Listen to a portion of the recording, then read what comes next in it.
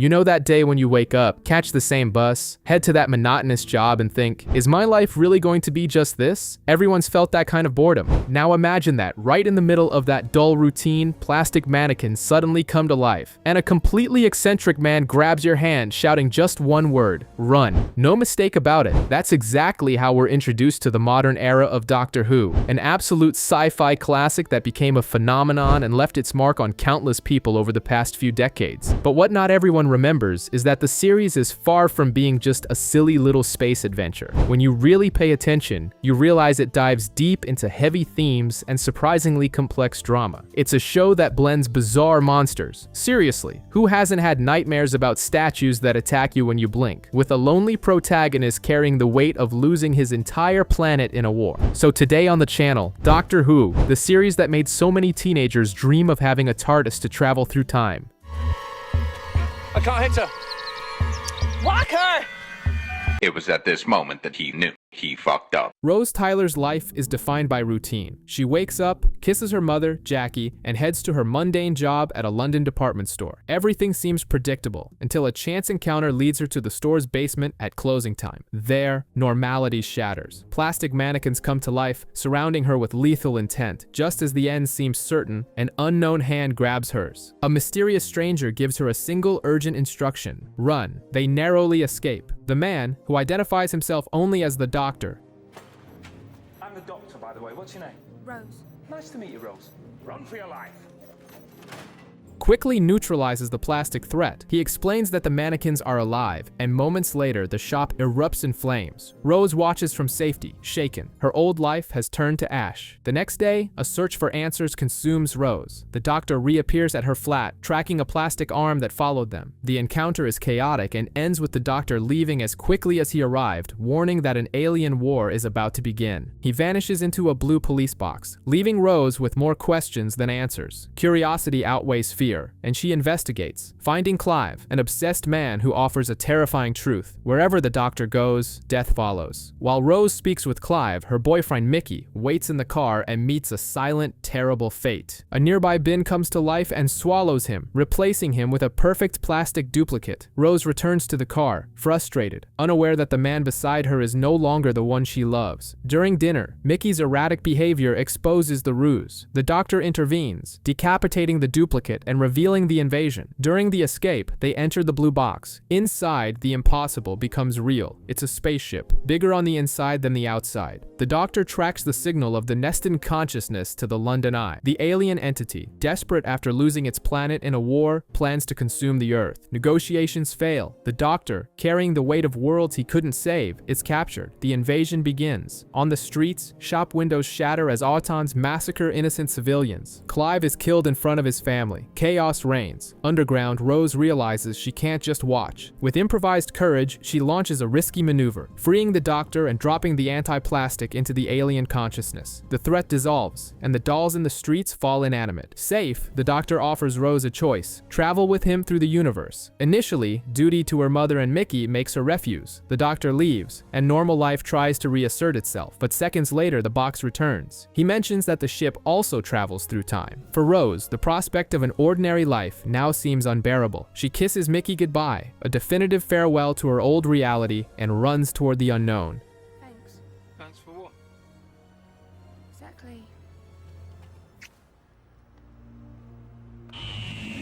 The first trip in the TARDIS doesn't take Rose to a place, but to an inconceivable time, 5 billion years into the future. Before her, through reinforced glass, Earth floats, old and abandoned, about to be swallowed by the final expansion of the sun. The doctor offers her a front row seat to her home planet's funeral. There is no glory or salvation, only the inevitable end. They are on Platform 1, a luxury space station where the universe's elite gather to watch the spectacle. Among the guests, fascinating alien figures parade power and influence. But it is the self-proclaimed last human, Lady Cassandra, who captures Rose's attention. She is nothing more than a piece of skin with a face stretched onto a frame. Obsessed with genetic purity and expensive moisturizers, Cassandra despises the very history Rose carries in her blood. The contrast is brutal. Humanity survived, but seems to have lost its soul in the process. The weight of the temporal distance hits Rose with violence. Using her phone, modified by the doctor to call across time, she hears Jackie's voice in the present. The conversation is banal banal, but for Rose, the impact is devastating. Her mother, in this future reality, has been dust for billions of years. The traveler's loneliness begins to set in, cold and absolute. The atmosphere of morbid celebration is suddenly interrupted. Small spider-like robots infiltrate the station's systems and deactivate the sun filters. The heat begins to rise drastically. What should have been a safe event becomes a death trap created by someone on board. While the doctor investigates, Rose confronts Cassandra's arrogance, but ends up captured and left unconscious, in a room where the sun shields are failing. The glow of the dying star becomes a weapon. In the maintenance vents, the doctor finds an unlikely ally, Jebe, a humanoid descended from the trees of Earth, the forest of Cheem. She possesses a sensitivity that pierces the doctor's confident facade. By scanning his essence, she discovers the deep truth he hides behind quick smiles. He is the last of his kind, a traveler without a home, carrying the memory of an extinct people. The moment of connection is intense, but brief. The betrayal is revealed. Cassandra planned the sabotage to profit from the stocks of the dead guests' companies and escape unscathed. The doctor and Jebe race against time to restore the manual overrides. The path to the main switch is blocked by giant fans and infernal heat. Jebe, made of wood, knows she cannot withstand the temperature. In an act of silent, noble sacrifice, she holds the mechanism, allowing the doctor to advance while she is consumed by fire. The doctor restores the shields at the last second. Earth explodes outside, turning into unnoticed ash as the station stabilizes.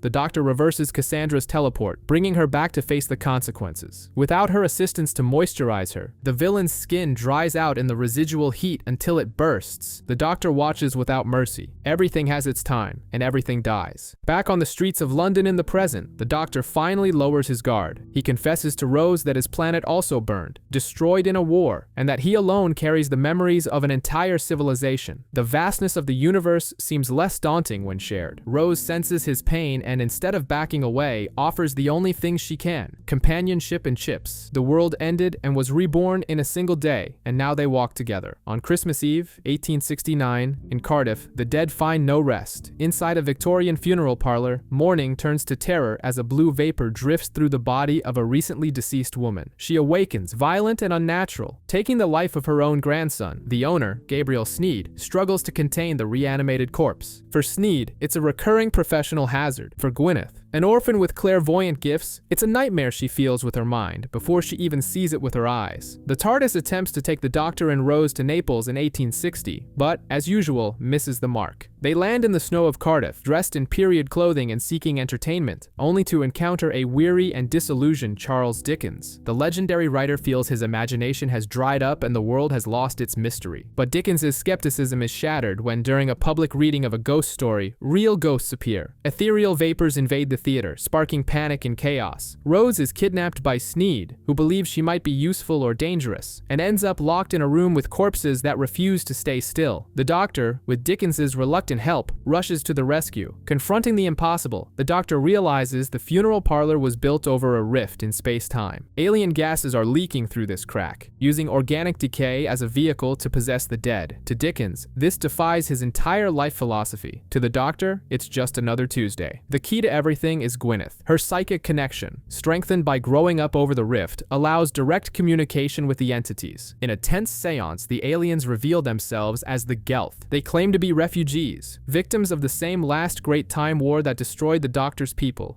Pity the Gelth. There is so little time to help us. What do you want us to do? The rift. Take the girl to the rift. Moved by guilt and empathy, Rose hesitates, but the Doctor, blinded by the possibility of helping other war survivors, insists on opening the bridge. Compassion sometimes is a fatal trap. Gwyneth offers herself as a bridge, but the brutal truth is revealed. The Gelth lied. They are not few, they are billions, and they intend to kill the living to create more hosts. The sanctuary becomes a slaughterhouse. Trapped with no way out, the Doctor and Rose hold hands, ready to die together before Rose was even born. In this moment of despair, fiction saves reality. Dickens, realizing the monsters are gaseous, floods the house with lethal gas, sucking the entities out of the bodies. All that remains is to close the door. Gwyneth, exhausted and unmoving at the center of the rift, holds back the invaders. When the Doctor tries to save her, he realizes a tragic truth. She is already dead, kept upright only by the energy of the rift itself. With one last act of will, the maid strikes a match, exploding the house, the monsters, and herself to save the world. Outside, snow falls over the wreckage. Dickens, revitalized by the encounter with mystery, promises to finish his last book and reconcile with his family. He watches the TARDIS vanish and laughs, full of new life. The Doctor, however, keeps a melancholy secret. He reveals to Rose that Dickens will die the following year, and his book will never be finished. But that night, under the stars of Cardiff, they gave the old writer the best Christmas of his life. A maid saved the world, and no one will ever know her name. Returning home should be a relief, but time is a ruthless and relative force. For Rose Tyler, only 12 hours have passed since she ran into a blue box. For her mother, Jackie, it has been a whole year of torturous silence. The reception isn't warm hugs, but missing posters, and the shock of a mother who believed she had lost her daughter forever. The Doctor, used to watching the universe spin, underestimated the weight of human absence. When he tries to justify the miscalculation, he receives not his usual admiration, but a slap in the face. Sometimes, facing monsters is easier than facing the pain we leave behind. Domestic tension soon turns into global chaos. While they try to process the trauma of the reunion on the roof of the estate, an alien ship tears through the London sky, smashing violently into Big Ben before plunging into the Thames.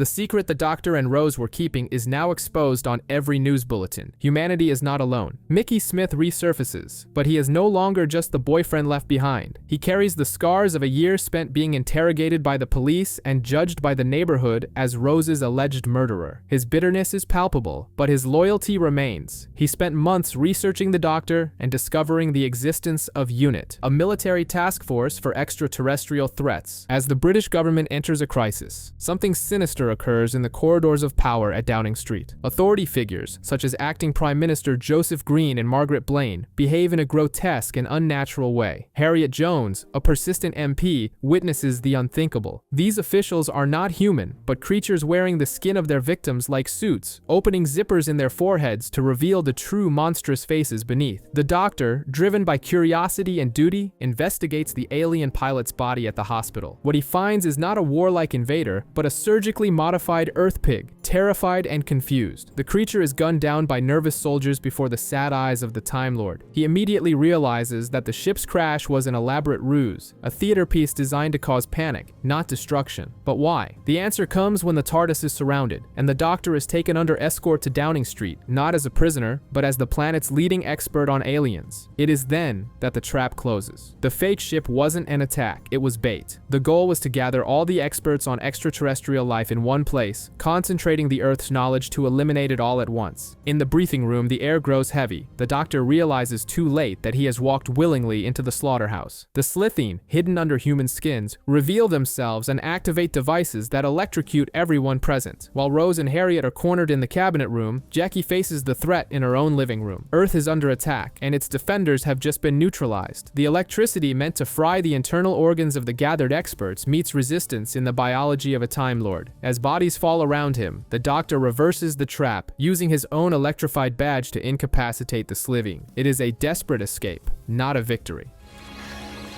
Deadly to humans, maybe.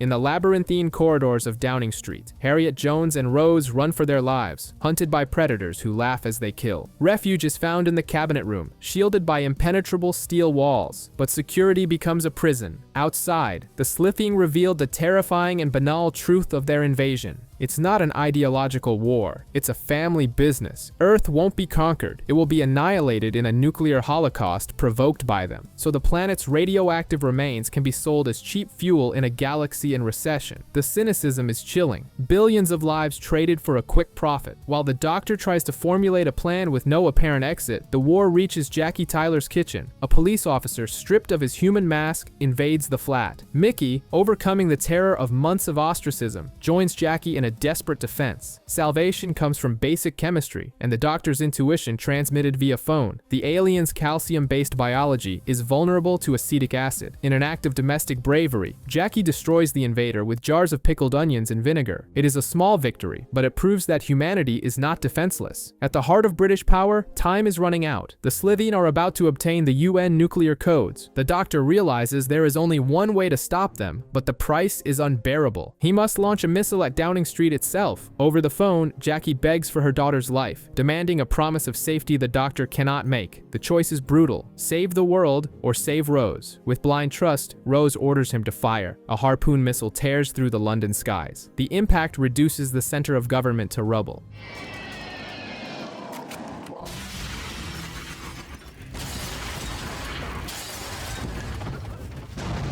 Thanks to the reinforcement of a small cupboard in the corner of the shielded room, the Doctor, Rose, and Harriet survive, emerging from the dust as the only victors. The Slitheen perish in their own arrogance. Harriet Jones, now the only remaining authority, takes command before the press, beginning the path the Doctor recognizes as Britain's golden age. The dust settles, but the scars remain. The Doctor offers Mickey a chance to travel in the TARDIS, wiping his digital existence to give him a fresh start. But Mickey, having looked into the abyss, decides this life is not for him. The courage he found serves to protect the Earth, not to abandon it. Rose, however, has already made her choice. She says goodbye to her mother with a flippant promise that the time machine can bring her back 10 seconds after leaving. The TARDIS vanishes with its characteristic sound. Jackie and Mickey are left on the silent street. 10 seconds pass, and then many more. Silence is the only answer left. A distress signal pulls the TARDIS off course, materializing in the depths of a bunker in Utah in the year 2012. What should be a sanctuary is a mausoleum.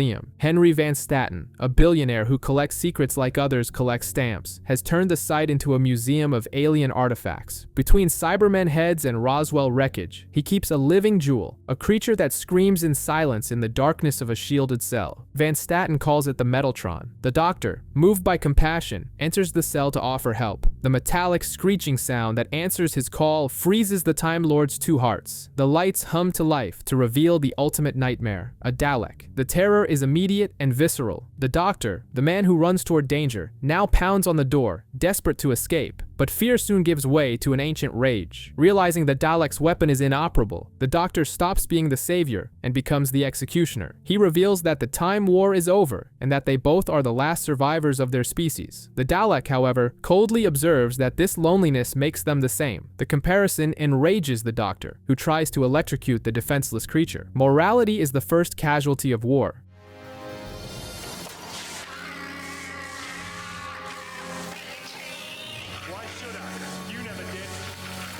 Meanwhile, Rose's innocence becomes a dangerous key. Guided by Adam Mitchell, a young genius in Van Staten's service, she finds the Dalek being tortured. Unaware of the history of genocide behind that armor, she sees only a suffering being. She reaches out. The touch transfers more than human warmth. The Dalek absorbs the DNA of a time traveler. Regeneration is instant. The chains shatter. The Predator is loose. The bunker becomes a slaughterhouse. The Dalek hacks systems, learns the entire internet, and executes guards with mathematical precision. Not even stairs stop it. The creature elevates, rising step by step in a relentless pursuit. The Doctor, caught between responsibility and panic, makes an impossible decision. To protect the world above, he seals the bulkhead doors, leaving Rose trapped in the corridor with the monster. He believes he has heard the sound of her death. Grief consumes him instantly, turning him into a man with nothing left to lose. But Rose is alive. Human DNA did more than heal the Dalek. It contaminated it with emotion. The creature hesitates, confused by the fear it now feels. The Doctor, armed and ready to kill, finds the Dalek and Rose bathed in sunlight streaming through a hole in the ceiling. The creature opens its armor, revealing the mutant, vulnerable flesh inside, just to feel the star's warmth. It is not a victory, it is a tragedy. The Dalek realizes that Rose's humanity has made it impure by its own doctrine of hate. It cannot live with what it has become. In a final act of despair, it asks Rose for orders. Heartbroken, she orders its death. The Dalek obeys and self-destructs. The threat is over. Van Staten has his mind wiped and is discarded by his own subordinates. Adam, fascinated by the impossible, is invited into the TARDIS, taking a place as a traveler, but the victory tastes like ash. The Doctor stares at the empty space where his enemy stood. The war is over, and he won, but survival is a lonely prize. He confirms with bitterness that he is truly alone in the universe. The memory of Pete Tyler is a sanctuary for Rose. He is the father she never knew, the hero who died alone on the cold asphalt of 1987. Driven by longing, she asks the doctor for something dangerous, to go back to that fateful day. Not to save him, she says, but just to be by his side so he doesn't pass away in solitude. The doctor, though reluctant, agrees. But human emotion is an unpredictable force in the face of the implacable laws of time. On the first attempt, Rose freezes, unable to move as the accident unfolds. The doctor allows a second chance, a perilous moment where two versions of themselves exist simultaneously. This time, instinct overrides reason. When the car rounds the corner, Rose runs. She shoves Pete onto the sidewalk, saving his life. The doctor watches, not with relief, but with a simmering fury. History has been broken. The consequences are immediate and terrifying. The TARDIS loses its essence, becoming nothing more than an empty box. In the sky, winged, monstrous creatures, the Reapers, appear. They are Time's antibodies, descending to devour everything and sterilize the wound caused by Rose's paradox. The group, now including a confused Pete, seeks refuge in a nearby church, where Rose's past collides brutally with reality. She discovers her parents' marriage wasn't the fairy tale Jackie described, but a fragile union marked by arguments and failures. Inside the church, tension mounts. Pete, showing sharp intuition, realizes the truth while talking to Rose. She is his daughter, come from a future he is now threatening to destroy. The doctor tries to devise a desperate plan to recover the TARDIS, but the fragility of the situation is shattered by an innocent mistake. Jackie, unaware, hands the baby Rose to the adult Rose to hold. The contact between the same person in two different times creates a temporal spark that shatters the church's defenses. A Reaper invades. In a horrifying instant, the creature consumes the doctor, erasing the group's only hope of salvation.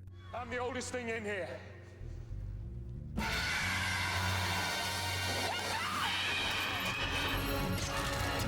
All seems lost. Without the doctor and with monsters surrounding the building, only one impossible choice remains. Pete watches the car that should have hit him, appearing and disappearing in a loop outside the window. He understands with painful clarity that he is the error in the equation. For his daughter to have a future, he must become a memory. With a silent goodbye, Pete runs out of the church and throws himself in front of the moving car. The impact restores reality. The Reapers vanish, the doctor returns, but the tragedy is fulfilled. This time, however, history is rewritten with one merciful detail. Pete does not die alone. Rose runs to him, holding his hand and offering comfort in his final seconds. The universe rights itself, but Rose learns the hardest lesson of all. Time can be changed, but the price is always paid in blood. The TARDIS cuts through the vortex, chasing a metallic cylinder pulsing with a mauve alert, the universal color for extreme danger. The doctor tracks the object through time until it crashes, dragging the ship into a dark, smoky alleyway. They land in London, but not in a time of peace. The air is heavy, thick with soot and fear. They have arrived in 1941, at the height of the Blitz, where death falls from the sky every night. Curious and fearless, Rose spots a boy alone on a nearby roof and climbs a rope to help him, but the terrain is treacherous. The rope is tethered to a barrage balloon, which ascends violently, carrying Rose into a sky lit by searchlights and anti-aircraft fire. As she dangles precariously over a city in flames, the impossible happens. The external telephone on the TARDIS, which isn't connected to anything, begins to ring. When the doctor answers, a chilling, childlike voice echoes on the line, "Are you my mummy?" It isn't a prank, it's a lament. Nearby, a young girl named Nancy leads a group of orphans like a silent army, raiding abandoned houses during air raids to steal the dinners left behind. Hunger outweighs the fear of bombs. In the sky, Rose loses her strength and falls, but is saved by a tractor beam before hitting the ground.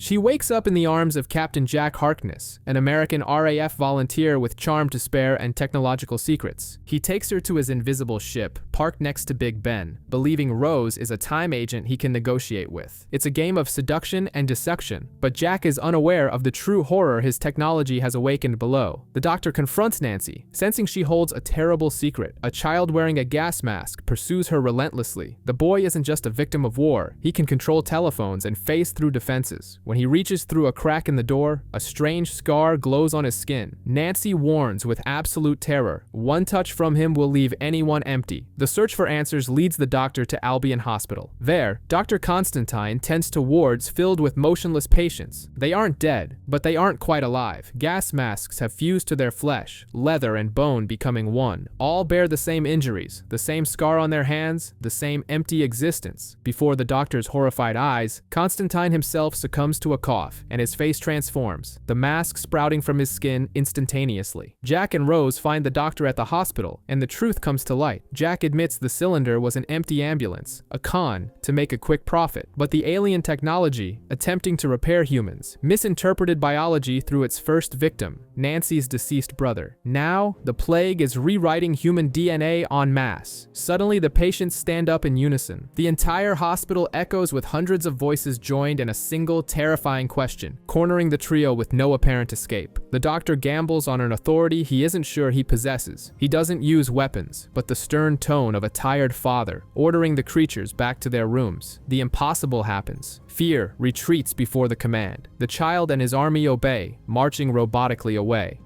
Go to your room!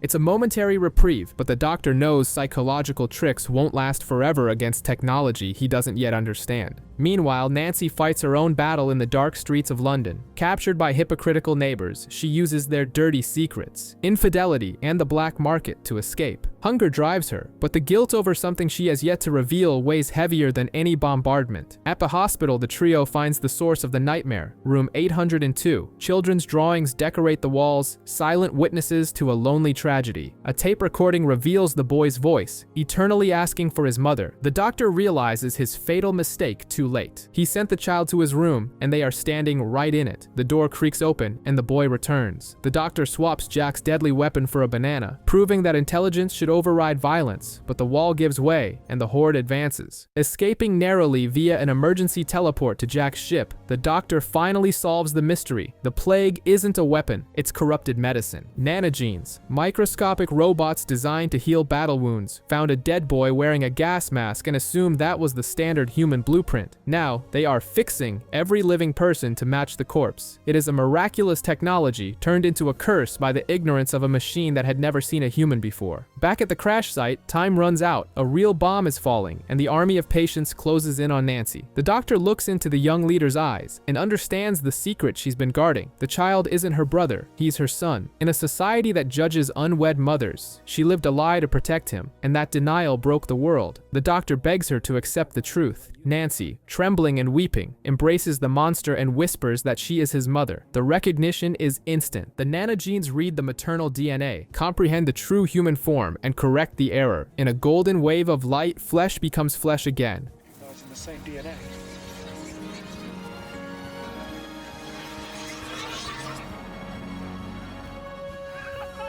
Masks vanish, and the living dead reclaim their lives. The doctor, ecstatic, shouts to the smoky London skies, "Just this once, Rose, everybody lives." But one final danger still plummets from the clouds. Jack hitches the bomb to his ship, sacrificing himself to protect the city and atone for his mistakes. Alone in space, he prepares for the end with a drink and a sad song, but the TARDIS leaves no one behind. The doors open, and the doctor invites the ex-agent aboard. The man who was running from his memories now has a new destination. As the ship spins through the vortex, they dance, not as soldiers or survivors, but as friends, celebrating the miracle of a day where death went home empty-handed. In Cardiff, bureaucratic routine hides ancient threats. A survivor of the Slitheen family, Blonde, has reinvented herself as Mayor Margaret Blame. She isn't just a corrupt politician, she's a desperate fugitive building a nuclear power plant designed purposely to fail. When a scientist discovers the truth, she silences him coldly. However, the loneliness of exile is starting to weigh on her. When confronted by a pregnant reporter, Blonde reveals her green alien skin, ready to kill, but hesitates. The mention of family and the future disarms her. For the first time, the monster retreats, sparing a life, not out of kindness, but out of the shared pain of being alone in the universe. Meanwhile, the TARDIS docks over the Cardiff Rift to recharge its energy. It's a rare moment of pause. The Doctor, Rose, Jack, and Mickey try to act like normal tourists, laughing over a Sunday lunch, but normalcy is brief. The Doctor spots the mayor's face in the newspaper, and the disguise falls. The hunt is short and efficient. Despite Blonde's teleportation attempts, the Doctor brings her back repeatedly, cornering her. The capture brings a heavy moral dilemma. Blonde confesses her plan was to destroy the Earth to use the energy from the explosion to flee. The doctor decides to take her back to her home planet, Raxacoricophalopatorius, but there is a cruel detail. She has been sentenced to death in absentia. If the doctor takes her home, he will effectively be her executioner. Blonde uses this as a weapon, questioning his authority to decide who lives and who dies. While Jack installs Blonde's stolen technology into the TARDIS to speed up the charging process, Rose and Mickey face their own ghosts. Sitting on a pier, the distance between them is palpable. Mickey tries to spark jealousy, inventing other relationships, but the truth is painful. He is waiting for someone who never fully comes back. He realizes his life has become a waiting room for Rose's brief visits. It is a silent breakup, no shouting, just the sad acceptance that they inhabit different worlds now. The doctor grants Blonde one last dinner. The encounter is tense, a psychological chess match. She tries to kill him with poison and darts. He deflects with casual indifference.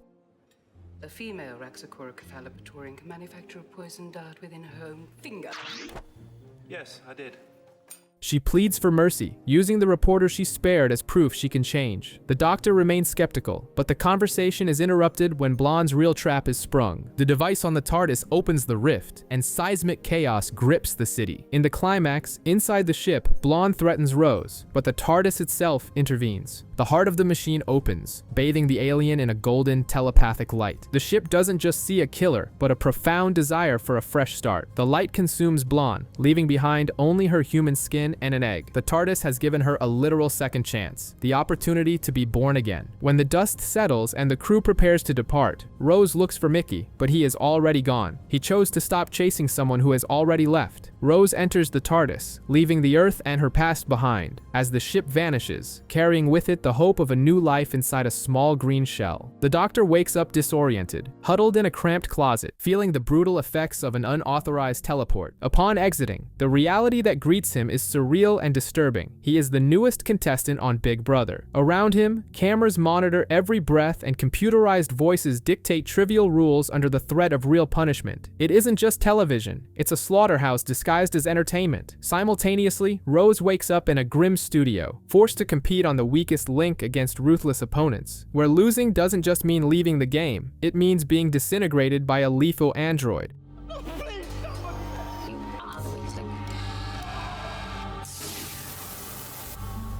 Jack Harkness, meanwhile, faces a forced makeover where vanity quickly gives way to violence, forcing him to reveal hidden weapons to survive his robotic stylists. Amidst the absurdity of the games, the doctor realizes the gravity of the situation. By hacking his way out of the house with Linda Moss, an innocent contestant, he discovers where they truly are: the game station, the former Satellite 5. Horror chills his blood as he realizes his previous intervention in history didn't save humanity. It only paralyzed its development. 100 years have passed, and human society hasn't evolved toward the stars, but regressed into a manipulatable mass that lives and dies for TV shows. Guilt weighs on him, but fear for Rose speaks louder. Tension peaks when Rose, surrounded by questions about a history she never lived, notices the omnipresence of the phrase "bad wolf." It's a warning that has pursued her through time and space, confirming her presence here isn't accidental, but part of a meticulous trap. The doctor, Jack, and Linda race against time to reach her, but arrive a second too late. Before the doctor's disbelieving eyes, Rose loses the final round and is struck by the disintegrator beam, instantly turning into a pile of dust. The shock paralyzes the Time Lord. There are no screams, only a terrifying silence and a calculated surrender to reach the control center. On floor 500, the truth reveals itself to be even crueler. The station's controller, a human wired into cables and blinded by programming, reveals she is merely a puppet. Taking advantage of a rare solar flare interference, she confesses she brought the doctor there to save them from their hidden masters. Jack discovers the beam doesn't kill but transports the victims. Rose is alive, floating in space on an unknown ship, but the relief is short-lived. The doctor tracks the signal and deactivates the cloaking that hid the true threat at the edge of the solar system. The empty space suddenly fills with the universe's greatest nightmare: 200 warships, 500,000 enemies ready for the strike.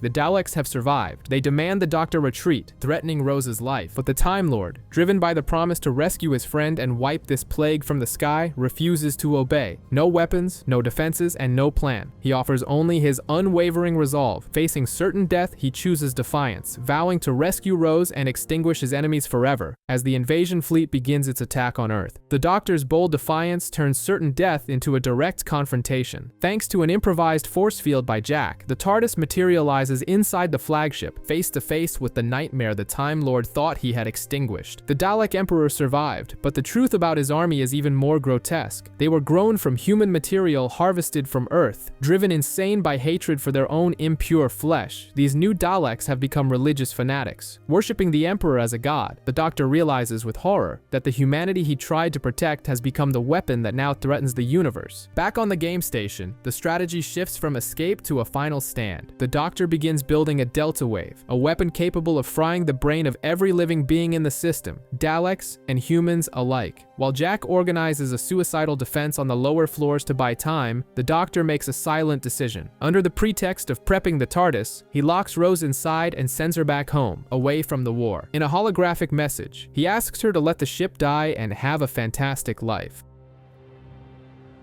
Have a good life. Do that for me, Rose.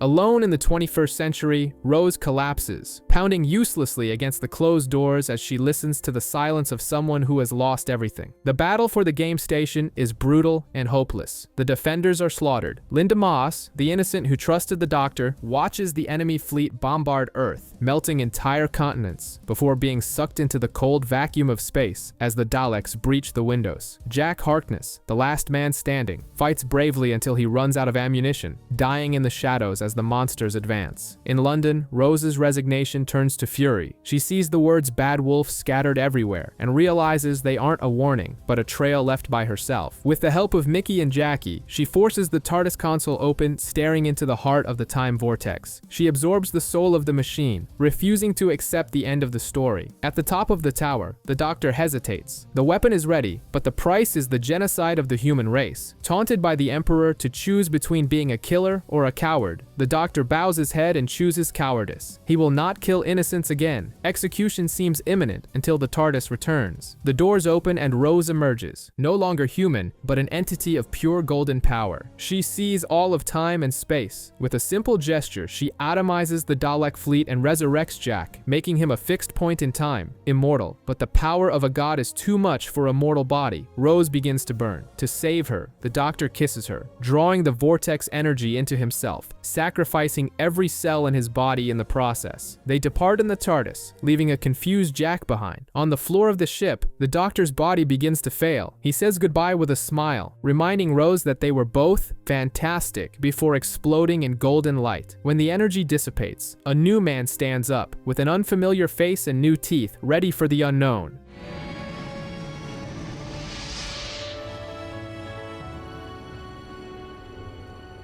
Hello. Okay.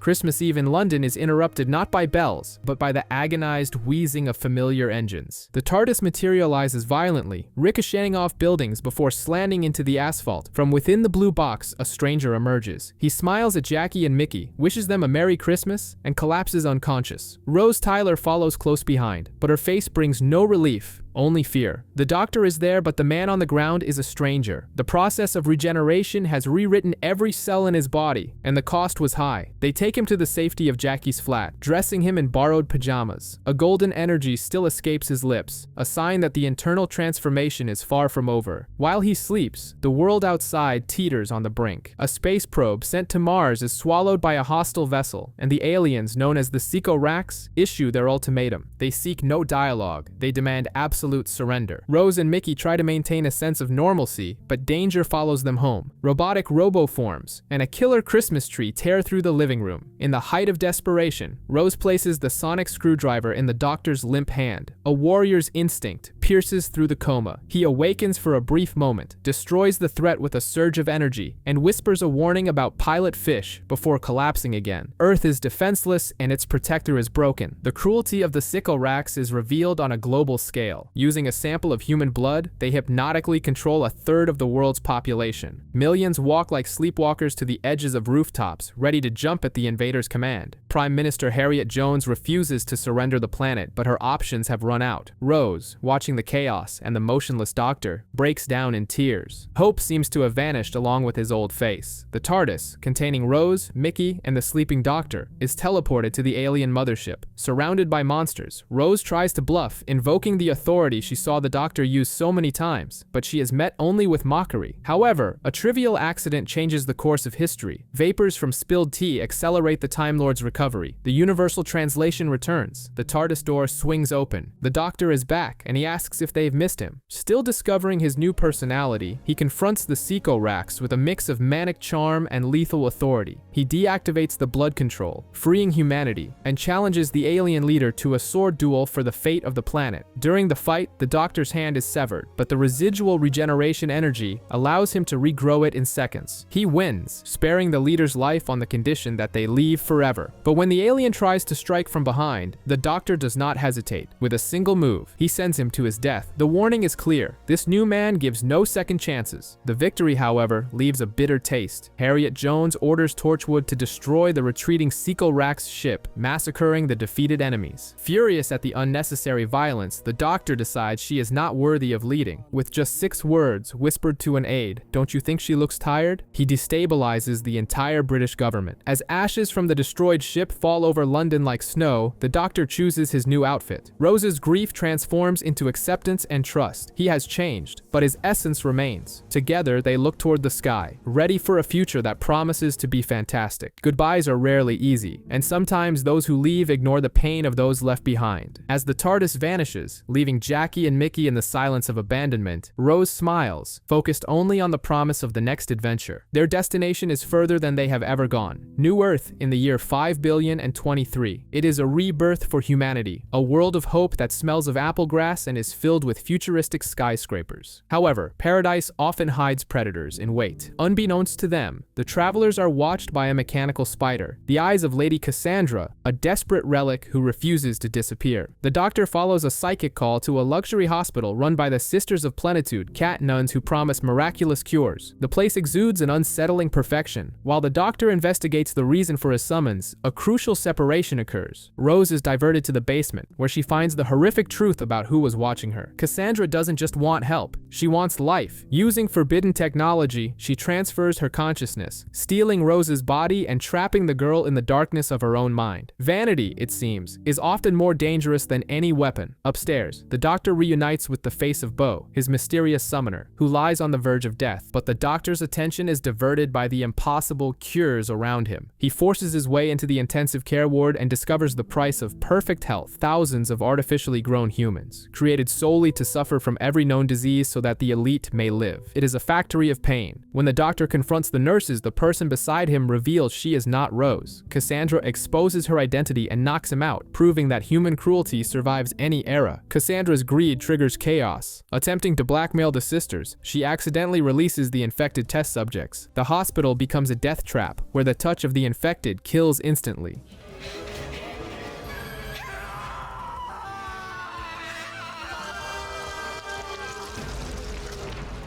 The doctor and Cassandra flee through the elevator shafts. During the escape, Cassandra feels, through the mind of one of the creatures, the crushing loneliness of an existence without affection. For the first time, the monster understands the pain of its victims. With no way out, the doctor makes a radical decision. Instead of destroying, he chooses to heal. Mixing all the medicines into the disinfection system, he bathes the creatures in a rain of life. The plague becomes the cure. A new species is born, no longer sick, but free. With the crisis resolved, the face of Bo decides it is not yet his time to go. But for Cassandra, the end is inevitable. She is forced to leave Rose's body and accepts inhabiting the failing body of her servant, Chip, Before she dies, the doctor grants her one final kindness, a trip to the past so she can hear from herself how beautiful she truly was. In the end, everyone just seeks to be loved before the light goes out. In the Scottish Highlands, the mist hides more than just a desolate landscape. Hooded monks march toward the Torchwood estate carrying not prayers, but calculated violence. Under the leadership of Father Angelo, they take over the manor of Sir Robert McLeish, chaining the servants and Lady Isabel in the dark cellar. Their goal isn't theft, but the preparation of a stage for something profane that waits in the shadows of a covered cage. Far from there, the TARDIS's precision fails again. The Doctor intended to take Rose to a rock concert in 1979, but they land a century earlier, in Victorian Scotland, 1879. What begins as a misunderstanding with the Royal Guard soon turns into a historic encounter. Queen Victoria herself, halted by a tree blocking the railway line, accepts the traveler's company. The Doctor, using his psychic paper, assumes the role of royal protector. Rose, amused by the absurdity of the situation, makes a silent bet that she can coax the monarch's famous phrase of disapproval out of her. Ingenuity is sometimes the only shield against imminent terror. Upon arriving at the Torchwood estate, the atmosphere is suffocating. Sir Robert, held hostage in his own home, tries desperately to signal the danger without alerting the disguised monks. The Doctor, ever observant, notices that the manor's telescope has too many lenses, designed not to see the stars, but to manipulate light. During dinner, local legends of a demon wolf gain weight as the full moon rises.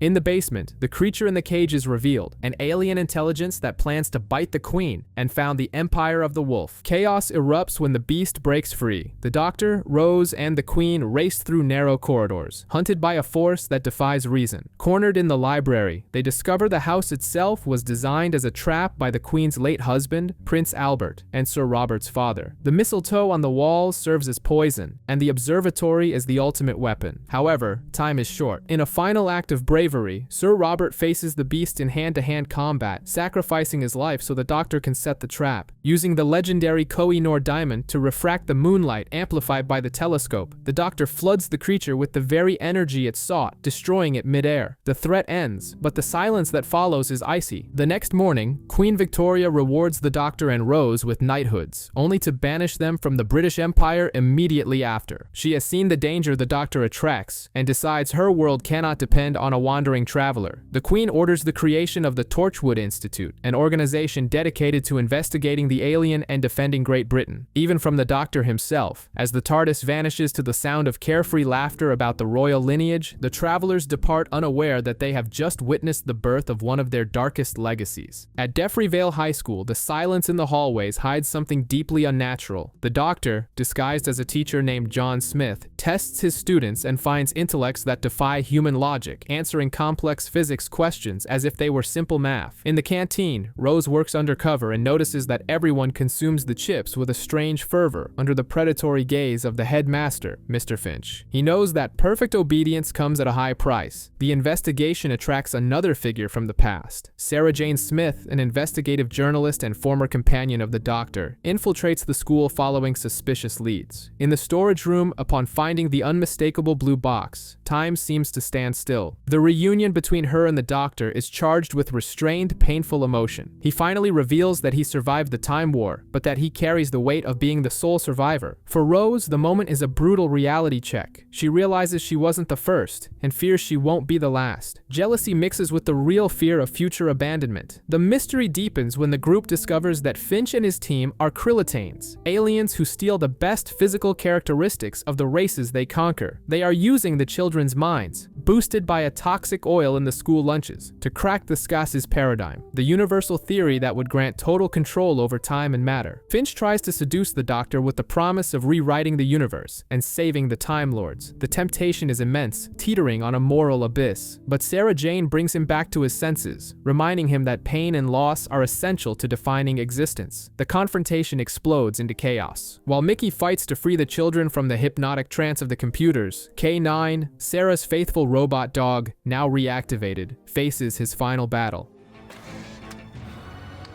System restarting. All primary drives functioning. You're working.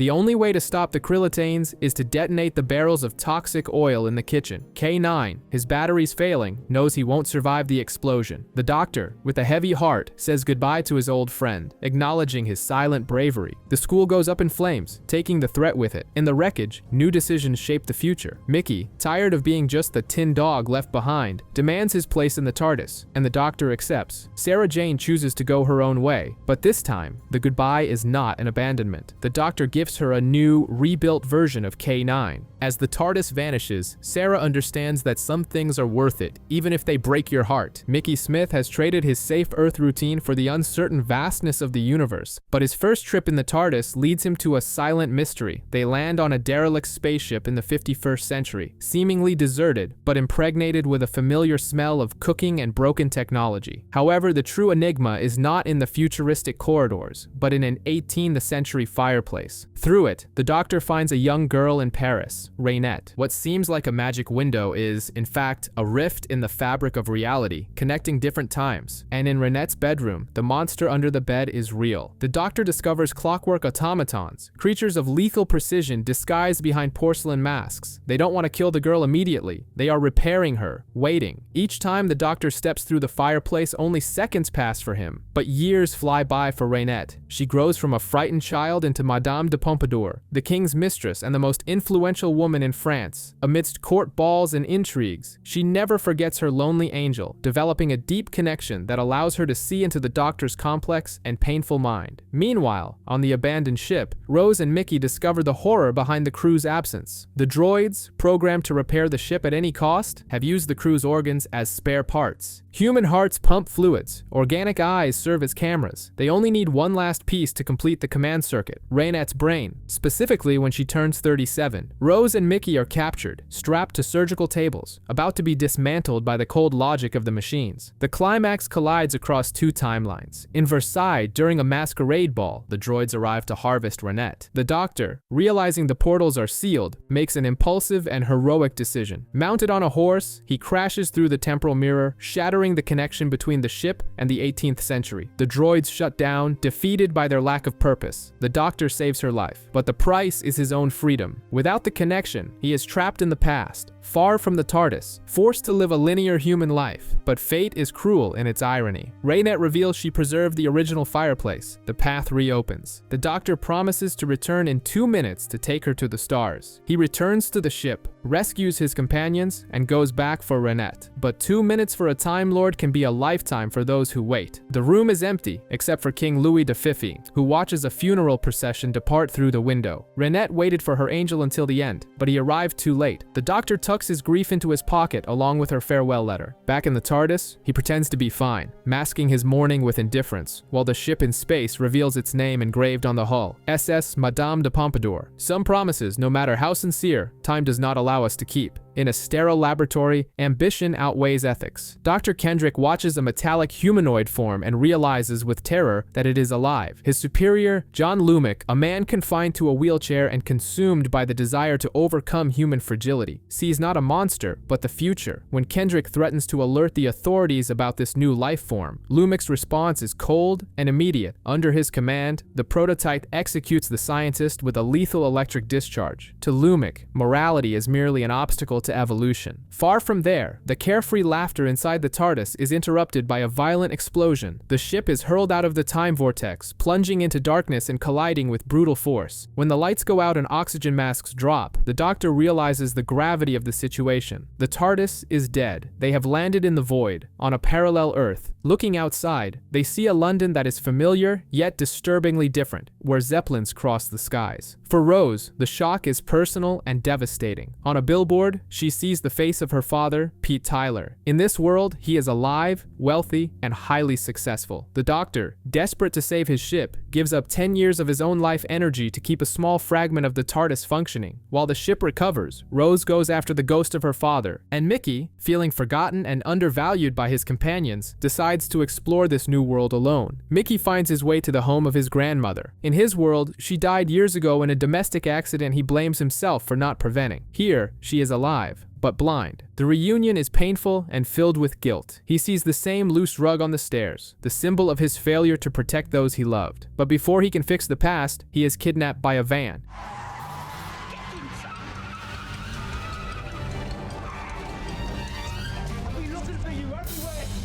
He is taken by a resistance group, the Preachers, who mistake him for his doppelganger in this universe, Ricky, their leader. Meanwhile, a silent conspiracy takes over the city. The population uses earpods connected directly to their brains, controlled by Sidus Industries, owned by Lumic and Pete Tyler. The Doctor and Rose infiltrate Jackie Tyler's birthday party disguised as servants. Rose witnesses the sad reality of her alternate parents, a cold, loveless marriage. The hope of a happy family shatters before her eyes. Tension explodes when John Lumic decides to accelerate his plans. The President of Great Britain refuses to allow the sale of Lumic's ultimate upgrade, the removal of the human brain into a metal body. The refusal is a death sentence. Lumic activates his soldiers. The mansion's windows shatter and silver figures march inside. The Doctor recognizes the design with absolute horror. Cybermen. Chaos ensues. The President tries to reason with the cold logic of the machines, but discovers there is no negotiating with the absence of a soul. He is executed in front of everyone.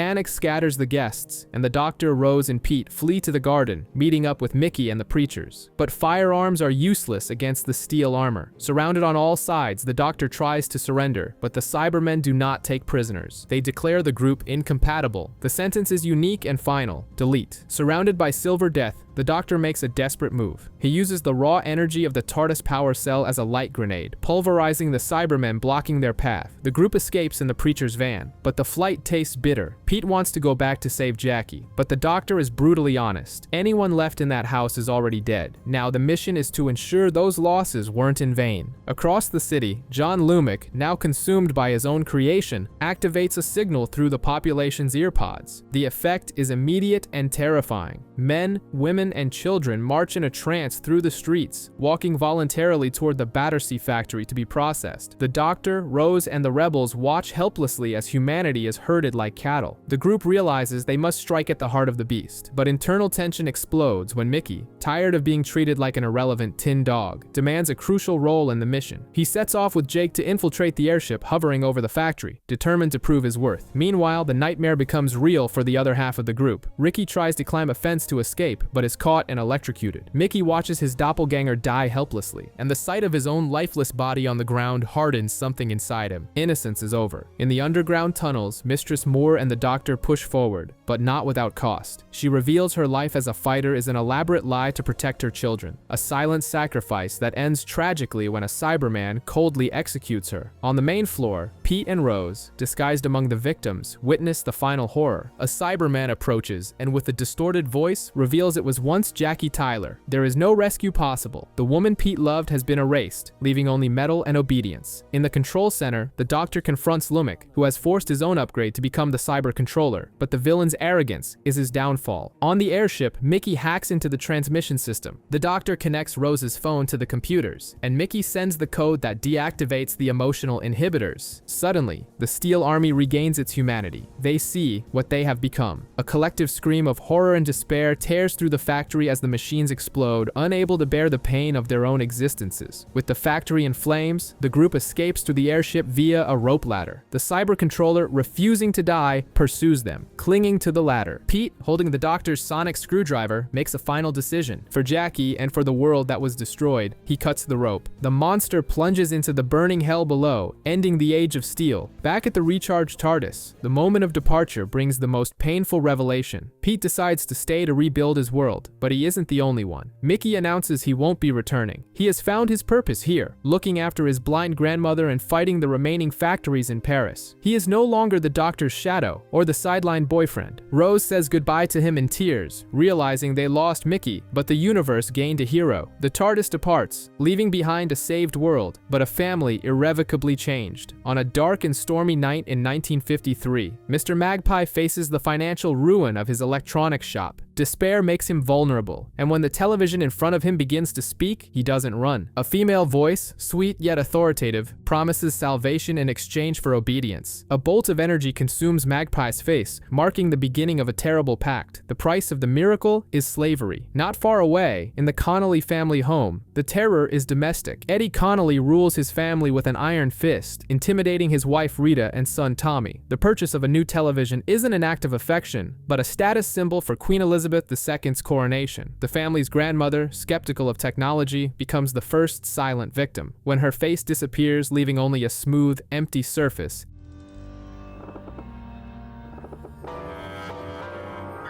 Eddie orders silence. To him, maintaining the appearance of normalcy is more important than his own mother's life. The Doctor and Rose land in London, expecting the glitz of Elvis in New York, but find British pomp and a palpable tension in the air. They realize something is wrong when they witness secret police kidnapping faceless people, hiding them under the cloak of national security. Rose, ever observant, notices that television antennas have spread like a plague over the rooftops. The investigation leads them to the Connolly home. The Doctor tries to expose Eddie's tyranny, but the true threat acts from the shadows. While the Doctor pursues government agents to discover the fate of the victims, Rose decides to confront the source of the signal, Magpie's shop. There, she discovers that the voice is not just a broadcast, it is a hungry entity called the Wire. Before she can flee, red energy envelops her. Rose screams and then silence falls. When the Doctor finds Rose among the victims captured by the police, his fury is cold and absolute. He faces Detective Bishop not as an enemy, but as a tool he will use to save his friend. Diplomacy is over. On Coronation Day, the trap is set. Millions of people will gather in front of screens, offering a psychic feast for the alien entity. The Doctor recruits Tommy, the oppressed son, to help save the world, giving the boy the chance to be the hero his father never was. They race to Alexandra Palace, the source of the transmission. At the top of the tower, Magpie begs for freedom, but the only release the entity offers is death. The Doctor, using his intelligence against the brute force of technology, creates a makeshift trap. As the energy tries to consume him, he reverses the flow, trapping the Wire on a Betamax video cassette. Across London, faces and souls return to their owners. Rose wakes up safe, the horror ends, but the scars remain. In the Connolly house, Rita finally finds her voice and kicks out her abusive husband. Eddie leaves, diminished and defeated. Tommy, now master of his own destiny, runs after his father, not to obey him, but to help him with his bags, showing a compassion his father never deserved. The Doctor and Rose watch the street party, knowing that the true monsters don't always come from space. Sometimes they just sit at the head of the table. The TARDIS lands, but not with its usual confidence. It groans and hesitates, like an animal refusing to enter a slaughterhouse. The Doctor senses the error immediately. They are on a sanctuary base, a cold, metallic, industrial structure. But the reception is a warning scrawled on the wall in an untranslatable language, under which someone has written in English, "Welcome to Hell." As they explore, they encounter the Ood, a race of docile servants who hold translation orbs. The apparent submission of these creatures hides a latent tension. Although programmed to serve, their translation glitches suggest something sinister. A simple "we must feed" sends a shiver down the spine before being corrected to an offer of food. The human crew, led by Captain Zack, is on a suicide mission, drilling into the planet Krop Tor. The Doctor soon realizes the horror of the situation. They are in orbit of a black hole. By the laws of physics, the planet should have been torn apart and consumed. The only thing keeping it whole is an ancient, unknown power source at its core. They are balanced on the edge of oblivion. Disaster strikes fast and brutally. An earthquake shakes the base, and entire sections collapse. When the dust settles, reality hits the Doctor and Rose with devastating force. The section where the TARDIS was parked has plummeted into the depths of the planet. The time machine is gone. They are no longer travelers, they are castaways, trapped on a doomed rock with no way out. Claustrophobia sets in. Toby, the archaeologist, begins to hear whispers that don't exist. Ancient symbols burn into his skin like a disease. Rose, trying to find comfort in routine, realizes her phone, capable of crossing time and space, is silent. When it finally rings, the voice on the other end is not her mother's, but a dark prophecy. He is awake. Insanity begins to bleed into the physical world. Scooty, a young officer, sees the impossible. Toby, standing outside the base on the planet's inhospitable surface without a spacesuit, smiling at her through the vacuum. Before she can scream, the hatch glass shatters. The vacuum claims her. The crew watches helplessly as Scooty's body floats float silently toward the black hole, a life extinguished, spinning in eternal darkness. But the mission continues, driven by desperation. The drill reaches the core. The Doctor, refusing to stand still waiting for death, descends into the depths with Ida Scott. Down there, in the cavernous darkness, they find the source of the impossible gravity, a circular seal, ancient and terrifying. On the surface, hell manifests. Toby, now completely possessed, spits out the words of the beast. The symbols transfer from his skin to the Ood. Suddenly, the docile servants become an army of red-eyed executioners, their translators now lethal weapons. The Doctor and Ida find themselves facing the abyss as the seal breaks. The ground shakes, gravity fails, and a voice cackles from the depths of the earth. The prison has been opened. The monster is free. Chaos erupts in the base corridors. What was once a servile workforce is now an army of executioners. The Ood advance, and Jefferson, a man trained for war, is forced to give the order no commander ever wants to give: open fire on those who are not responsible for their actions.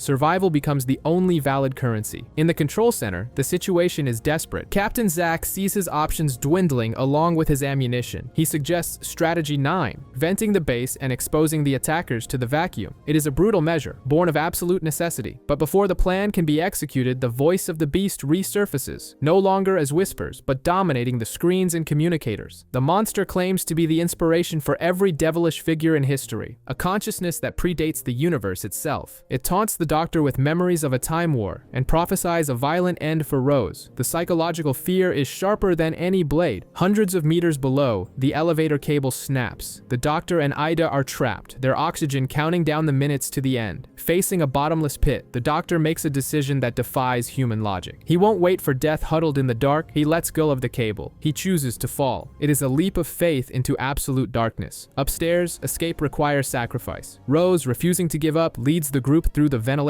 ducts, but the escape comes at a price. Jefferson stays behind to hold off the Ood's advance. Cornered and out of ammo, he makes one final request: that the oxygen be cut. He would rather suffocate in peace than be torn apart. A soldier knows when his war is over. Zack obeys, and a life quietly flickers out on the monitor. At the bottom of the pit, the Doctor survives the fall and finds the unimaginable: the physical body of the beast, chained and titanic, but mindless. The Doctor understands the perfect trap of that prison. The energy that keeps the planet in orbit is the same that binds the beast. Breaking the chains means letting the planet, and the escape rocket with Rose, fall into the black hole. The dilemma is excruciating: save the universe or save the woman he loves. The Doctor looks at the jars that control the gravity. He has seen gods and demons, but he decides to bet on humanity. "I believe in her," he whispers, and smashes the jars. Gravity collapses. The planet begins to plunge into the event horizon. On the escape rocket, the beast reveals itself fully through Toby, mocking their imminent death. But Rose Tyler is no victim. She grabs the bolt gun, aims at the cabin window, and fires. The glass shatters. The vacuum pulls Toby and the evil entity into eternity, while Zack struggles to keep the ship sealed. As the planet Krop Tor is disintegrated by gravitational forces, bringing a tragic end to the Ood left behind, the impossible happens. The rocket stops falling and begins to rise. The Doctor, piloting a TARDIS recovered from the depths, tows the survivors to safety. They have won, but the silence in space carries the weight of those who could not be saved. Back in the light, the Doctor reaffirms to Rose that the beast's prophecy was a lie, but his eyes hide the burden of one who knows the future is always uncertain. In the shadows of a bustling London, an ordinary man harbors an extraordinary obsession. Elton Pope is neither a soldier nor a time traveler. He is simply a witness who, as a child, saw the Doctor in his living room on the night his mother died. That memory haunts him, leading him to a group of strangers united by the same mystery. They call themselves Linda. What begins as a quest for answers about the alien who protects Earth soon transforms into something more human. Ursula, Bridget, Colin, and the others find comfort in each other's company. They share music, laughter, and their loneliness. For a brief moment, the search for the Doctor takes a back seat, replaced by the joy of belonging. But the group's innocence attracts a predator. Victor Kennedy, a cold and authoritative man, takes command of the organization. Under his leadership, the camaraderie vanishes, replaced by cruel discipline. He demands results. Members of the group begin to mysteriously disappear, and fear takes root where friendship once thrived. Pressured by Victor, Elton infiltrates the life of Jackie Tyler. He seduces her to get to Rose and ultimately the Doctor. However, as he spends time with Jackie, Elton sees the vulnerability of a mother eternally waiting for her daughter's return. Guilt consumes him. He realizes he is using someone's pain to feed an obsession that no longer belongs to him. Elton rejects the mission, choosing truth over manipulation. Reality, however, is merciless. When Elton confronts Victor to protect his friends, the man's facade crumbles. Kennedy reveals himself as a grotesque creature, an Absorbaloff, who physically consumes his victims, trapping their faces and consciousnesses within his own flesh. The horror is visceral. Elton watches helplessly as Ursula is absorbed, her face emerging from the monster's body, screaming in silent agony. The Doctor and Rose arrive, drawn by the chaos, but the situation seems impossible. The monster craves the knowledge and experience of a Time Lord to feed his eternal gluttony, but human willpower is underestimated. The victims trapped within the creature's body, led by Ursula's consciousness, fight back, paralyzing the monster from within. It is a terrible and necessary sacrifice. Elton breaks the cane that maintains the creature's physical stability, and the Absorbaloff dissolves into the ground, taking the lives he stole with him. In the aftermath, the Doctor reveals the painful truth about that night in Elton's childhood. He wasn't there to kill, but he failed to save the boy's mother from a living shadow. The Doctor's presence brings wonder, but it also leaves a trail of collateral damage. Elton survives, but at a high cost. Ursula is rescued by the Doctor in a cruelly limited way, now existing as a face preserved on a paving stone. It is a bizarre existence. Here she is. Could be worse. At least I'll never age.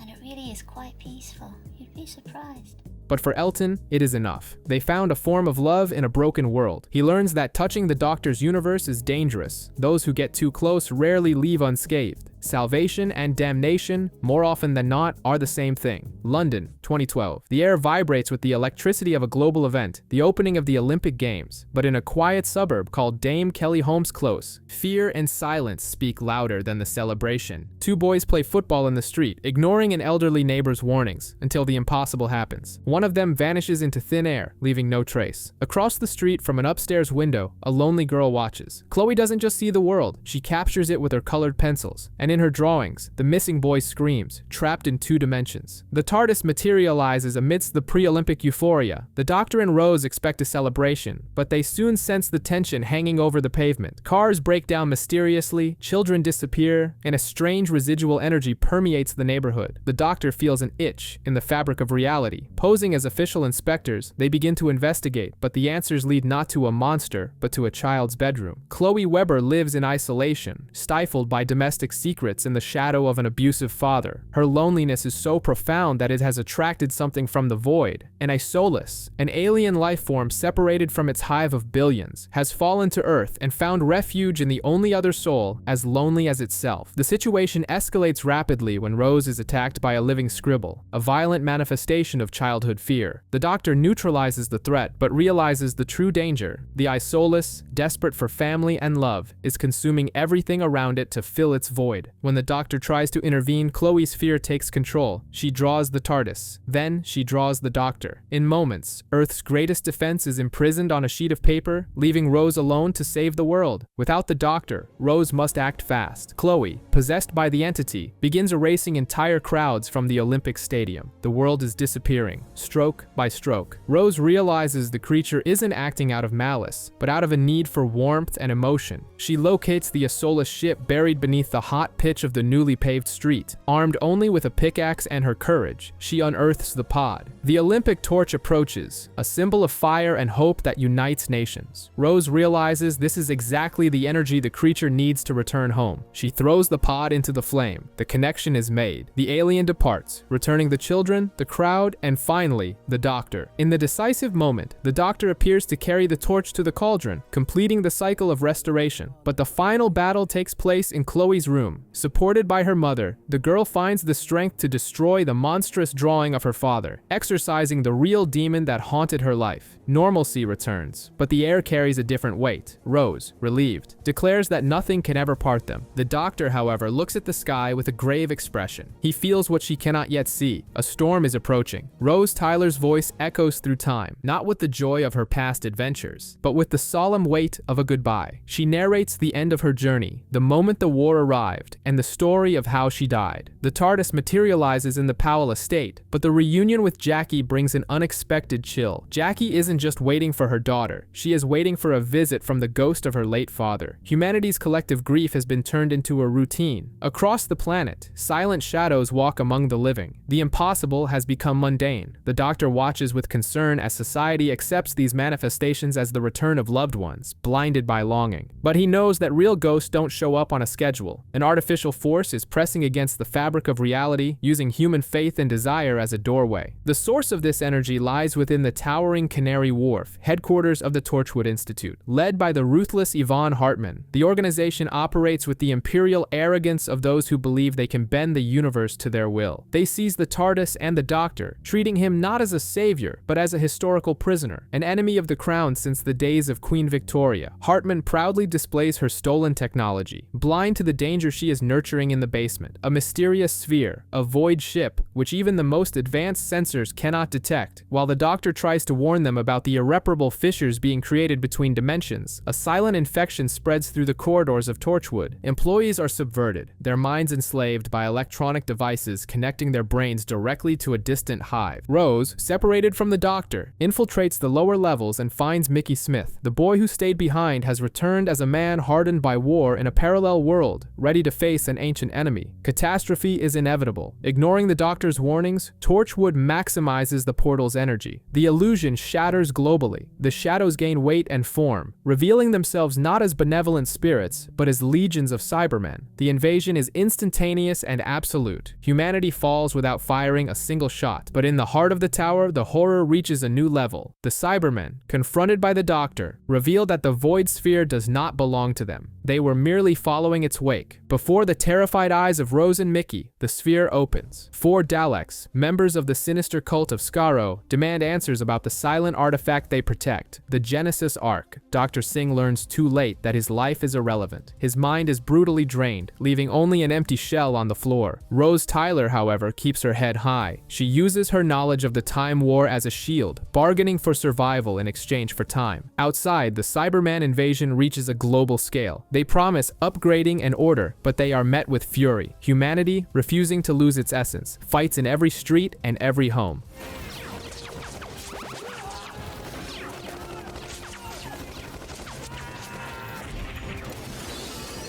The Doctor watches with fierce pride. People would rather die than lose what makes them human. The inevitable happens in the tower's corridors. The universe's 2 so-called supreme races meet. Cybermen arrogance clashes with Dalek pure hatred. There is no possible alliance. To the Daleks, slaughtering 5 million Cybermen is not a war. It is pest control. The situation worsens when Mickey accidentally touches the Ark. The device awakens. It is not a weapon, but a prison. Time Lord technology, bigger on the inside. The London sky darkens as the Ark opens, releasing millions of Daleks who had been incarcerated within. The crossfire between Daleks and Cybermen turns Earth into a slaughterhouse. The Doctor realizes there is only one solution, however desperate. Every being that traveled through the void, Daleks, Cybermen, and even Rose, Mickey, and Jackie, is saturated with background radiation. If he opens the breach between worlds, the void will pull everything that doesn't belong to this universe back into nothingness. Pete Tyler, arriving from the parallel world to rescue his family, pleads with them to leave, but Rose makes her choice. To her, family isn't just blood, it's a choice. She refuses to abandon the Doctor, knowing he would be left alone to operate the trap. While Jackie and Mickey cross to the safety of the parallel world, Rose stays. Together, the Doctor and Rose pull the levers. The chaos is sucked into the sky, dragging entire armies into oblivion. Then, Rose's lever fails. She lets go to fix the mechanism, losing her magnetic protection. The force of the void is relentless. Her fingers slip. The Doctor screams, helpless, watching the woman he loves being pulled into the darkness. In the final millisecond, Pete emerges from a rift, grabs Rose, and vanishes with her to the other world. The wall seals shut. The silence that follows is heavier than any war. Months later, the Doctor burns up the energy of a supernova just to send one last message. On an isolated beach in Norway called Bad Wolf Bay, a holographic projection of him says goodbye to Rose. The connection is fragile. Rose, now trapped forever in a reality where her father is alive and her mother is expecting a new child, confesses her love. The Doctor, with tears in his eyes, begins to respond, but his image fades before the sentence can end. Alone in the TARDIS, the Doctor finally finally lets grief catch up to him, but the universe grants no pauses. Suddenly, in the midst of his sorrow, a woman dressed in a wedding gown inexplicably materializes at the ship's console, demanding to know where she is. The end is merely a new beginning.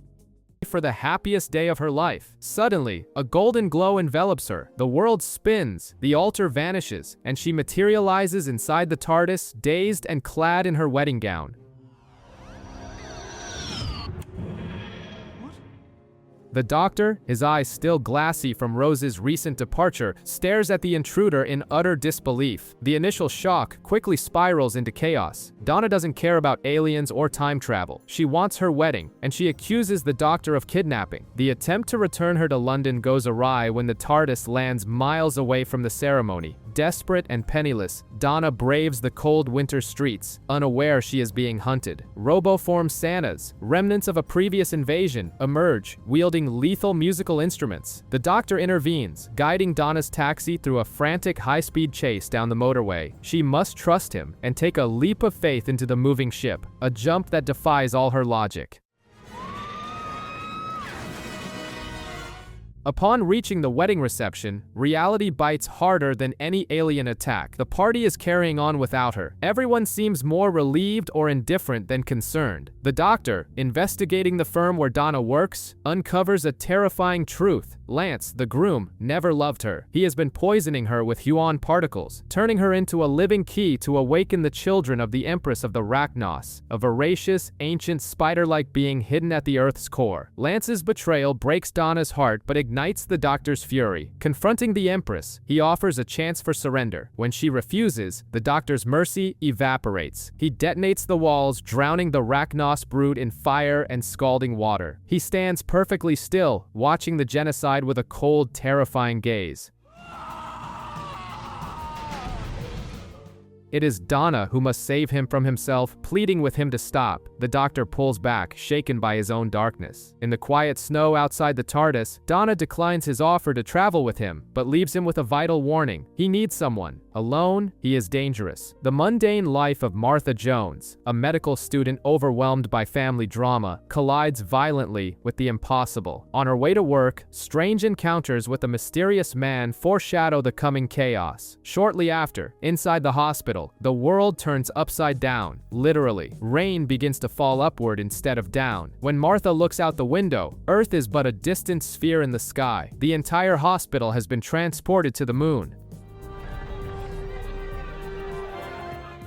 Panic spreads through the corridors as oxygen levels begin to plummet. That strange man who calls himself the Doctor takes charge. He and Martha discover they are not alone. A brutal alien police force, the Judoon, lands on the lunar surface. They are hunting a non-human criminal hiding within the hospital and will not hesitate to execute every patient to complete their mission. To them, justice is blind and pitiless. As the air grows thin, Martha must trust this stranger. They discover the true threat is an elderly woman, actually a blood-sucking alien in disguise. Time is running out. In an act of quiet bravery, the Doctor confronts the creature, absorbing lethal radiation to trick her into revealing herself to the Judoon. The plan works, but at a high cost. The Doctor collapses, seemingly lifeless. With the hospital returned to Earth and normalcy restored, Martha manages to revive him, but the experience has changed her. Seeing her own family embroiled in petty arguments, she realizes she can't simply go back to normal. When the Doctor reappears with his blue box offering a single trip as a thank you, Martha accepts. She chooses danger and wonder over the mediocre safety of her former life. The first trip takes Martha much further than she ever imagined. London, 1599. The smell is foul, but the energy is undeniable. They are in the era of William Shakespeare. However, the genius playwright they encounter is an arrogant man, hiding deep grief beneath layers of charm and cynicism. Mourning the death of his son has created a rift in his soul, and it is through this rift that ancient forces attempt to enter. Witches, known as Carrionites, are using Shakespeare's words to manipulate reality. They plan to use his new play, Love's Labour's Won, as a ritual to free their kind and devour the world. Martha tries to connect with the Doctor, but realizes he still carries the scars of a recent loss. She is merely a passenger, not the person he truly wanted by his side. The subtle rejection stings, but there is no time for heartache. At the Globe Theatre, the atmosphere is electric and dangerous. The witches seize control, and the stage becomes a vortex of dark energy. Here, words have physical power. The Doctor realizes that only Shakespeare's genius can close the portal his grief opened. In a tense climax, the playwright uses his gift to banish the creatures, with Martha providing the crucial final word. The danger passes, but history has been rewritten. The cursed play vanishes into oblivion. Back in safety, Queen Elizabeth I appears in a fury, declaring the Doctor her mortal enemy, a mystery even he doesn't understand. They race to the TARDIS, narrowly escaping, with the future and the past still full of unanswered questions. The Doctor promises a bright future in New York, but what they find is desolation. In dark, rainy alleys, vendors sell bottled emotions to a desperate population. In a moment of distraction, Martha is kidnapped by a couple who needs extra passengers to access the fast lane of the motorway. The Doctor, terrified of having put someone else in danger, begins a frantic search. He discovers an entire society trapped in their cars, in a subterranean traffic jam that has lasted for decades.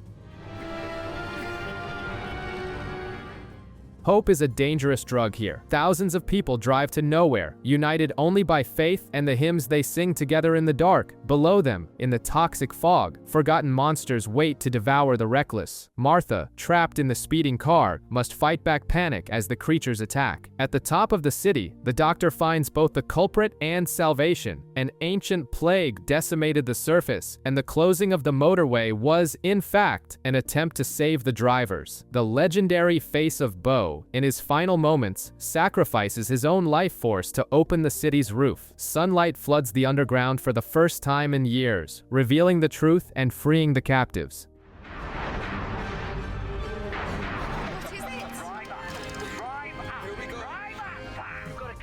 The reunion between Martha and the Doctor is bittersweet. Before the Face of Bo dies, a final revelation is whispered: "You are not alone." Pressed by Martha, the Doctor finally lets his guard down. He confesses the truth about his people, his war, and his crushing loneliness. He is the last of his kind. As the city below celebrates its freedom, high above, two travelers share the weight of a secret that changes everything. New York, 1930. In the midst of the Great Depression, the city that never sleeps hides dark secrets beneath the glamour of theaters and the misery of the streets. Tallulah, a chorus girl at the Majestic, receives a good luck rose from her boyfriend, never suspecting that on that very night he would simply vanish. Here, take this, sweetheart. Wear it on stage and think of me.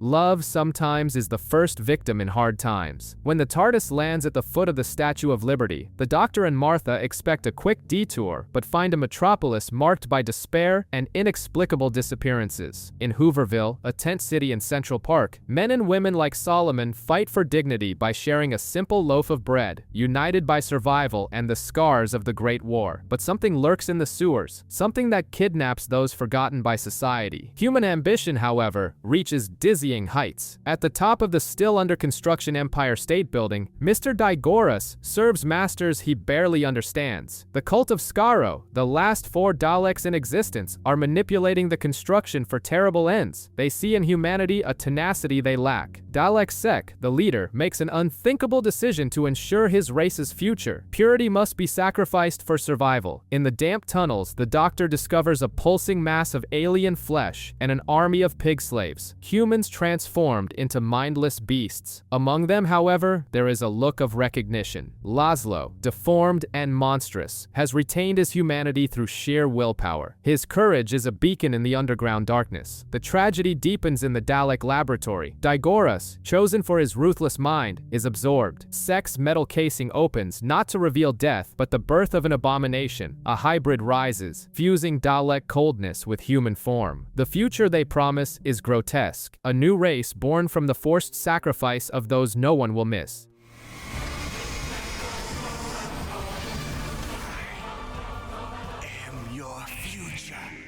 Faced with the monstrosity he has become, Dalek Sec surprises everyone. By merging with humanity, he gained not only a new form but something the Daleks consider a weakness: emotions. He looks at the Doctor not with hatred, but with a plea for help. The superior species, on the brink of extinction, realizes that its obsession with racial purity is its death sentence. For the Doctor, a rare opportunity for redemption for his oldest enemies arises. However, the change sparks a revolt. In Hooverville, Solomon's attempt to preach peace and unity ends in a deadly bolt of green light fired by Dalek Khan. The massacre of a good man who survived wars only to die trying to find common ground ignites the Doctor's fury. Hope is fragile when confronted by blind extermination. In the lab, the betrayal is complete. The other Daleks, disgusted by sex humanity, depose and imprison him. They prefer death to impurity. As a solar storm approaches to activate the hybrid army, the Doctor climbs the metal framework of the Empire State Building. In an act of desperate defiance, he allows himself to be struck by lightning, infusing his own Time Lord DNA into the new soldier's genetic mix. The result is brief and devastating. The hybrids awaken, but instead of killing, they question. They possess free will, but freedom is short-lived. Seeing their creation fail, Khan orders a mass extermination. In minutes, a new species is born, gains consciousness, and is slaughtered by its own creators. The theater floor is covered in bodies, and the Doctor watches, helpless, as another genocide unfolds. In the end, only scars remain. Laszlo, condemned to live as a half-man, finds salvation in Tallulah's unwavering love, proving that appearance does not define the soul. The Doctor and Khan, the last survivors of their respective wars, face each other one last time before the Dalek flees through time. Victory tastes like bitter ashes. Returning home should have been simple, but life for those who travel in the TARDIS never is. 12 hours after leaving, Martha finds her family in the middle of a media frenzy. Professor Lazarus, an ambitious elderly man, promises to redefine humanity. The Doctor, unable to resist a mystery that defies nature, decides to investigate, even as he feels the growing tension with Martha's family. At a lavish reception, scientific arrogance reaches its peak. Lazarus enters his machine as a frail old man and emerges rejuvenated, defying death with a triumphant smile.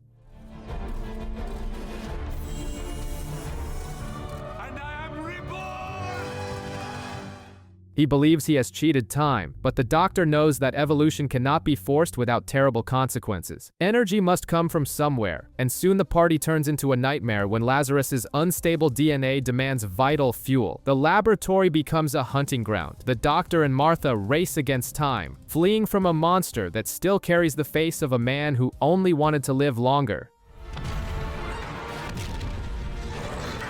The frantic chase leads them to seek refuge in Southwark Cathedral. It is an ironic homecoming for Lazarus, who hid there from wartime bombings as a child. Now, he is the threat from which others flee. At the top of the bell tower, the final confrontation is won not by brute force, but by sound. The Doctor uses the acoustics of the church organ to destabilize the genetic mutation, forcing Lazarus's biology to collapse. The man who wanted to be a god falls to his death, returning to his aged, fragile form.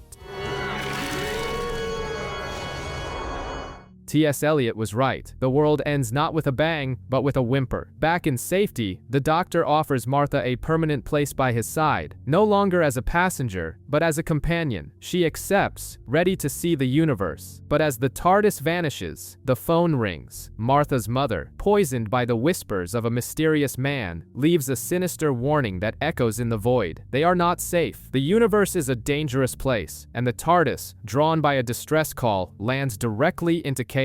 The heat is stifling aboard the SS Pentalion. The ship is on a collision course with the sun, and only 42 minutes remain before total destruction. The crew is in a panic, but fear soon turns into something much more sinister as an unknown force begins to possess the team members. "Burn with me," the victims whisper, their eyes glowing with flame, as they transform into living weapons of pure heat.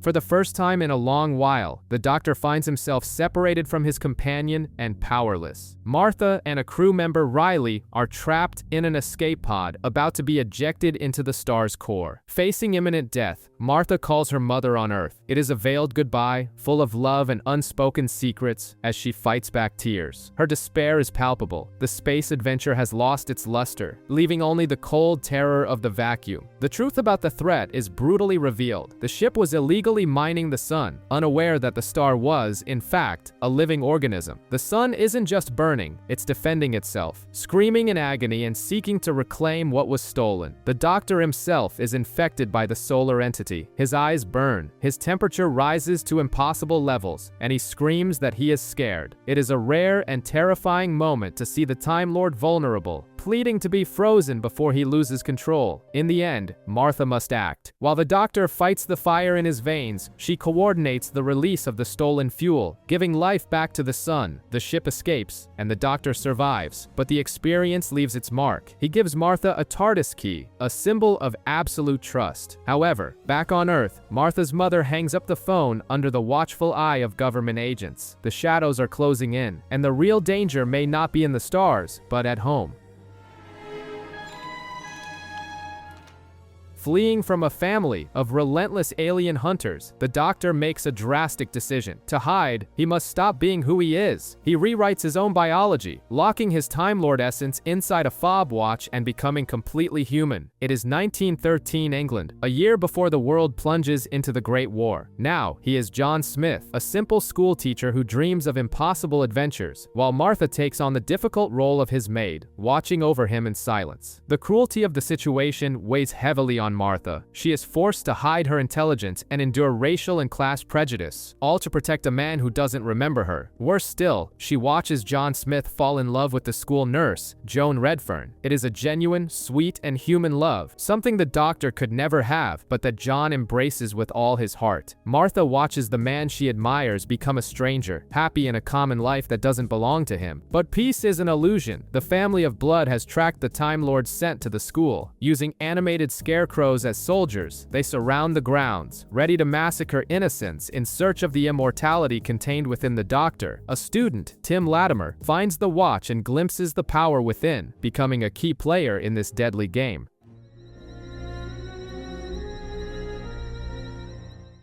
Tension explodes when the family invades the village dance, cornering John and Joan. They offer John Smith a sadistic ultimatum, demanding he choose who should die, his beloved or his maid. The teacher, confused and terrified, doesn't understand why monsters are hunting him. He is just a man. But Martha knows the truth. The exiled god must wake up, or everyone John Smith loves will burn. War comes early for the schoolboys of 1913. Surrounded by an army of scarecrows and bombarded by alien technology, students are forced to take up arms to defend their master. John Smith is paralyzed by horror. He is not a warrior. He is a kind man who loves Joan and wants a simple life. The reality of who he truly is and what he must do begins to shatter his world. Martha and Joan plead with him to open the watch and bring the Doctor back. But to John Smith, this isn't a transformation, it's suicide. He sees in a painful vision the life he could have had. Marriage, children, growing old in peace. He must sacrifice his own existence so that the Doctor can save the day. It is an impossible choice, made with tears and resentment. The good man must die so that the hero, cold and distant, may live. If I could do this instead of you, then I would. Her inside a mirror. Every mirror. When the Doctor finally returns, John Smith's kindness vanishes. The family of Blood soon discovers the fatal mistake they made. The Doctor wasn't hiding because he was afraid of them. He was hiding to protect them from himself. The fury of a Time Lord is a terrifying thing to behold. There is no mercy in the aftermath. The Doctor condemns each member of the family to eternal and ironic punishments. Trapped in mirrors, frozen in time, chained in dwarf stars. It is a brutal, divine, and terrifying justice. In the end, he returns to Joan, hoping to reclaim something of what John Smith had, but she rejects him. She sees her beloved's face, but knows the man she loved is dead. If you hadn't chosen this place on a whim, would anyone have died? She asks. The Doctor leaves alone with Martha, carrying the weight of another life he had to live and, inevitably, lose. Sally Sparrow breaks into an old house in search of mysteries, but finds something far more dangerous. Time itself being stolen. Messages written under the wallpaper, dated decades ago, carry an urgent warning from the Doctor. Don't blink. Don't turn your back. Don't look away. And don't blink. The advice seems absurd until Sally's best friend vanishes in an instant, transported to 1920 to live and die far from everything she knew. In the present, statues of angels cover their eyes, not out of shame, but out of hunger. They are silent assassins that feed on the days their victims will never live. Sally joins forces with Larry, who is investigating strange Easter eggs on DVDs where the Doctor, trapped in 1969, tries to guide the future. Tragedy looms when Billy, a police officer interested in Sally, suffers the same cruel fate. He is sent to the past and reappears as an elderly man on his deathbed, delivering one last message before the rain stops. Time is relentless. The investigation leads Sally and Larry back to the abandoned house, now infested with the weeping angels. The tension is suffocating. They cannot take their eyes off the statues for even a second. A blink of an eye means death. In the basement, the TARDIS waits, but the monsters surround the pair in the flickering darkness. In a desperate act of courage, Sally uses the key and the data disk to send the time machine back to the Doctor. The Doctor manipulates the angels into looking at each other, freezing them eternally in stone. Sally and Larry survive, but the lesson remains etched in their minds. Reality is fragile, and sometimes all it takes is a blink to lose it. A quick stop in Cardiff to refuel the TARDIS turns into chaos when Captain Jack Harkness leaps onto the moving ship. The violent journey hurls the trio to the end of the universe, the year 100 trillion. There, hope is a ruin. The last humans cling to survival in a silo, surrounded by savage cannibals known as Futurekind, dreaming of a legendary utopia. At the center of this despair is Professor Yana, a brilliant and kind scientist tormented by a constant sound of drums in his head. The Doctor admires Yana's resilience, helping him repair the rocket that will take humanity to the promised refuge. Meanwhile, painful secrets come to light. Jack reveals his immortality, a condition forced upon him by Rose Tyler that makes him a fixed point in time, something that instinctively repulses the Doctor, but the true tragedy lies in Yana's pocket, a fob watch, identical to the one the Doctor used in 1913. The pieces click together too late. Yana is no ordinary human. He is a hidden Time Lord, his kindness merely a mask for a cruel nature. This thing never worked. Martha.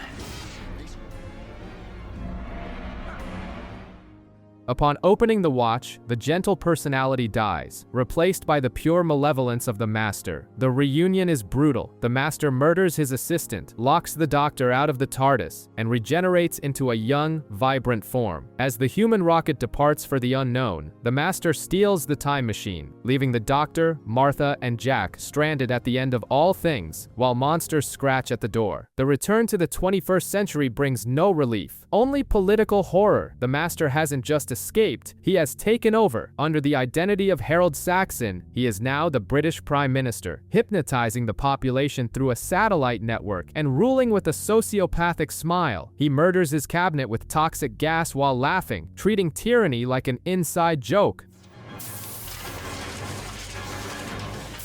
For Martha, the nightmare is personal. Her family has been captured, used as bait and emotional leverage. The Doctor, Jack, and Martha are forced to live as fugitives, watching helplessly as the Master orchestrates the end of the world. Aboard the airborne carrier Valiant, the final confrontation reveals the extent of the villain's cruelty. Using technology stolen from Lazarus, the Master artificially ages the Doctor, transforming the powerful Time Lord into a frail, helpless creature humiliated before his enemies. The sky rips open. Billions of metal spheres, the Toclafane, descend to decimate humanity under orders to kill 1/10 of the population. Hope seems dead. The Doctor, reduced to nothing, whispers a final strategy to Martha. The world burns. The Jones family suffers in captivity, and the Doctor lies defeated. Martha Jones, alone and armed only with a promise, teleports away. She leaves behind her friends and family, carrying the weight of the world's salvation on her shoulders as she walks into the darkness. A year has passed under the Master's tyrannical shadow. Earth lies decimated, isolated from the universe and teetering on the brink of extinction. Martha Jones returns to England, not as the medical student who left, but as a living legend of the resistance. She has walked the earth while the Doctor, aged and humiliated, remains a captive aboard the aerial carrier Valiant. High above, the Master dances upon the ruins of civilization, psychologically torturing Martha's family and keeping Jack Harkness in chains. Cruelty has become the world's new routine. The Master's plan reaches its zenith with the revelation of the true nature of the Toclafane. They are humanity from the far future, regressed and insane, brought back to massacre their ancestors via a paradox machine. But Martha's journey wasn't to build a physical weapon. Her mission was to sow an idea, preparing the world for a single moment of collective focus. As the countdown to the Warfleet's launch ends, humanity does not despair. They think of the Doctor. The combined psychic energy of billions of minds restores the Time Lord, shattering the Master's control. It's Doctor.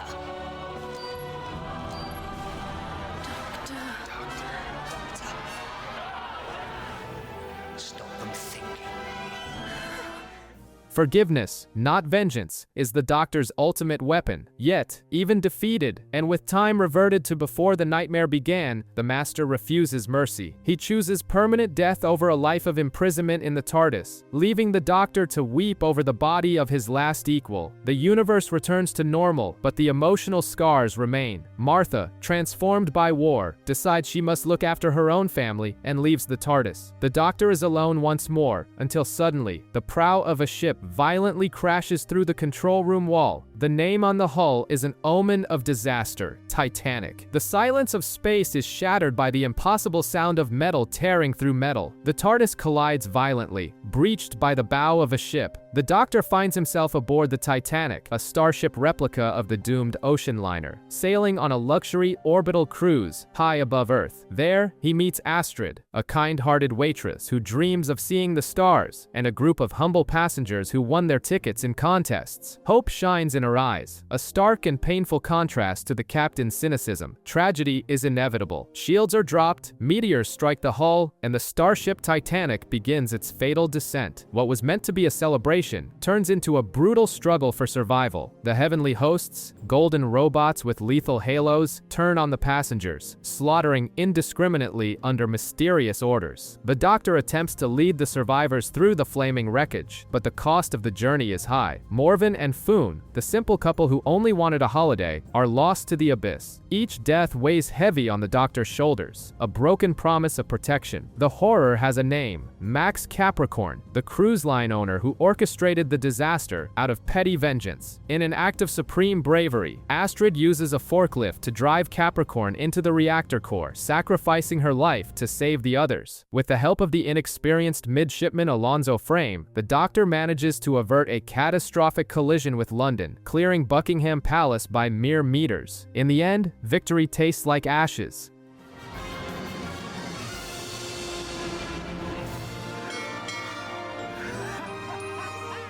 The Doctor attempts to use the damaged teleport system to bring Astrid back, fighting against the cold technology to save the warm soul that touched him, but the system fails. Astrid emerges only as an echo, a ghostly shimmer that dissolves into stardust, finally free to travel the universe. Accompanied only by the kind-hearted conman, Mr. Copper, the Doctor stares into the void. He saved the Earth, but he couldn't save the one who mattered most in that moment. The loneliness of immortality has never felt so vast. Solitude is a silent companion for those who look to the stars. Donna Noble, dissatisfied with the banality of her everyday life, begins investigating adipose industries and their miracle weight loss pills. Unbeknownst to her, the Doctor is conducting the same investigation, both moving in parallel circles, missing each other by mere seconds.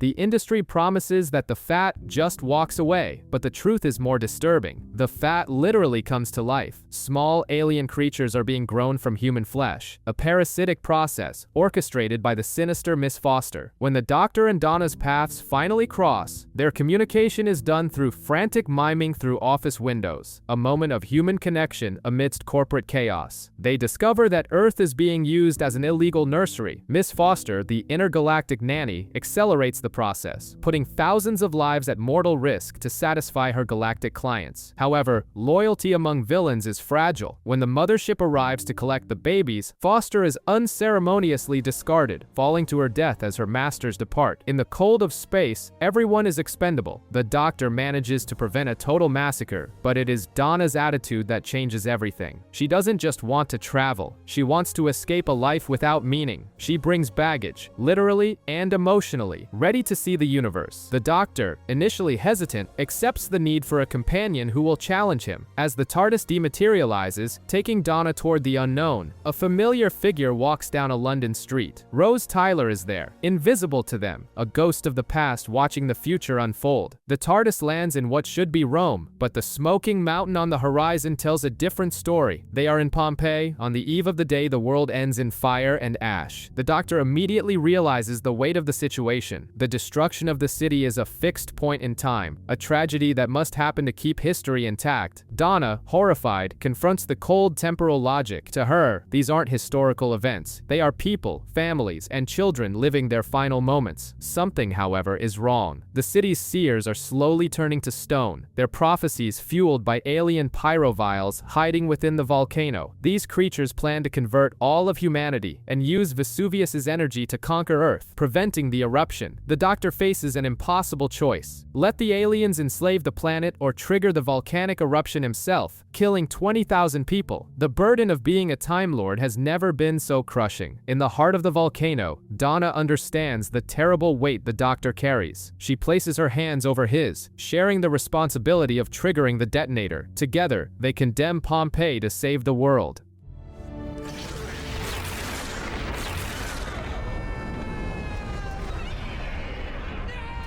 As they flee to the TARDIS under a rain of fire, the screams of the condemned echo. The Doctor tries to leave, hardened by necessity, but Donna, with tears in her eyes, begs for a single act of mercy. "Save someone," she pleads. The Doctor relents, rescuing Caecilius's family from the ash in hell. That day he learns that he cannot save everyone, but saving a single family is enough to keep from losing his own soul. Curiosity leads the TARDIS to land on a planet blanketed in snow and silence. To the Doctor and Donna, the landscape seems peaceful, but beneath the icy whiteness lies an industry built on servitude. They are on the Ood sphere, the home of a docile species that humanity has enslaved and sold across 3 galaxies. Donna, confronted for the first time with the brutality of a human empire, feels her stomach turn. What the buyers see as merchandise, she sees as an atrocity justified by profit. At the center of the operation is Halpin, a man consumed by paranoia and a mysterious condition causing his hair to fall out. He views the Ood merely as livestock, ignoring that the red glow in his property's eyes isn't just an infection, it's the awakening of a furious collective consciousness. As they investigate, the Doctor and Donna uncover the company's darkest secret. The Ood's docility is not natural. Every servant has been lobotomized, their hindbrain amputated and replaced with a translation sphere. The species' inherent kindness was mutated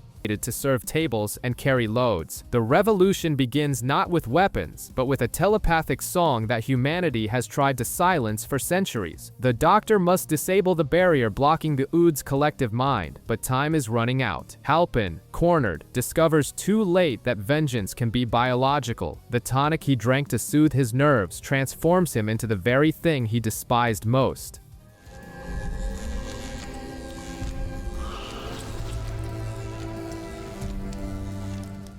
With the circle broken and the mind liberated, the Ood sing their freedom across the stars. Donna, tearful, realizes the universe is beautiful, but terribly cruel. Their names are now part of the song, a legend etched in the ice forever. A phone rings inside the TARDIS, breaking the silence of space. It's a call from home. Martha Jones, now a unit medical officer hardened by the battles she fought alone, needs the Doctor's help. The reunion is bittersweet. Martha is no longer the student traveling for wonder, but a woman with a fiancé and military responsibilities. Donna immediately senses the tension. Life with the Doctor leaves scars that even time cannot heal. The threat, however, is global and silent. The Atmos system, installed in millions of cars worldwide to eliminate carbon emissions, is a perfect trap. Behind the green technology are old wartime enemies, the Sontarans. Stocky warriors who live only for conflict. They use teenage genius Luke Ratigan as a puppet to prepare Earth for harvest. While the Doctor tries to unravel the alien plot without resorting to the military violence unit prizes, the Sontarans play dirty. They clone Martha, creating a cold copy to infiltrate the Doctor's inner circle, while the real Martha suffers in a cloning tank. The danger stops being abstract when the trap is sprung. Donna returns home to warn her family, but arrives too late to stop the inevitable. Atmos doesn't just control the cars, it converts them into death machines emitting poisonous gas. Across the planet, vehicles lock their doors and begin to suffocate humanity. In Chiswick, Donna's grandfather, Wilfred, becomes trapped inside his car as the gas rises, and the doctor, helpless on the outside, sees the terror in the eyes of the man he has come to admire. Earth's sky darkens. The war has begun. Panic grips the streets as toxic mist envelops the planet. Sylvia, in an act of maternal desperation, smashes the car window to save her father, Wilfred, from suffocation. But safety is a fleeting illusion. The doctor knows the only hope lies within the Atmos factory, and Donna must make the hardest choice of her life: leave her family vulnerable in the fog to help save the world. She is sent inside the TARDIS, but the Sontarans skyjack the ship, leaving the doctor stranded on Earth without his greatest advantage. It is total war. UNIT, outmatched by the aliens' superior military technology, is being slaughtered in the factory corridors until an aerial strike from the Valiant turns the tide. The doctor, sensing the betrayal at the heart of his team, confronts the Martha clone. The real Martha, now freed, watches with compassion as her clone dies, a short, artificial life ending in one final act of humanity. But the sky is still burning.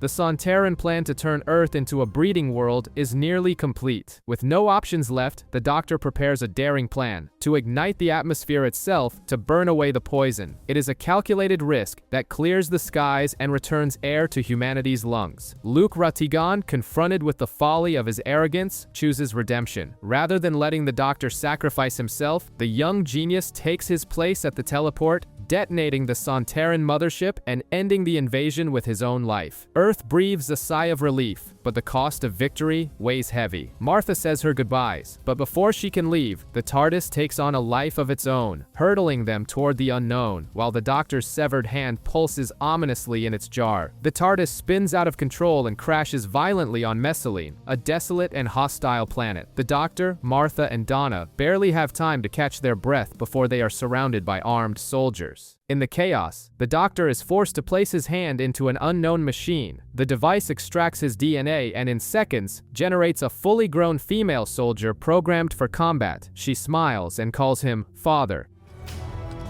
Hello, Dad. The doctor, disturbed, rejects the idea. To him, she is just a biological anomaly, an echo of a war that doesn't belong to him. The group is separated during an attack by the Hoth, a rival alien species. Martha ends up with the Hoth, saving the life of one of them and earning their trust. On the other side, the doctor discovers the cruel truth about this raging conflict. The war the humans claim has lasted generations actually began only 7 days ago. The cloning machines accelerate life and death, creating a false history of ancestral hatred. The purpose of the war is the possession of the Source, a myth promising absolute power. As the doctor and his daughter, who adopts the name Jenny, draw closer to the Source, a subtle change occurs. Jenny, born to kill, begins to choose compassion, learning from the man who refuses to accept her. When they finally find the Source, they discover it is not a weapon, but a terraforming device meant to bring life, not death. The doctor declares the war over, revealing the futility of the conflict. However, General Cobb's hatred is faster than reason. He fires at the doctor. Jenny, in a final act of love and free will, throws herself in front of the bullet. With his daughter dead in his arms, the doctor picks up the general's gun and points it at his head. The fury of a Time Lord is a terrifying sight, but he lowers it. He is the man who never fires. Grief turns into a silent lesson for the survivors. The doctor leaves, believing he has lost her forever, unaware that on the planet's surface, a final breath of regenerative energy brings Jenny back to life. She takes to the stars, carrying her father's legacy. I've got the whole universe. And an awful lot of running to do.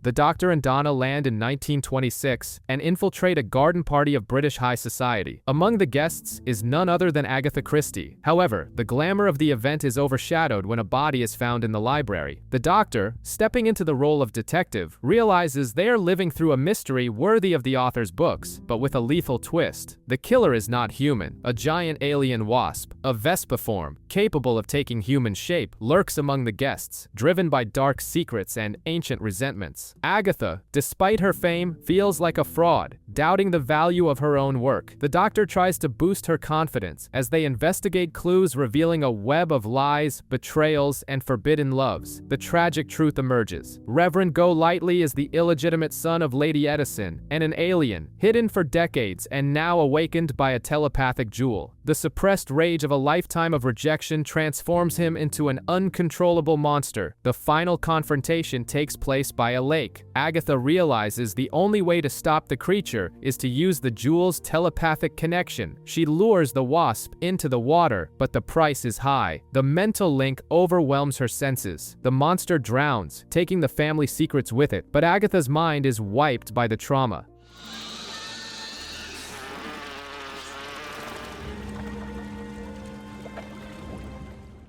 The doctor realizes this event explains the author's real-life mysterious 10-day disappearance. He leaves her at a hotel, confused and with no memory of what occurred. Donna laments that Agatha will never know she saved everyone, or that her books will be read for billions of years. The doctor, however, smiles. He knows that while memories fade, legacy remains. In the far future, Agatha Christie's work is still the most widely read in the universe. The doctor and Donna arrive at the library, an entire planet dedicated to storing every book in history. The place should be vibrant with billions of visitors, but it is completely deserted and silent. The central computer sends a chilling message: count the shadows. Soon, a team of archaeologists arrives, led by the mysterious Riversong. She acts as if she knows the doctor intimately, even possessing a sonic screwdriver given to her by him in his future. To the doctor, she is a stranger. To her, he is someone important who hasn't met her yet. The threat reveals itself in the shadows. Vashta Nerada, microscopic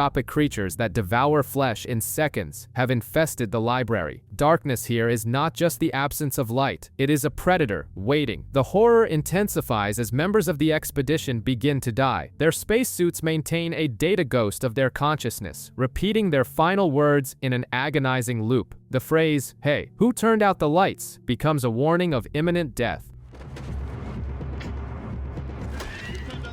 Realizing the extreme danger, the doctor tries to teleport Donna back to the safety of the TARDIS, but something goes wrong. Her signal vanishes. Desperate, the doctor searches for her, only to find a service robot with Donna's face, mechanically repeating that she has been saved. But being saved in the library doesn't mean being safe. It means being trapped inside the planet's hard drive, a digitized soul in a world of illusions. The doctor realizes the battle against the shadows is just beginning, and that the cost of saving Donna and the others may be higher than he ever imagined. While the doctor and Riversong race through corridors infested by the Vashta Nerada, another reality unfolds in Donna Noble's mind. She wakes up in an idyllic world, far from danger, under the care of Dr. Moon. There, time obeys her desires, and she quickly builds a perfect life: marriage, children, peace. However, perfection is often the cruelest mask of illusion. In the real world, trust is a rare currency. Riversong, an enigmatic archaeologist, knows the doctor's future intimately, a future he hasn't lived yet. To prove her loyalty, she whispers something in his ear, a truth so profound it leaves him stunned.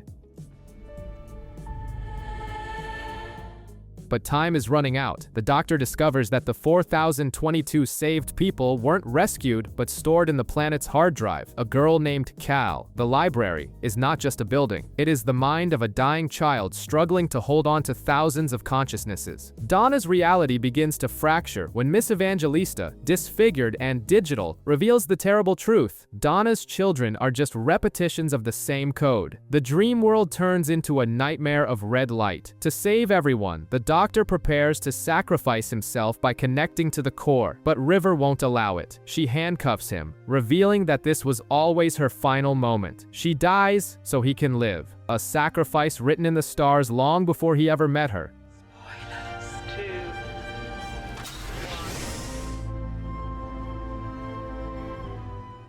The doctor restores the people, but the cost is a lifeless body on the floor. Victory tastes like ash. Donna and the doctor mourn what was lost, leaving behind River's diary and her sonic screwdriver. But the doctor, that impossible man, realizes his future self wouldn't give her such a tool without a purpose. In a desperate race against the fading signal, he saves River's consciousness to the library's core. She doesn't return to life, but she gains an eternal paradise. With a snap of his fingers, meters, the TARDIS doors close, leaving behind a dream where everyone lives, but the longing remains. Far from the shadows of the library, the Doctor and Donna seek rest on the planet Midnight, a world made of diamonds and bathed in lethal radiation. While Donna opts for the comfort of a spa, the Doctor boards a tourist bus to see a sapphire waterfall. What should be a mundane trip quickly turns into a claustrophobic study of human nature. The vehicle stops inexplicably in the middle of nowhere, and from the outside, where no life should exist, something begins to knock on the hull. Fear is contagious and faster than any virus. Inside the armored cabin, an invisible entity infiltrates, possessing Skye Silvestri. She begins to repeat every word spoken by the passengers, a maddening echo that drains everyone's sanity. The Doctor tries to take control, but his usual authority fails in the face of blind panic. The creature evolves, eventually speaking simultaneously with its victims, until it finally focuses solely on the Doctor. Then, the unthinkable happens. It steals his voice. The Doctor, now mute and paralyzed, becomes the target of the terrified mob. Convinced he is the monster, the passengers, ordinary people driven to the edge, decide to throw him to certain death in the radiation outside. It is the hostess who realizes the truth at the last second. Skye is using the Doctor's own catchphrases. In a brutal act of sacrifice, she throws herself out of the ship, dragging the entity with her to disintegration.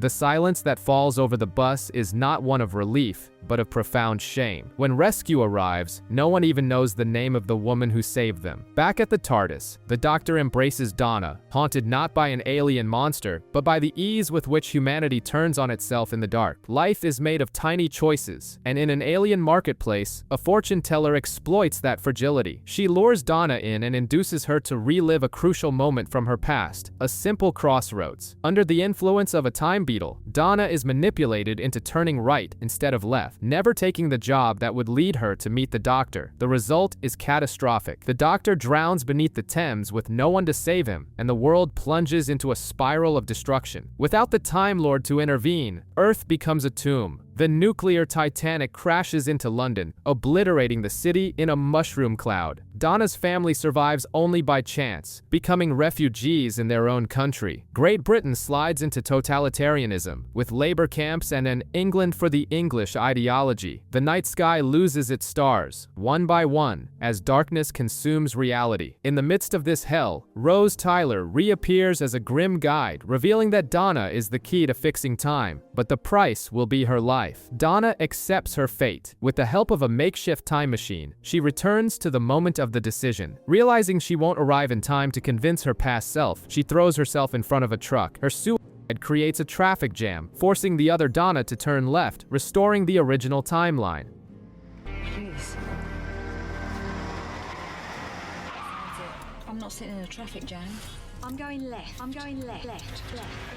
Donna wakes up in the market, the beetle dead on the floor, and the Doctor alive by her side. The memory of the nightmare alternate reality fades, but one message remains. She remembers what Rose whispered in her final moments. Bad wolf. Upon hearing these words, the Doctor's face fills with terror. He runs outside and sees the universe screaming the warning on every surface. The TARDIS lights glow blood red, signaling the end of everything. The true nightmare is only just beginning. The Doctor and Donna return to Earth expecting the comfort of the familiar, but they find only a void. Where a vibrant planet should be, only space dust and silence remain. Earth has been stolen, plucked from its orbit, leaving the Doctor helpless before an impossible mystery. On the surface of the missing planet, panic is absolute. In New York, London, and Cardiff, the Doctor's former allies watch the sky change. Unknown stars appear, and a terrifying message echoes across all frequencies. Exterminate. The invasion is not just a conquest. It is the return of the universe's greatest nightmare. Rose Tyler reappears amidst the chaos, armed and determined, searching for the Doctor across dimensions. As humanity bows, Harriet Jones, the former Prime Minister, sacrifices her own safety to activate a subwave network, uniting Martha, Jack, Sarah Jane, and Rose in a desperate effort to call the TARDIS. Following the trail of missing planets to the Medusa Cascade, the Doctor finally locates Earth, hidden 1 second out of sync with time. The reunion is imminent. Davros, the creator of the Daleks, reveals himself to be alive, gloating over his new fleet built from his own flesh. But the Doctor doctor's focus is on the deserted street where Rose waits for him. They run toward each other, a moment of pure joy after years of separation. The happiness, however, is fragile. A Dalek emerges from the shadows. An energy beam strikes the doctor, bringing him down. Jack destroys the threat, but the damage is done.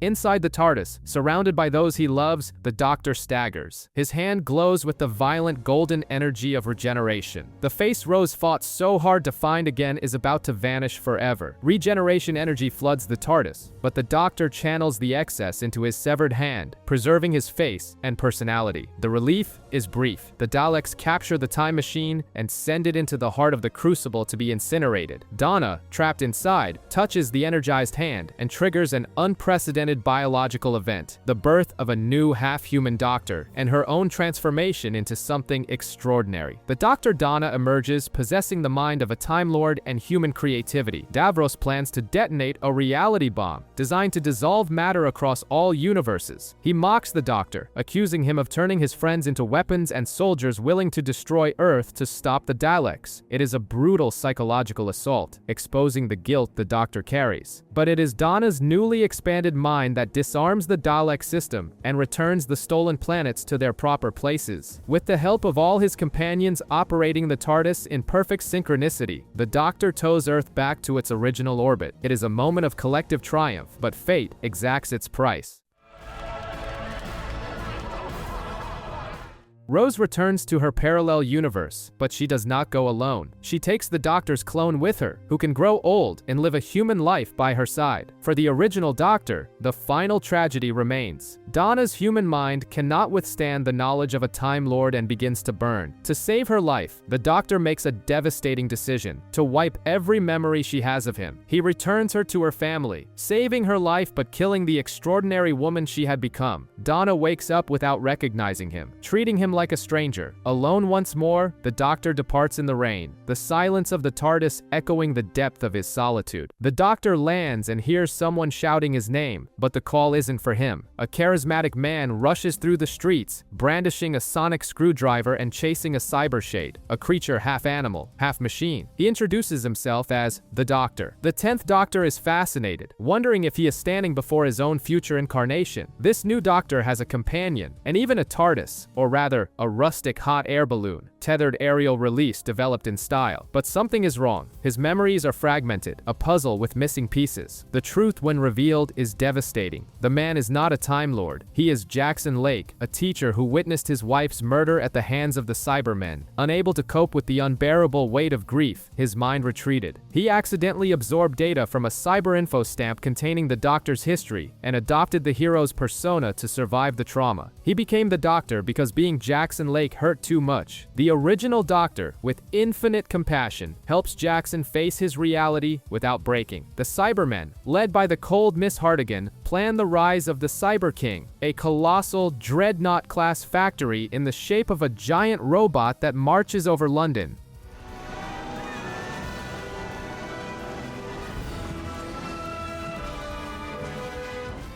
Hartigan, forcibly converted but retaining her human fury, controls the massive machine. The Doctor turns their own technology against them, severing Hartigan's connection and sending the Cyber King into the time vortex, saving the city from total annihilation. In the aftermath of the battle, Jackson is reunited with his long-lost son, the only thing he had left. At a Christmas dinner, the man who once thought he was the Doctor thanks the true hero. The Doctor, in a melancholic mood, admits that his companions always leave, breaking his heart, but Jackson disagrees. He has seen the Doctor's courage and his loneliness, and offers something rare, a moment of peace and gratitude. For one night, the Doctor isn't running or fighting. He is being celebrated for who he truly is. Guys, a bit of context before we continue. The next season we'll be summarizing already features a new Doctor. The previous Doctor had a special episode split into two parts that showed his farewell, but both ended up corrupted, and unfortunately, I haven't been able to recover them at all, so that the change from one Doctor to another doesn't feel abrupt.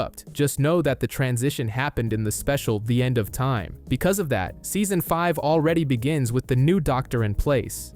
The TARDIS, aflame and out of control, plunges toward London. The man who emerges from the wreckage in an English garden is no longer the same man who left in melancholy. He is frenetic, has new tastes, and an unfamiliar face. He meets little Amelia Pond, a lonely girl who isn't afraid of the magic box, but of a crack in her wall. The doctor promises to fix the problem and return in 5 minutes, but the TARDIS, still unstable, jumps 12 years into the future. The doctor returns to find an adult Amy Pond, hardened by time and skepticism. The girl who waited for her raggedy doctor now sees him as a cruel legend who abandoned her, but there is little time for resentment. Prisoner Zero, a multiform alien that has lived hidden in Amy's house for years, draws the attention of the Atraxi, a galactic police force threatening to incinerate Earth if the fugitive is not surrendered. Without his sonic screwdriver, and with a crippled TARDIS, the doctor must improvise. He uses Earth's technology and his own sharp intellect to expose the alien and save the planet, proving to the world, and himself, that he is still Earth's protector. On the hospital roof, he confronts the Atraxi, donning his new clothes and his new identity, ordering them to flee. The crisis is averted, but the doctor departs again for a quick TARDIS test and accidentally jumps another 2 years. Upon his return, he invites Amy to travel with him on the eve of her wedding. Fleeing from an ordinary life and commitments that scare her, Amy steps into the blue box. The madman and his new companion vanish into the vortex, leaving behind a wedding dress and a life of waiting. The adventure begins anew, but the cracks in the universe are still there, silent and threatening. In a distant future where Earth has been scorched by solar flares, humanity survives aboard Starship UK. It is a nation of metal floating in the vacuum, where smiles are mandatory and fear is the common currency. The Doctor and Amy Pond land in this dystopian microcosm and soon realize that the polished surface hides a terrible secret. A child's crying is ignored by everyone, and voting booths offer citizens a brutal choice every 5 years. Discover the truth and forget it immediately to maintain the status quo, or protest and face unimaginable consequences. In the depths of the ship, the reality reveals itself as a moral abomination. The colony has no mechanical engines. It is carried on the back of the last star whale, a majestic creature that is incessantly tortured by electric shocks to keep the ship moving. Queen Liz 10, trapped in a centuries-old cycle of discovery and voluntary forgetting, confronts the brutal truth: abdicate and condemn her people to death in space, or continue the torture. The Doctor, faced with an impossible choice, decides to lobotomize the creature to save the humans, carrying the weight of yet another crime on his millenary conscience. But it is Amy who sees beyond cold logic. She observes the beast's tentacles gently playing with the children rather than attacking. She realizes the whale does not serve out of fear of pain, but out of compassion. In an act of blind faith, Amy forces the creature's release. The whale does not flee. It continues to carry the ship voluntarily. Amy understands something that the Doctor, in his fury, forgot. Very old, lonely, and kind beings cannot stand the sound of a child crying. The universe breathes a sigh of relief, but a glowing rift in the ship's hull serves as a reminder that the real danger still lurks. London burns under the blitz of World War II, and Winston Churchill summons his strangest ally. However, the Doctor arrives too late to prevent a Faustian pact. Daleks are in the command bunker, painted in the colors of the British flag, serving tea and going by the name Ironsides. For the Doctor, seeing his greatest enemies acting as obedient servants is unbearable psychological torture. He desperately tries to prove the machine's genocidal nature to Churchill, screaming his identity in a rage and striking them.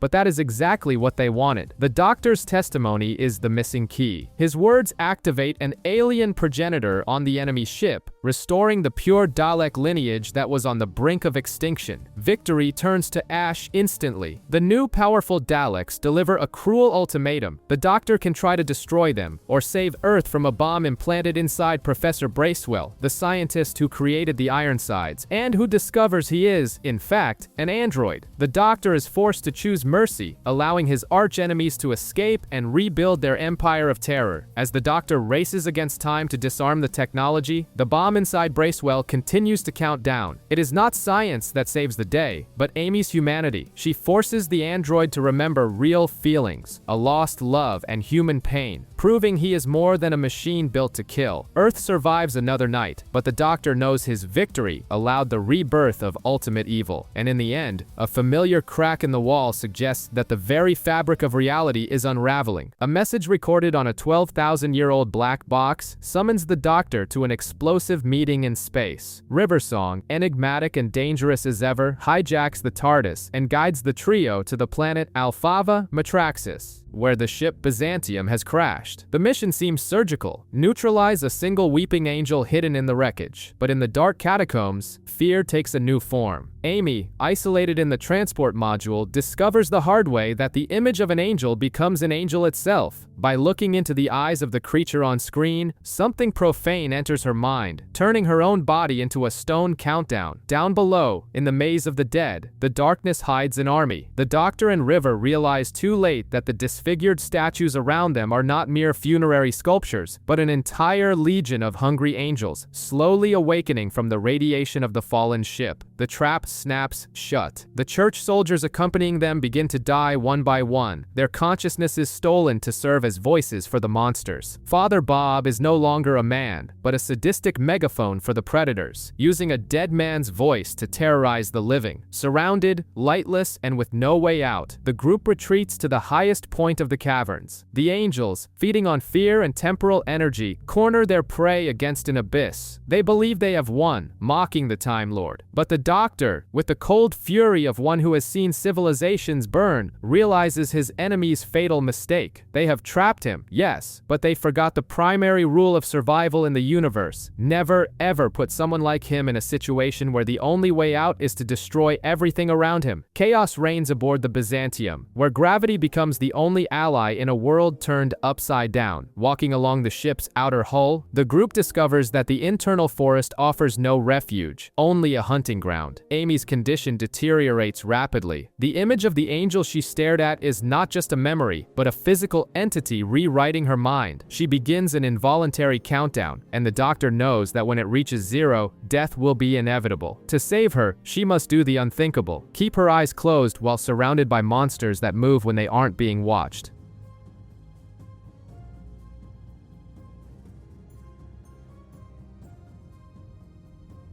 Deep within the ship, a threat greater than the angels reveals itself, a crack in the wall, emanating the pure energy of the end of the universe. The Doctor realizes this rift in time is what the angels fear, for it does not just kill, it erases existence from history. Octavian, aware of his fate, reveals a bitter truth about Riversong before being brutally killed. She is imprisoned for murdering a man she considered good. Alone in the cybernetic forest, blind and guided only by the Doctor's voice through a comms unit, Amy walks among the stone beasts, her life hanging by a thread of blind trust. On the flight deck, surrounded by an army of hungry statues, the Doctor uses the angels' arrogance against them. By deactivating the artificial gravity, he allows the planet's pull to drag the creatures into the time rift, which closes as it consumes their energy. Safe but shaken, Amy tries to flee the reality waiting for her at home, her imminent wedding. She seeks comfort in the Doctor's arms, but he rejects the advance, realizing that her wedding date and the date of the temporal explosion are intrinsically linked. The universe isn't just cracking, it is shrinking around Amy Pond. To resolve Amy's emotional turmoil and reconnect her with reality, the Doctor crashes Rory Williams's bachelor party. The solution to the pre-wedding crisis is a romantic trip to Venice in 1580, but the city of canals hides horrors beneath its Renaissance beauty. The plague has been declared, but the corpses show no signs of disease, only total fluid drainage. A school for girls, run by the mysterious Signora Calvieri,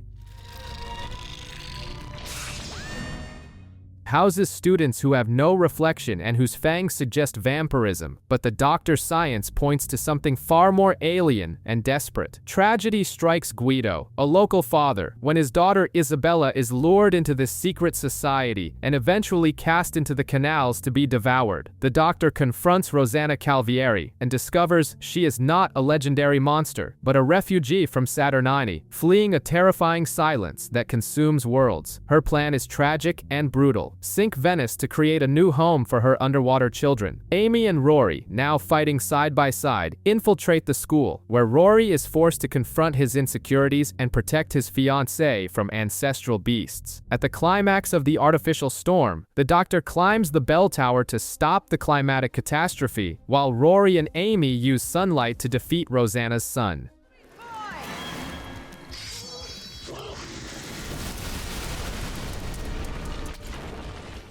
Seeing her salvation plan crumble and her offspring doomed, Rosanna chooses death in the waters, leaving behind a grim warning: the silence is falling. With the city saved, the dynamic in the TARDIS shifts. Rory accepts the invitation to travel, no longer as an accidental passenger, but as an essential part of Amy's life. 5 years into the future, life seems to have found an idyllic calm. Amy is pregnant, Rory is a respected doctor, and the Doctor visits his old friends in a sleepy village. But this peace is shattered by the chirping of birds that drags the trio back to a freezing, powerless TARDIS on a collision course with a cold star. Enter the Dream Lord, a sadistic entity who poses a cruel ultimatum. One reality is true, the other is a deadly dream. They must choose where they want to live and, consequently, where they are willing to die. The nightmare intensifies as the tranquility of Ledworth is revealed to be a trap, with local seniors transformed into hosts for one-eyed alien parasites called Echnodinus. In the TARDIS, the cold becomes unbearable, but it is in the village where the true horror unfolds. Rory dies protecting his wife, turning to dust before her eyes. Amy's grief is absolute and clarifying. She realizes that a world without Rory, no matter how perfect it seems, cannot be her reality.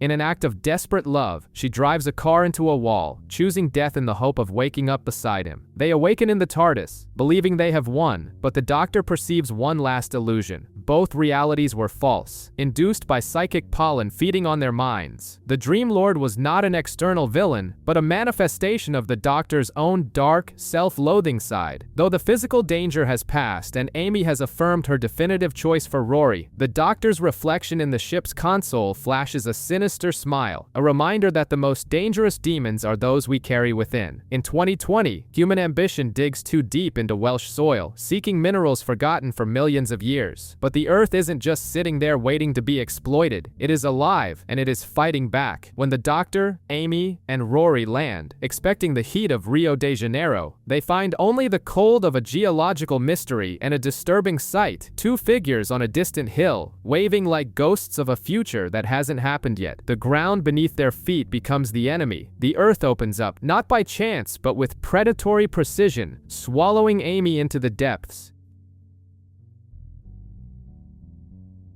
Fear quickly takes root among the locals, and fear is a dangerous counselor. While the Doctor tries to understand the technology beneath the surface, the Northover family deals with the disappearance of their loved ones in a visceral way. Rory, separated from the Doctor, sees Elliot's scientific logic collide with the terrifying reality of empty graves. The true horror is revealed not to be irrational monsters, but an ancient civilization awakening. The Silurians, the original owners of this planet, have been disturbed. The confrontation is immediate and brutal. A warrior, Alea, is captured, becoming the focus of all the hatred and fear of a desperate mother, Ambrose. The Doctor knows war is imminent if diplomacy fails, but he is fighting primitive instincts on both sides. In an underground chamber, Amy wakes up trapped, a pawn in a game that has lasted for eons, while on the surface, human mercy begins to dangerously run dry. Deep within the Earth, the Doctor and Nasreen discover that the enemy possesses culture, technology, and a majestic city. Hope for peace flickers momentarily when the Silurian leader Eldane agrees to dialogue. It is a rare chance to rewrite history, to share the world instead of destroying it. But on the surface, human fear triumphs over reason. In a moment of blind panic, Ambrose executes Alea, the only bargaining chip they had. The spilled blood seals everyone's fate. The promise of coexistence turns into a death sentence. The fury of Restak, sister of the fallen warrior, unleashes chaos. The Doctor races against time to prevent a massacre, but forces greater than ancient wars are at play. A crack in time, the same one that has haunted them for so long, pulses with destructive energy on the cavern wall. Heroism is often silent and swift. When Restak fires, Rory does not hesitate. He pushes the doctor aside and takes the fatal blow, but the tragedy does not end with death. The rift claims Rory's body, erasing his existence from history. Amy, desperate, tries to hold on to the memories of the man she loves, but her mind is rewritten before the doctor's helpless eyes. Where there was a fiancé, there is now only confusion.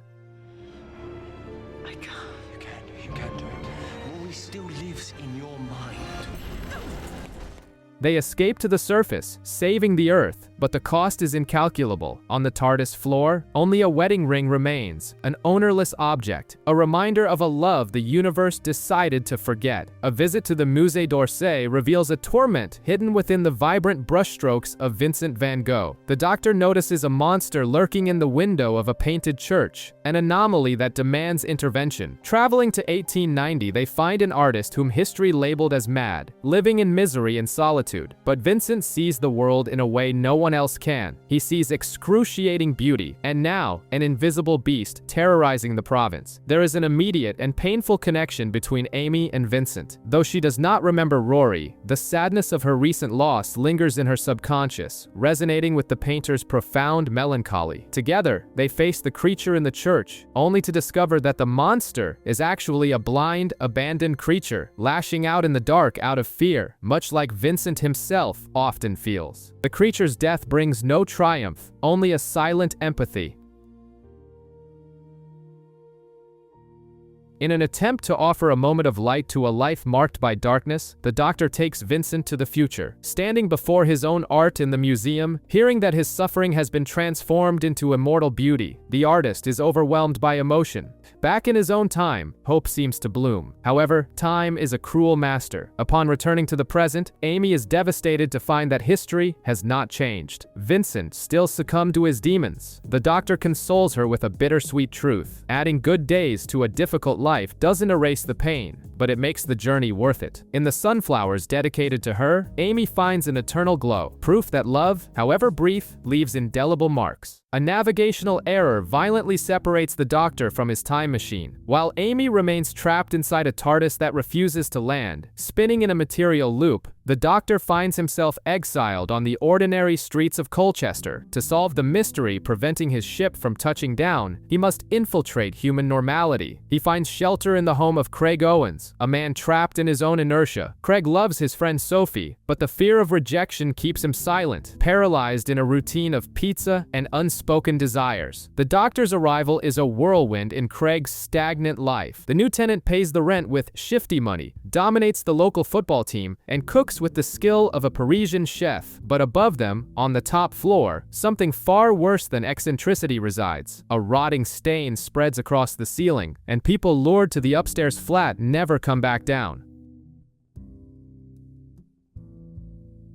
The doctor realizes that time is collapsing into loops around the house. The truth is revealed to be cruel. The top floor hides a crashed starship desperately seeking a pilot. The machine mistakes Sophie's desire to leave for compatibility, threatening to consume her. The doctor, being too powerful for the interface, cannot intervene directly. The only force capable of anchoring Sophie to Earth isn't technological, but emotional. Craig must break his own silence. Facing imminent death, he confesses his love and touches the ship's panel, proving his desire to stay is stronger than any urge to leave. The ship implodes, saving them. The doctor departs, leaving a happy couple behind, but the victory is bittersweet. Back in the TARDIS, Amy finds an engagement ring forgotten in the doctor's jacket, while a terrifying, glowing crack opens once again on the wall of Craig's flat. The universe is cracking. A cry of torment echoes through the centuries. Vincent van Gogh, haunted by visions of fire and destruction, sends a desperate message through his art. The painting, the Pandorica opens, traverses time and space, passing through the hands of Churchill and Riversong until it reaches the doctor. The coordinates point to Stonehenge in 102 AD, where the greatest myth in the universe waits beneath the earth. Upon unearthing the legendary box, the doctor, Amy, and River discover they are not alone. The sky above Roman Britain ignites with the arrival of thousands of ships, Daleks, Cybermen, Sontarans. Every race that ever feared the Doctor has joined forces.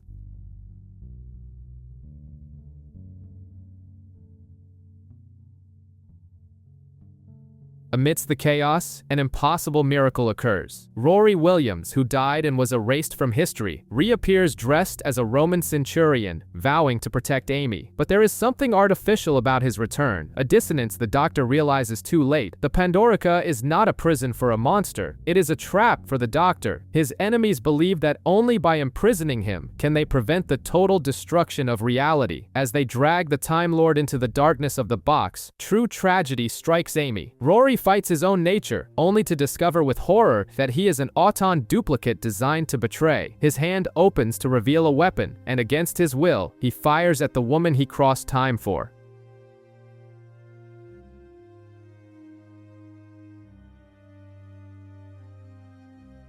The Doctor is sealed away, Amy falls lifeless, and in the future, Riversong is trapped inside a collapsing TARDIS. The stars begin to go out, one by one, until only silence remains. The universe no longer exists. All that remains is the Earth, floating alone in an omnipresent void, illuminated only by the fire of a TARDIS exploding at every moment in history. In a museum, young Amelia Pond waits, while a legendary statue guards an impenetrable box. It is the Lone Centurion, a plastic guardian who protected the Pandorica for 2,000 years, mourning over the body of the woman he loved, refusing to let his hope die. When the box finally opens, the Doctor, traversing timelines with a vortex manipulator, initiates a desperate plan. The Pandorica's technology, capable of restoring what is inside it, must be used to restore everything. The Doctor decides to fly the box directly into the heart of the TARDIS explosion, scattering the light of restoration across all of time and space. But the price is absolute. For the universe to exist again, the Doctor must be erased from it. He becomes the necessary sacrifice, rewinding his own life to the moment he met young Amelia, telling her one last story before vanishing into the crack in the wall. Amy wakes up on her wedding day. Her parents are there. Rory is alive, and the world seems perfect, but there is a void in her soul, a sadness she cannot name. During the reception, River leaves a blank diary on her table. Amy's tears awaken memories that logic says are impossible. She remembers her raggedy doctor, with the strength of a memory that refuses to be forgotten. She remembers the Doctor back into reality. Where there was silence, there is now the unmistakable sound of the TARDIS materializing in the middle of the hall. The girl who waited and the boy who waited finally have their happy ending, but for the time traveler, the journey never truly ends. Deep within an electrified cloud belt, a honeymoon cruiser spirals out of control. Inside, Amy and Rory face certain death, desperately pleading for the Doctor not to be late this time. The SOS is answered, but the TARDIS encounters an immovable force. Kazran Sardik, a bitter man who controls the planet's atmosphere and keeps his debtors in cryogenic suspension as collateral. He holds the power to save the ship, but his heart, hardened by years of his father's cruelty, refuses to yield. To him, compassion is a weakness he excised from his soul long ago. The Doctor realizes that logic is no match for a lifetime of resentment. He shifts his strategy. If he cannot sway the old Kazran, he will rewrite the history of the boy he once was. Traveling back in time, the Doctor becomes the father figure Kazran never had, injecting magic and wonder into a bleak childhood. It is during these journeys that they meet Abigail, a young woman held in cryostasis. Every Christmas Eve, they wake her for an adventure, weaving a love story across the decades, one tragically measured by the fatal countdown on Abigail's life support unit.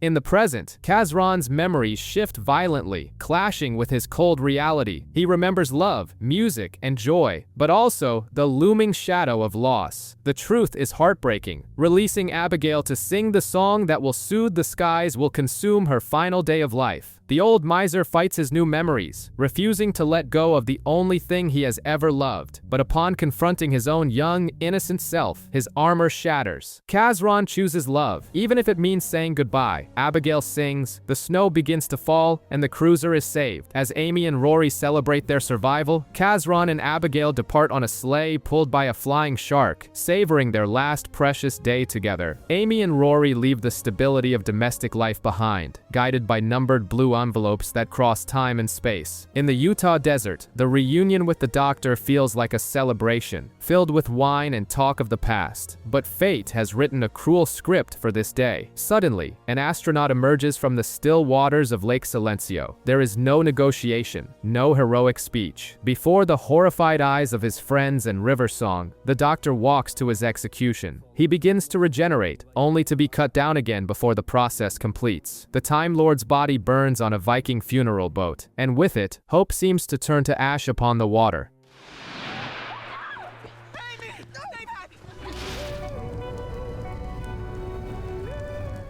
But time is a crooked road, and grief is interrupted by the impossible. In a local diner, a younger Doctor walks through the door, alive, arrogant, and completely ignorant of his own imminent end. River, Amy, and Rory now carry the weight of an unbearable secret. They are traveling with a dead man walking. Loyalty forces them to smile while their hearts break. The group follows the clues to 1969, breaking into the Oval Office and crossing paths with former FBI agent Canton Delaware. They hunt a fear in the form of a terrified child calling for help through telephone lines. However, they face a far worse threat, silent creatures that are forgotten the exact moment one looks away. Memory becomes the only reliable weapon. In a Florida warehouse, the tension hits a breaking point. Amy, tortured by fear and the abrupt confession of a pregnancy, sees the astronaut again. The instinct for survival outweighs reason. She raises Canton's gun, determined to save the future by rewriting the present. The face inside the helmet is revealed too late. Amy's finger has already pulled the trigger. Sometimes fear turns us into the very thing we dread most. 3 months have passed, and the Doctor's allies are hunted like fugitives across the American highways. Black tally marks cover their arms, a macabre account of encounters with the enemy that the mind refuses to remember. Capture seems inevitable, leading them to confinement in Area 51. But for the Doctor, being trapped is just a matter of perspective. The walls of the perfect prison weren't built to keep him in, but to keep the world out while he prepares the final trap against the silence. The investigation leads the group to an abandoned orphanage, where the terror is as psychological as it is physical. Amy, isolated and vulnerable, investigates empty rooms that exude a malignant presence. She discovers a nest of monsters on the ceiling before vanishing, leaving behind only desperate recordings of her voice calling for the Doctor. Rory clings to these recordings like an anchor, his devotion tested with every second of her absence. The Doctor uncovers the terrifying truth. Humanity has been manipulated and ruled by memory parasites since the Stone Age, but the answer to the invasion lies in one of the most watched moments in human history, the moon landing. With a manipulated broadcast during the exact moment of Neil Armstrong's giant leap, the Doctor turns the silence's own weapon against them. Humanity receives a subliminal order to revolt, turning every viewer into an involuntary soldier. Amy is rescued after a brutal shootout led by River Song, but the scars remain. Back in the safety of the TARDIS, Amy confesses to Rory that she isn't pregnant, trying to protect him from greater fears. However, as the ship departs, the Doctor performs a secret scan. The result is a disturbing paradox. Amy's pregnancy oscillates between positive and negative, existing and not existing at the same time. Meanwhile, in a dark alley in New York City, the girl in the spacesuit feels her hands begin to glow with a golden regenerative energy. The impossible has just happened.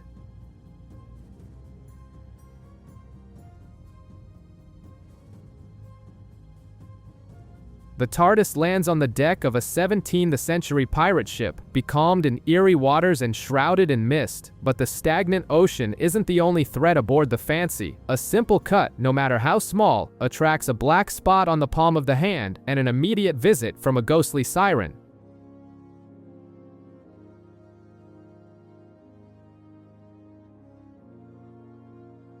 Crewmen vanish at the touch of her hypnotic song, turn to dust before the terrified survivors. When Rory is wounded during a skirmish, the clock starts ticking against him. Amy, driven by a fierce, protective despair, wields a sword and fights off pirates to defend her husband, only to find that even the sharpest steel cannot cut a ghost. The Doctor, always skeptical of the supernatural, realizes that superstition hides advanced and misinterpreted technology. The siren is not a soul-hungry demon, but an automated medical program from an invisible alien ship. preserving the wounded in a state of suspended animation. Captain Avery, a man hardened by the sea and greed, discovers his stowaway son carries the mark of death due to typhoid fever. Faced with the cold truth, gold loses its luster. Avery chooses fatherhood over piracy, taking command of the starship to travel the universe and keep his son alive where human medicine failed. For Rory, however, salvation requires a deadly risk. He must be disconnected from the alien life support, facing death by drowning for a chance to breathe again in the real world. Amy fights, performing CPR with the strength of one who refuses to accept widowhood. Rory's breath returns, shaky but real, sealing the unbreakable bond between them. In the stillness of the TARDIS, the silence between the Doctor and Amy is heavy. He calls her Amelia, a rare sign of his deep concern. The scanner confirms his darkest suspicions. Amy's pregnancy remains a quantum paradox. Something fundamentally wrong is growing in the shadows. A distress signal pierces the void, emanating from outside the known universe. For the Doctor, it is an irresistible lure, the promise that he is not the last of the Time Lords. Following the message of an old friend, the Corsair, the TARDIS breaks through dimensional barriers and lands in a desolate junkyard, a graveyard of dead ships. But hope quickly turns to horror. House, a sentient entity that feeds on Artron energy, rips the TARDIS matrix, its soul, out and imprisons it in the frail body of a woman named Idris. For the first time in centuries, the Doctor doesn't talk to his ship, but with her. Idris, confused and delirious, reveals secrets kept for millennia. She didn't just choose him, she stole him to see the universe. Meanwhile, Amy and Rory are trapped inside the empty shell of the TARDIS, now possessed by the malevolent House, which uses the ship's corridors for psychological torture. Idris's time is short. Her human body cannot withstand the vastness of the ship's consciousness. Using a makeshift console built from the scraps of dead ships, the Doctor and Idris pursue the stolen TARDIS. It is a desperate race to save their friends from being digested by their own home. In the final confrontation, sacrifice is inevitable. Idris releases the Matrix back into the ship, destroying House but erasing her own physical existence. Before she goes, she whispers the only words she could never say: hello.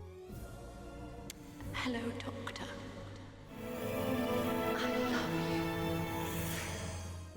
The Doctor restores his ship, but the silence at the console has never felt so heavy. An enigmatic message remains. The only water in the forest is the river. A violent solar storm hurls the TARDIS into the 22nd century, crashing into a medieval monastery, repurposed as an industrial factory. The Doctor, Amy, and Rory emerge to find an acid mining operation where human labor is replicated through a programmable substance called the Flesh. Workers operate their gangers remotely, disposable doppelgangers that perform dangerous tasks. But when the storm severs the neural connection, the reflections don't disappear. They wake up. Paranoia infects the group like a virus. The gangers possess all the memories and feelings of their originals, believing themselves to be the true owners of their lives. The Doctor tries to broker an impossible peace, arguing that consciousness defines humanity, not biology. However, fear is primal. When Jennifer, one of the workers, is hunted by her own duplicate, the line between monster and victim dissolves. Rory, moved by compassion, separates from the group to protect the Jennifer he believes is real, unaware that the Flesh can manipulate forms and truths. In the monastery sanctuary, the barricades are raised. It is us against them, a civil war between originals and copies. The Doctor insists that violence is not the answer, but the situation spirals out of control as reality itself bends. From the shadows, a figure emerges to confront the Time Lord. The Doctor looks at himself, and his other self smiles back. Trust is a fragile currency when you cannot even trust your own face. Two doctors, identical in intellect and eccentricity, attempt to coordinate an escape as the acid factory destabilizes. Amy's distrust is palpable. She struggles to accept the existence of the ganger, fearing he is a dangerous aberration. Meanwhile, the Flesh revolution turns brutal. Jennifer's duplicate, consumed by memories of being discarded and in pain, leads a vengeful crusade, manipulating Rory's empathy to transform the gangers into merciless monsters. Humanity, she decides, must be melted down. Amidst the chaos and corridors filled with poisonous gas, class, the Doctor executes a dangerous game of Switch. He and his duplicate intentionally swap places to prove a crucial point. The soul does not reside in the shoes one wears. The sacrifice of the Gengar Doctor and other redeemed clones allows the originals to escape imminent destruction. The lesson is learned. The flesh is alive, and life deserves respect. Back in the safety of the TARDIS, the relief is short-lived. The Doctor reveals that the trip to the factory was no accident. He needed to understand flesh technology for a terrifying reason. He turns to Amy, not with affection, but with clinical determination. She feels a sudden pain, a contraction that shouldn't exist. The Doctor severs the connection, and the Amy we know dissolves into viscous liquid on the TARDIS floor. Far away, in a cold, sterile base, the real Amy Pond wakes up. She isn't traveling through space. She is a prisoner, and she is about to give birth. The eye patch lady returns, and the real nightmare begins. War is no longer a distant threat. It has arrived, and it has a personal target. Amy Pond, isolated and terrified in a cold military base, holds her newborn daughter, Melody, preparing for the inevitable moment of separation. Madame Kovarian, with clinical cruelty, tears the child from the mother's arms, leaving Amy with only a desperate promise. The girl's father is coming, and he will have no mercy. Far away, Rory Williams casts aside his peaceful nature. He infiltrates a Cyberman fleet not to heal, but to demand answers, blowing up ships like he's lighting matches. So you tell me what I need to know. You tell me now.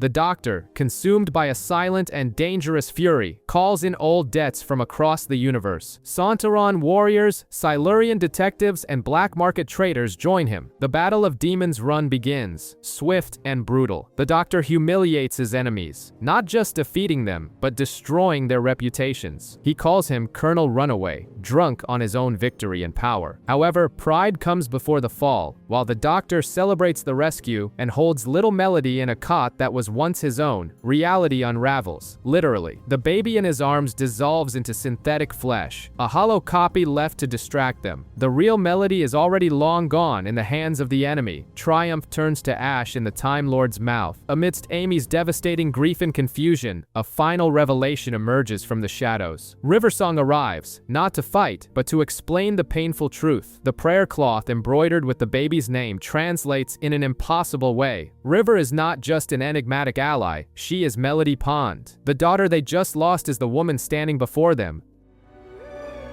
I'm Melody.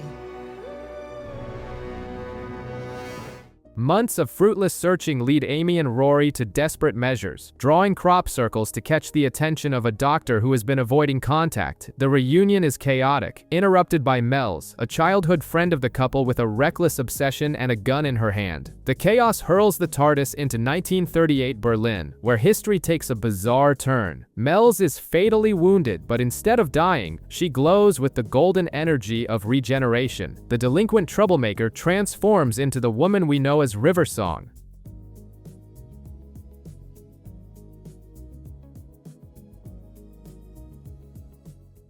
But this is not yet the archaeologist who loves the Doctor. This is a living weapon, programmed by the Silence with a single, grim purpose. The encounter is a game of cat and mouse, deadly flirting, and poison. River kisses the Doctor, sealing his fate with a toxin for which there is no cure. As he agonizes, crawling and losing his strength, the focus shifts to the survival of his friends trapped inside a shape-shifting vigilante robot, the Tesselecta. Even on the brink of death, the Doctor's instinct is to save the woman who murdered him. Compassion in the face of death breaks River's conditioning. Asking Amy if the Doctor is worth it, she receives an affirmative answer that defines her future. In a supreme act of sacrifice, River gives up all her remaining regenerations to revive the man she was created to destroy.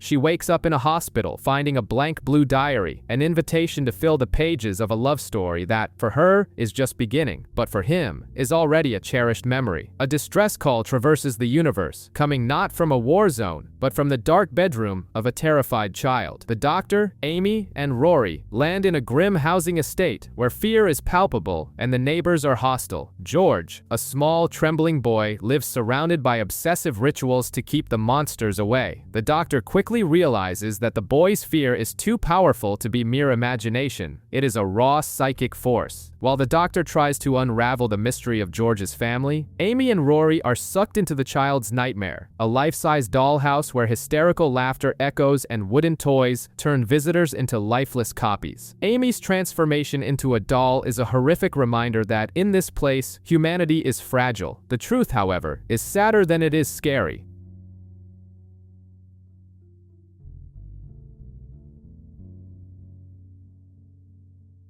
George is not human, but a Tenza, an empathetic alien who unconsciously shaped reality to fit his parents' desire for a child, now feeding on his own insecurity and fear of rejection. The climax requires no weapon or explosion, but an embrace. Facing the advancing monsters, George's father must overcome the shock of discovering his son's alien nature and accept him unconditionally. Paternal love breaks the psychic illusion, bringing everyone back to safety. The family is restored, but as the doctor says his goodbyes, the universe offers him a somber reminder of his own mortality. The sound of a clock echoes, counting down the seconds to a fixed and inevitable fate by the side of a silent lake. A promised holiday in an alien paradise quickly unravels into a tragedy of temporal errors. What should have been a restful break becomes a sterile nightmare in a quarantine facility for victims of a deadly plague. A simple mistake with the door's buttons separates Amy from Rory and the doctor, casting her into an accelerated time stream. While only minutes pass for the men, time crawls by for Amy in a cruel and lonely fashion. When the doctor finally manages to track down her time stream, the voice that answers is not that of the optimistic young woman they knew, but of a woman hardened by 36 years of abandonment. This older version of Amy has survived alone, crafting makeshift weapons and turning killer robots into silent companions. Her resentment is palpable. She hates the doctor for never returning and despises her own naive past. A devastated Rory confronts a wife he barely recognizes, a time-scarred warrior who has given up on being saved. The moral dilemma is overwhelming. The doctor discovers a way to rescue the younger Amy, but the cost is erasing the older Amy's existence. The older woman, initially hostile, realizes through Rory's eyes that his love for TARDIS Amy is still the most powerful force in his life. In a final act of sacrifice, she agrees to help her younger self escape, accepting her own end. As Rory drags the unconscious young Amy to the safety of the TARDIS, the door closes on the woman who waited her whole life for a rescue that never came.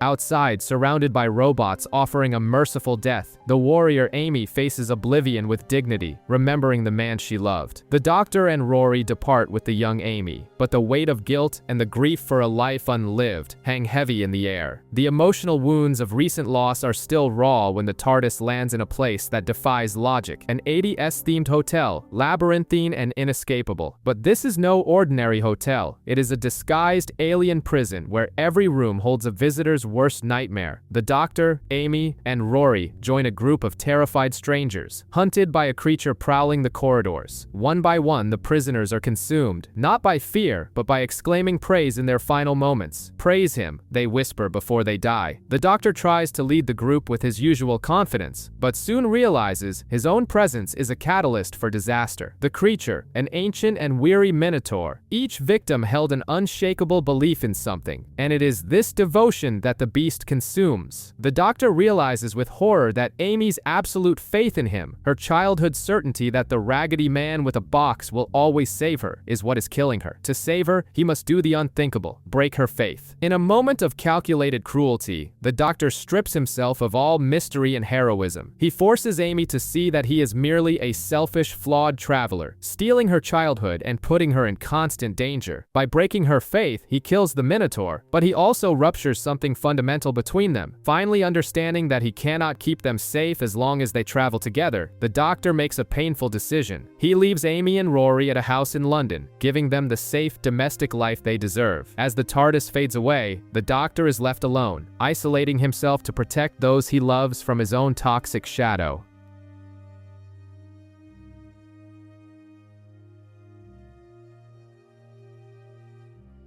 Alone and aware that his time is running out, the Doctor embarks on a farewell tour, attempting to visit old friends without intervening in their fates. He arrives at Craig Owens' doorstep, hoping only for a quick goodbye, but finds a man struggling with the chaos of solo fatherhood. The Doctor tries to walk away to ignore the flickering lights and signs of danger, but his curious and protective nature wins out. He cannot turn his back, especially when he realizes the Cybermen are lurking, using a local department store as a base to recover their strength. What begins as a bumbling investigation in a toy store soon transforms into a desperate fight for survival. The Doctor, with Craig in tow, discovers a buried cyber ship and a crew ready to convert humanity. Craig is captured and placed into the conversion chamber, his body being encased in the cold, soulless metal of the Doctor's enemies. The process seems irreversible, Craig's humanity being erased to make way for cyber logic. However, the sound of his son Alfie's crying echoes through the ship's systems. Paternal love emerges as a system anomaly, an emotion so powerful it overloads the Cybermen's circuits, blowing up the ship and freeing Craig.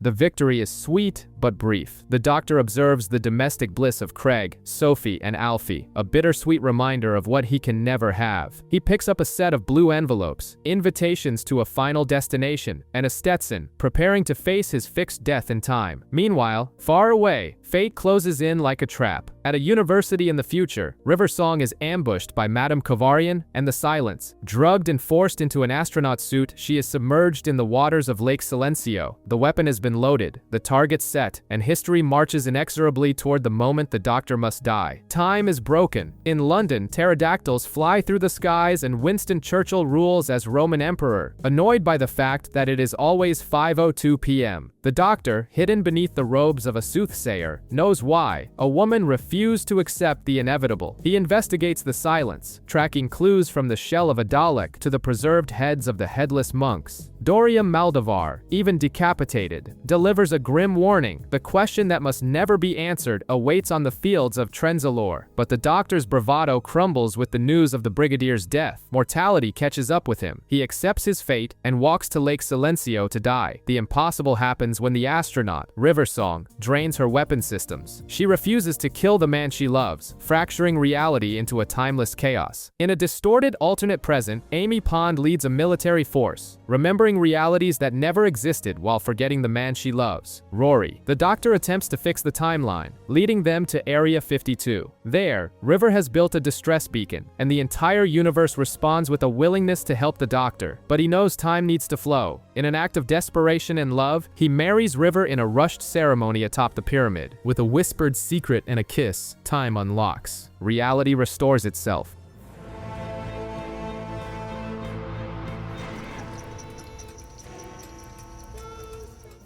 River visits Amy and Rory, and the truth about the lake is revealed. The Doctor didn't die. He hid in plain sight inside the Tesselecta. The universe now believes he is gone, allowing him to step back into the shadows. But the prophecy remains, and the fundamental question echoes in the dark. Doctor Who. Seconds before his ship vaporizes in the vacuum of 1938, the Doctor hurls himself toward Earth, protected only by an impact suit and the kindness of a stranger. Madge finds him at the crash site and helps him reach his time machine, asking for nothing in return but a future wish. 3 years later, as World War II ravages the globe, Madge receives the telegram every soldier's wife dreads. Her husband, Reg, is lost at sea. Swallowing her grief to preserve Christmas for her children, Lily and Cyril, she takes them to a remote country estate, hiding the tragedy behind a fragile smile. The Doctor returns to repay his debt, assuming the persona of an eccentric caretaker determined to give them an unforgettable Christmas. But the magic spirals out of control when Cyril opens a forbidden gift and steps through a portal into a world of perpetual winter.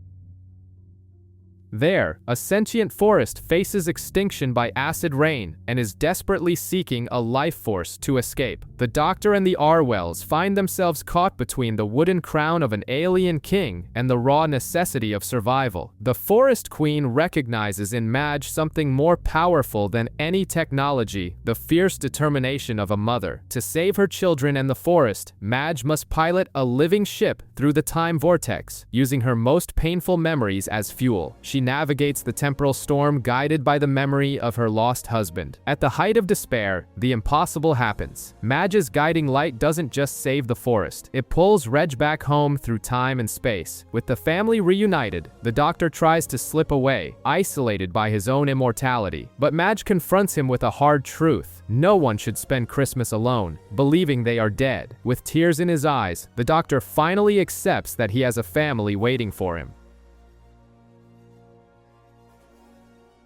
He sets off to knock on Amy and Rory's door, where a place at the table has always been kept for him. The trap is perfect and cruel. Lured to Skaro by a woman who is no longer human, the Doctor is captured by his oldest enemies. He is not alone. Amy and Rory, now estranged and signing divorce papers, are dragged into the nightmare. The Daleks don't want to execute them. They want them to save the Daleks. The destination is the Asylum, a prison planet for the most insane and uncontrollable Daleks, protected by a force field that must be deactivated from within. Dropped onto the snowy surface, the trio discovers that the danger isn't just the mechanical monsters, but the atmosphere itself. A nanocloud converts any organic material, living or dead, into Dalek security puppets. Amy loses her protective bracelet, and the countdown to her losing her humanity begins. Underground, love fights against oblivion. Rory discovers that Amy's sacrifice in letting him go wasn't for a lack of love, but because of a silent pain caused by her infertility. They reunite amidst the fear, proving that real feelings are the only defense against the coldness of the asylum. The Doctor seeks the source of a mysterious transmission, Oswin Oswald, the souffle girl. He finds her safe in her ship, or so it seems. Reality shatters when he realizes Oswin has already been fully converted. Her human mind, unable to accept the horror, created a fantasy refuge. In a final act of defiance, the human part of Oswin erases the Doctor from the Daleks' collective memory, allowing their escape.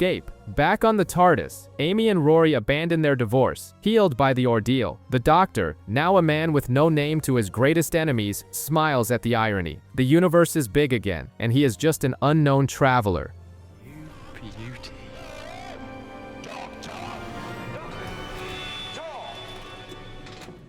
On a planet Earth in peril, the Doctor assembles an unlikely team: Queen Nefertiti, a big game hunter, and by accident, Rory's father, Brian. Their mission is to intercept a ship on a collision course, but what they find defies reason. Dinosaurs roaming metallic corridors. Dinosaurs on a spaceship. It is a Silurian Ark whose people were exterminated by Solomon, a ruthless traitor who turns lives into cargo and craves Nefertiti as a trophy. As Earth's missiles close in to destroy everything, the Doctor reveals a cold side. He saves the Ark and redirects the projectiles towards Solomon's ship, sealing the villain's fate. Brian, alongside Rory, discovers the joy of piloting through the cosmos. While Amy faces a truth the Doctor tries to deny, he is visiting less and less, weaning the pawns off a life with him. They return home, safe, but the sense of goodbye remains, persistent as a stain that time cannot wash away. Under the fierce sun of the Old West, the town of Mercy lives in the shadow of a cyborg gunslinger. He demands the surrender of an alien doctor, not the Time Lord, but Kalar Jex, celebrated there as a benefactor, but secretly a war criminal whose past created the very monster now hunting him. The revelation ignites something dark within the Doctor, who, consumed by fury, nearly turns Jex over for execution, stopped only by Amy's courage and the sacrifice of Isaac, the marshal who dies protecting the guilty man. Isaac! You just forget it sometimes.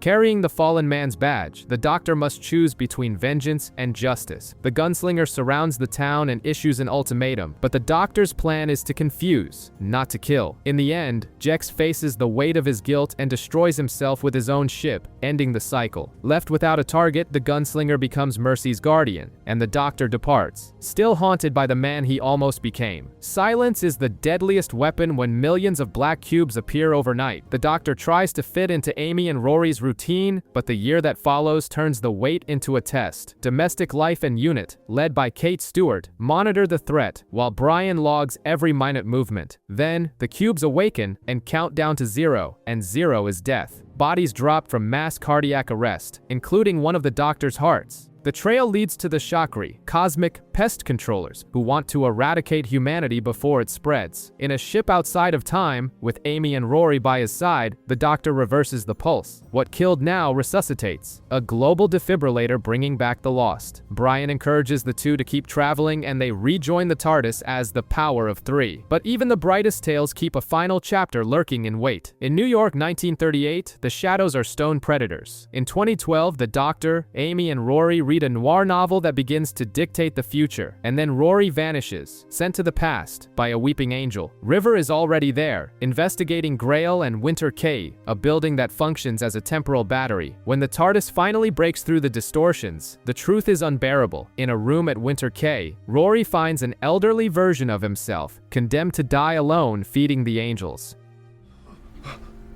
Amy. He's here. Refusing to accept it, Amy and Rory race to the roof, only to find the Statue of Liberty revealed as a colossal angel cornering them. They jump. The resulting paradox shatters the monster's timeline, and in a blink, everyone wakes up in 2012, in the graveyard. Relief lasts but a heartbeat. A final angel touches Rory and snatches him away forever. The Doctor can do nothing without destroying New York. Amy chooses love and lets herself be taken. On the headstone, both names appear. In the book, one last page from Amy. They were happy, and they loved their best friend until the end. London, 1892. The snow has memory and feeds on nightmares. The Doctor, reclusive and wounded, prefers silence, guarded by Vostra and Jenny. But Clara, a governess who chases a snowman instead of running away, plants the question the universe whispers: Doctor Who? The great intelligence shapes Dr. Simeon and an army of ice, and the Latimer family's former governess returns as a murderous monster. Clara faces the test of a single word and says pond, pulling the Doctor out of his mourning. Charmed by her courage and brilliance, he climbs an invisible staircase to the clouds with Clara and, before the TARDIS, offers her a key, an invitation, but the fall that follows is fatal. Clara plunges. The enemy is defeated, but her life slips away. At the grave, a full name cuts through the air: Clara Oswin Oswald. It is the same voice that died in the Asylum of the Daleks. In another time, the same person, dead twice. Grief gives way to obsession. The Doctor will chase her through time. In 1207, a reclusive Time Lord answers an impossible phone call in the blue box. Run, you clever boy. The voice belongs to Clara Oswald, whom he saw die twice. In 2013, modern London has a new predator, Wi-Fi that uploads souls, leaving empty husks controlled by spoonheads. Clara, bearing the face of the Doctor's ghosts and with no memory of him, is the perfect target for Miss Kislet, a pawn of the great intelligence. The Doctor fights to prevent them from taking her body and essence, following the digital trail to the top of the shard. There, the puppeteer reveals her master's strings. The Doctor turns the tables and forces a total reset. All minds are freed, and the henchmen lose who they were, leaving Kislet reduced to a frightened child. Clara refuses to board just then. Come back tomorrow, he accepts, not just for the adventure, but to unravel who exactly Clara Oswald is. The Doctor pursues Clara's past like one completing a stained glass window of coincidences, a leaf that changes a meeting, a life built upon the wind. Nothing about her seems extraordinary, and that is exactly why she is impossible. They travel to the Rings of Akhaten, where memories and affections are currency, and a star is worshipped as a god. Mary, the Queen of Years, carries alone the song that keeps the old god asleep, until the ritual fails and the myth reveals its teeth. A planetary parasite hungry for stories. The Doctor pours out his pain, wars, losses, the weight of surviving, and yet it is not enough. Clara then raises her own infinity, the leaf that brought her parents together, saturated with the days her mother never lived. The unlived potential is too vast to be devoured. The god implodes. In the silence that remains, human hope proves that what never happened can also save what exists. The TARDIS crashes into the Arctic ice in 1983, inside a crippled Soviet submarine carrying nuclear warheads and a frozen secret, Skaldak, the Grand Marshal of the Ice Warriors. Awakening in a hostile world, he abandons his armor, the ultimate dishonor, but one that makes him an agile and relentless hunter. Human fear pulls the trigger, and Skaldak decides to burn the Earth, triggering the cold logic of mutual mutually assured destruction to avenge a people he believes extinct. The Doctor negotiates with Captain Zukov, while Clara, with trembling courage and unarmed humanity, tries to reach the Martian's sense of honor. At the height of the tension, a Martian ship appears. Skaldak is not alone. He deactivates the missiles and departs, leaving behind a planet that never even realized how close it came to the end, save not by gunfire, but by mercy. Caliburn House, 1974, seems to bleed time through its walls. Alec Palmer and Emma Grayling hunt a ghost, the Witch of the Well, when the Doctor and Clara arrive as ghost hunters, but the enigma he wants to crack has Clara's face. To test her, he pushes Emma to her limits, and a portal opens to a collapsing pocket universe. The ghost is Hila Tokorian, a time traveler trapped and hunted by a deformed creature. The rescue nearly costs the Doctor his life, forcing Clara to face her own fear to pull him out. Then the lens shifts. The monster doesn't hunt out of malice, but out of longing, separated from its mate across dimensions. Hila is, in the end, a descendant of the unspoken love between Alec and Emma. The Doctor brings together unlikely loves, humans discovering each other and creatures reuniting. Not every ghost is a haunting. Many are promises waiting for courage. A greedy salvage crew captures the TARDIS and triggers a disaster that wounds the ship and scatters impossible labyrinths through the corridors. Separated from the Doctor, Clara wanders through forbidden libraries and living flames, and accidentally reads a book that holds the most protected secret in the universe, the Doctor's true name. So that's who.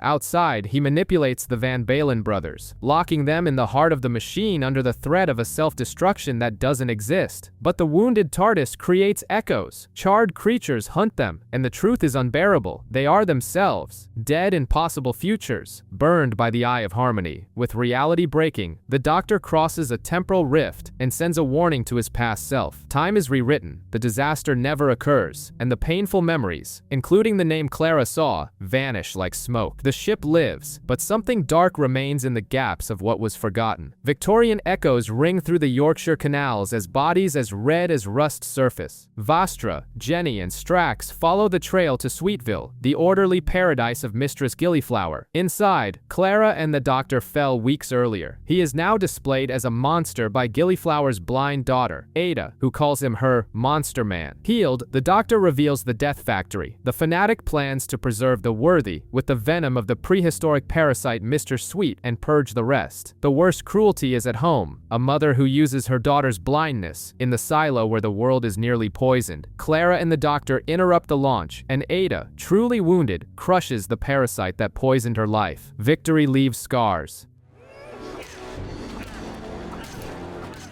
In the present, another wound opens. The children Angie and Artie discover photos of Clara in different eras. Her secret can no longer be kept at home. The amusement park of the stars has become a graveyard, but the show isn't over. Among relics, a chessboard hides a nightmare hive, reborn Cybermen, faster and more adaptable. Cyber insects infect the Doctor, and Mr. Clever occupies half of his mind. While Clara takes command of the platoon, a duel for a brain is fought on the inside. Chess between the Time Lord and the intruder who wants to use his genius to annihilate humanity. The quiet staff member Porridge reveals himself to be the Emperor who fled the weight of the crown, and the button that can destroy a world to stop the plague. On the mental board, the Doctor sacrifices pieces to save the pawns, deceiving the usurper. In the cosmos, the Emperor does the unthinkable. The planet is destroyed, the threat contained. Victory tastes like iron. Porridge returns to the throne, a prisoner of his own salvation. An ancient whisper points to a forbidden destination. Trenzalore, the Doctor's grave. The TARDIS resists, but friends captured by the Great Intelligence demand that he land in a war cemetery, where his blue box, enormous and dying, has become a mausoleum. There is no body there. There is something worse. His timeline, an open wound in reality. The Great Intelligence throws itself into it, poisoning every victory, snuffing out stars, turning salvation into ruin. Clara understands what it means to be the impossible girl. She whispers, "Run, you clever boy, and remember me," and throws herself into the scar, fragmenting into 1,000 echoes to save the Doctor at every point in history. He, in turn, dives in to rescue her, and in the heart of his own name, finds a buried shadow, an incarnation that did not honor the promise, a weary warrior who did what was necessary for peace, but not in the name frame of the Doctor in the National Gallery, a three-dimensional painting records the final day of the Time War. It is memory and guilt in oil. A rift stitches together three faces of the same man, the one who suffers, the one who forgets, and the warrior about to press the final button. The War Doctor steals the moment, the weapon that thinks, and finds a guide in his future face. The 10th and 11th Doctors find themselves trapped in the Tower of London during a Zygon invasion, but the real confrontation is with themselves. Clara reminds them of the promise, never cruel, never cowardly. 13 TARDISes align, the impossible happens, and ancestral guilt softens. The warrior can rest. The 11th, now light of heart, gains a new purpose, to find the long way home. A signal calls the most dangerous monsters to a planet with a town called Christmas. Trenzalore, the Doctor's future grave. From the crack in the sky comes the oldest question. If he speaks his true name, the Time Lords will return, and the war will begin anew. To prevent the massacre, he sends Clara home and stays. Days turn into centuries. He grows old defending a town with guile, fixing toys while repelling invaders. When Clara returns, he is an old man at the end of his regeneration cycle. Daleks surround them, and there seems to be no way out. Clara pleads through the crack, reminding them who he is. From the other side, Gallifrey grants a new breath of life. Golden energy tears through the sky, exterminates the Dalek fleet, and reignites the hero. Hello? You're young again. There is time for a goodbye and a dream. Amelia Pond. The bow tie falls, and a new face awakens. Intense, fierce, and with no idea how to fly the TARDIS. A dinosaur roars in the Thames, and from the mouth of the past falls a blue box with a new man inside. Old on the outside, the regenerated Doctor stumbles, abrasive, with attack eyebrows, not even recognizing himself. Clara looks for the friend she lost in the stranger, while a Victorian city is stripped, piece by piece, by a half-faced man who reconstructs himself with stolen flesh in search of a promised land. The restaurant is a trap, the machine harvests souls, and the new Doctor reveals his steel. Excuse me. When the villain falls to his death, the question remains. Did he jump, or was he pushed? Trust hangs in the balance until a phone echoes from the past. The previous Doctor's voice asks Clara to help his successor, revealing the fear behind the bravado. She looks again and sees the man, not the mask. Far away, Missy smiles in a garden that shouldn't exist, welcoming the dead like someone serving tea. War devours a ship, and Journey Blue awakens in the TARDIS, saved by a man who doesn't sugarcoat the truth. Aboard the Aristotle, an impossible patient awaits, a Dalek that has seen the beauty of a star being born and desires the end of its own species. In London, Clara meets Donnie Pink and his soldier's guilt, but the call of the cosmos is louder. The Doctor wants to know if he is a good man. Miniaturized, they and a team enter the Dalek, nicknamed Rusty. Its goodness was a defect, a radiation leak. Upon fixing it, they restore its hate, and the monster exterminates without mercy. The Doctor rejects the cynicism of biology and opens his mind to Rusty, trying to show it the wonder of the universe. What the creature sees, however, is the Doctor's hatred for the Daleks, pure, infinite. Rusty destroys its brothers, not out of altruism, but because it learned to hate from the best. You are a good Dalek, it decrees. The victory is heavy. Clara says she doesn't know if he is good, but that he tries, and perhaps that is enough. Clara asks for a hero, and the Doctor chooses to debunk him. In Sherwood Forest, 1190, he finds Robin Hood laughing loudly and shooting straight, and spends the episode trying to prove he doesn't exist. But the laughter echoes over Clockwork Gears. The Sheriff of Notin Gan commands robotic knights to steal gold and repair a crashed ship. The Doctor, Clara, and Robin end up in the dungeons. The ship, about to launch, requires a joint gesture. With cunning and the gold arrow from the tournament, they sabotage the engines and avert catastrophe.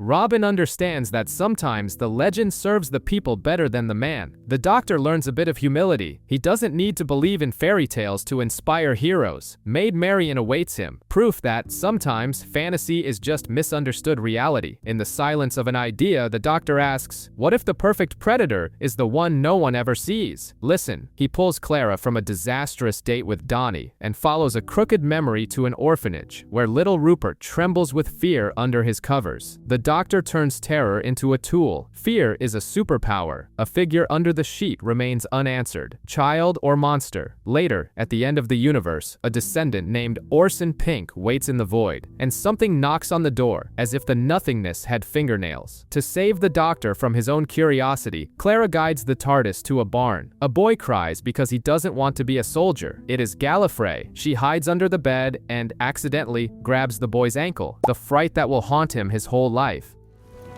Hello?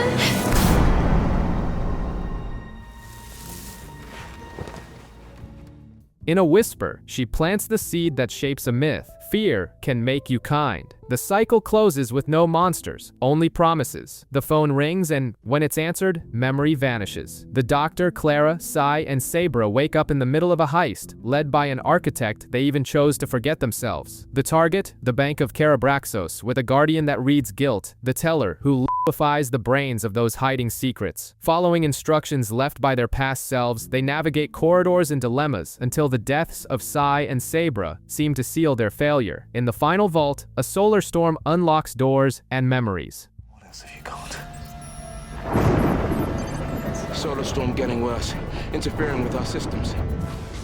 The architect is the doctor, who erased his own guilt to deceive the Sin Reader. The real mission was to rescue the teller's mate, held as insurance by a cruel bank. The deaths were teleports. Monsters freed, justice done, but the manipulation leaves marks. Recovering memories is easy. Fixing trust is not. Clara tries to balance the classroom and the stars, until the doctor appears disguised as a caretaker at Coal Hill School to hunt the Skovox Blitzer. A mission for him, a life falling apart for her. Donnie Pink sees past the mop and spots the officer behind the smile, a general who gives orders and sends others to risk their skins. The doctor's contempt for the military meets Donnie's distrust of charismatic commanders, and Clara is caught between colliding worlds. When the plan fails, it is Donnie's reckless leap over the killing machine that creates the opening for the doctor to send it away. Under attack. Orders accepted. Stop. Danger contained, war declared. The Time Lord reluctantly accepts the soldier's presence. The soldier promises to watch the commander, making sure Clara doesn't lose herself under orders that sound like adventures. Courtney wants to feel special, and the moon seems like a good start. In 2049, however, the satellite is breaking apart, and killer tides are devastating the Earth. Astronauts carry nuclear warheads to blow up the moon and save the planet, until Clara discovers the buried truth. It's not a rock, it's an egg, about to hatch. The dilemma is cosmic. Kill a unique life to protect billions, or bet on the birth and risk the end. The doctor takes a step back and leaves, leaving Clara, Courtney, and Lundvik with the weight of the decision. At the last second, Clara chooses life and deactivates the bomb. The creature is born, flies away, and a new egg takes its place in the sky.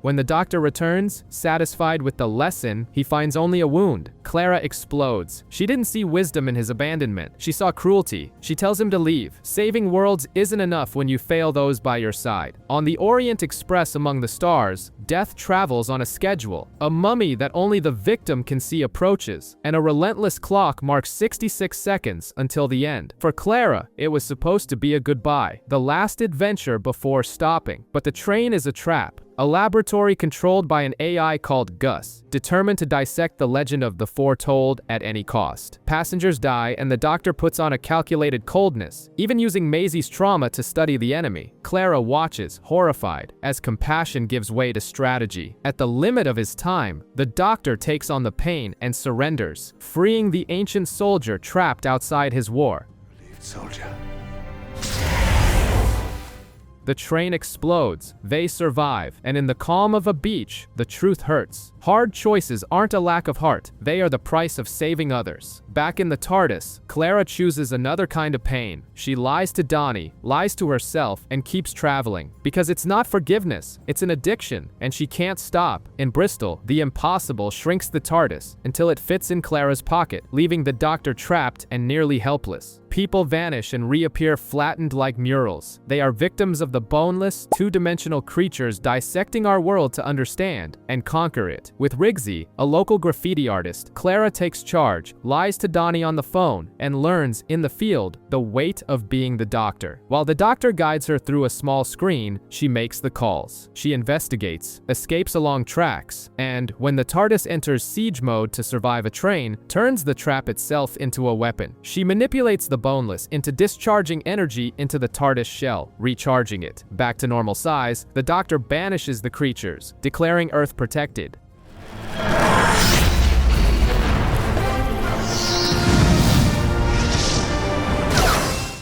The victory, however, reveals something else. Clara Schoen, efficient, bold, dangerously confident. The Doctor praises her with a warning. Being a good Doctor isn't the same as being good. While Clara savors her newfound power, Missy watches, satisfied. The frightened girl is now flirting with the abyss. London wakes up buried under an impossible forest. Trees take over streets, monuments, and rooftops, fireproof and alive. While tigers and wolves escape the zoo, the Doctor finds Maeve, a girl haunted by voices and prophetic drawings announcing a solar flare capable of incinerating the Earth. Donnie wants to protect the children. The Doctor's curiosity leads them to the heart of the enigma. The government tries to burn the forest, but the fire won't catch. The trees control the oxygen. When the Doctor offers escape in the TARDIS, Clara refuses. She would rather die with humanity than save herself alone. It is in this surrender that the truth is revealed. The forest is a global shield, grown to save the planet from the fire. Maeve broadcasts a message asking that no one attack the trees. The solar storm hits the Earth, and the planet holds, embraced by nature. Later, the forest dissolves as mysteriously as it arrived. From space, Missy smiles at the surprise. On the ground, the Doctor reflects on the greatest human superpower, forgetting, the fear, the miracle, and moving on. Clara decides to tell Donnie about her double life, but the silence on the other end of the line is definitive. A mundane accident has taken him. Grief turns into obsession. Desperate, she tries to blackmail the Doctor, threatening to destroy the TARDIS keys in a volcano if he doesn't go back in time. The betrayal hurts, but it was a test, an illusion to measure how far she would go. Even wounded, the Doctor doesn't abandon her. Go to hell, literally. They arrive at the 3W Institute, a mausoleum of skeletons submerged in dark water, where Missy greets them with a kiss and an enigma. Donnie, meanwhile, awakens in the Nethersphere, an administrative purgatory that forces him to face the boy he killed in combat. The consciousness of the dead remains linked to the body. They feel the cold, the cut, the fire, the water drains, and the skeletons are revealed to be exoskeletons. 3W is harvesting Cybermen. Outside, the ranks awaken beneath St. Paul's Cathedral. Missy then drops the mask. She is no android or ally. She is a Time Lord. She is the Master, and the dead now belong to her.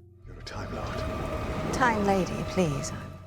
Graves open and a shower of cyber pollen converts corpses into soldiers. Death has become recruitment. Clara tries to bluff as the Doctor but stumbles upon a unique Cyberman, Donnie, trapped within the armor, fighting to hold on to his humanity. Unit reacts, and Missy displays her cruelty. She executes Osgood, blows up the presidential plane, and sends the Doctor into a freefall toward his TARDIS. In the cemetery, Missy's plan is revealed. She doesn't want to rule. She wants to gift the Doctor the army to prove that, with absolute power, they are the same. The Doctor refuses the crown of general or god. He is an idiot with a blue box. Command passes to Donnie, who in a final act of love as a promise, leads the Cybermen to burn the spore clouds, sacrificing himself to save the living. Afterward, only silence and lies remain. In a cafe, the Doctor claims to have found Gallifrey. Clara claims Donnie returned. They hug to hide their tears, each departing alone, convinced they have spared the other further pain. On a Christmas night, dream and reality blur.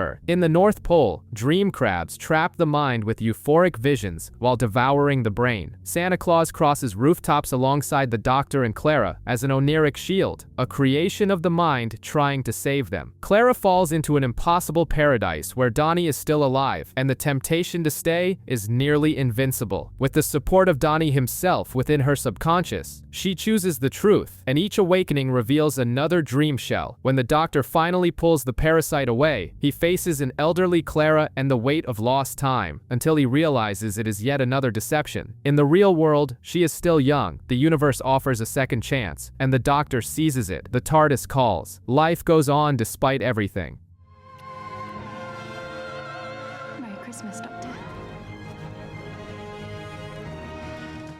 On a battlefield misted by hand mines, the Doctor tries to save a trapped boy, and freezes when the boy says his name, Davros. The future creator of the Daleks pleads for help, The doctor, shaken, vanishes into the mist. In the present, planes freeze in the sky. Missy returns with the doctor's confession dial. He believes he is going to die. Clara and Missy forge a truce and track him to the Middle Ages, where the doctor drowns his guilt in guitars and tanks. A farewell party. Colony Sarf, a servant made of serpents, interrupts. Davros is dying and wants his enemy by his side. Taken to what appears to be a space hospital, the loop closes. It is Skaro, rebuilt, armed, and proud. The TARDIS is disintegrated. Missy and Clara are seemingly exterminated by Daleks. Alone and consumed by fury, the Doctor returns to the battlefield of the past, Dalek gun in hand, ready to do the unthinkable to the young Davros to save his friend in the future. Compassion has run out. Missy and Clara are not dead. They find themselves in the sewers of Skaro, where liquefied Daleks rot, alive with hatred. To survive, Missy forces Clara to wear Dalek armor and pretend to be one of them. At the heart of the city, a frail and dying Davros appeals to the Doctor's compassion, claiming he only wants to see the sunrise. Moved by guilt, the Doctor gives up some of his regeneration energy. The tenderness was a trap. Davros drains the power to revitalize the entire army. However, the energy also flows into the sewers, awakening the fury of the rejected Daleks, who begin to swallow the city from the bottom up. In the chaos, Missy tries to trick the Doctor into killing a Dalek without revealing Clara is inside. When the machine pleads for mercy, the Doctor realizes the truth, rescues Clara, and understands compassion is not a weakness. Back on the battlefield, he points the weapon not at the boy Davros, but at the minds trapping him, saving his enemy and planting a lesson that will echo centuries later. In the Drum, an underwater mining base in 2119, hollow-eyed ghosts appear after a salvage mission of an alien craft. They whisper coordinates, turning fear into mathematics. The Doctor and Clara find walls covered in symbols that are not text, but an infection, a synaptic worm that lodges in whoever reads it. The ghosts don't just haunt, they transmit, using each death to amplify a signal across the cosmos. Manipulated by the specters, the base prepares to drown the survivors. More living antennas for the distant horror. Left with no choice, the Doctor leaves in the TARDIS for the past, promising to fix the source of the disaster. Clara stays in the present, surrounded by water and multiplying apparitions. When a new ghost appears walking through the flooded corridors, the horror finds a familiar face. It is the Doctor himself, pale, eyeless, floating like a harbinger that the worst has already happened.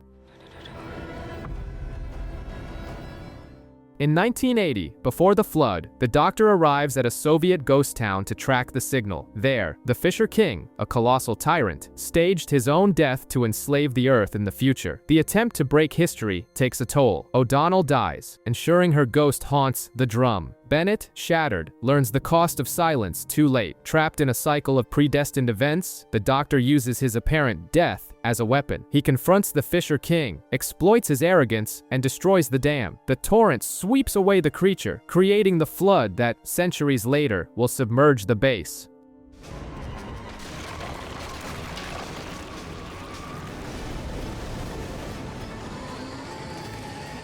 In the future, the Doctor's ghost is revealed to be a trick, a hologram projected to lure the specters into the Faraday cage, while the real Doctor hibernated in cryostasis in the alien ship. Upon waking, he shuts down the signal and frees the captured minds. The danger passes, but the lesson cuts deep. Do not waste time. Say what you feel before only an echo remains. In the vacuum of space, Clara struggles for air before they land abruptly in a Viking village. The Doctor's technological bluster collapses before the mire. Mercenaries posing as gods who snatch the strongest. Ashildr, a fearless young girl, provokes a war with an ill-thought challenge and dooms her village. The Doctor, inclined to leave and accept the massacre that history demands, is paralyzed by the cry of a baby and decides to fight his own way. He turns peasants into strategists, using electric eels and tricks to humiliate the mire.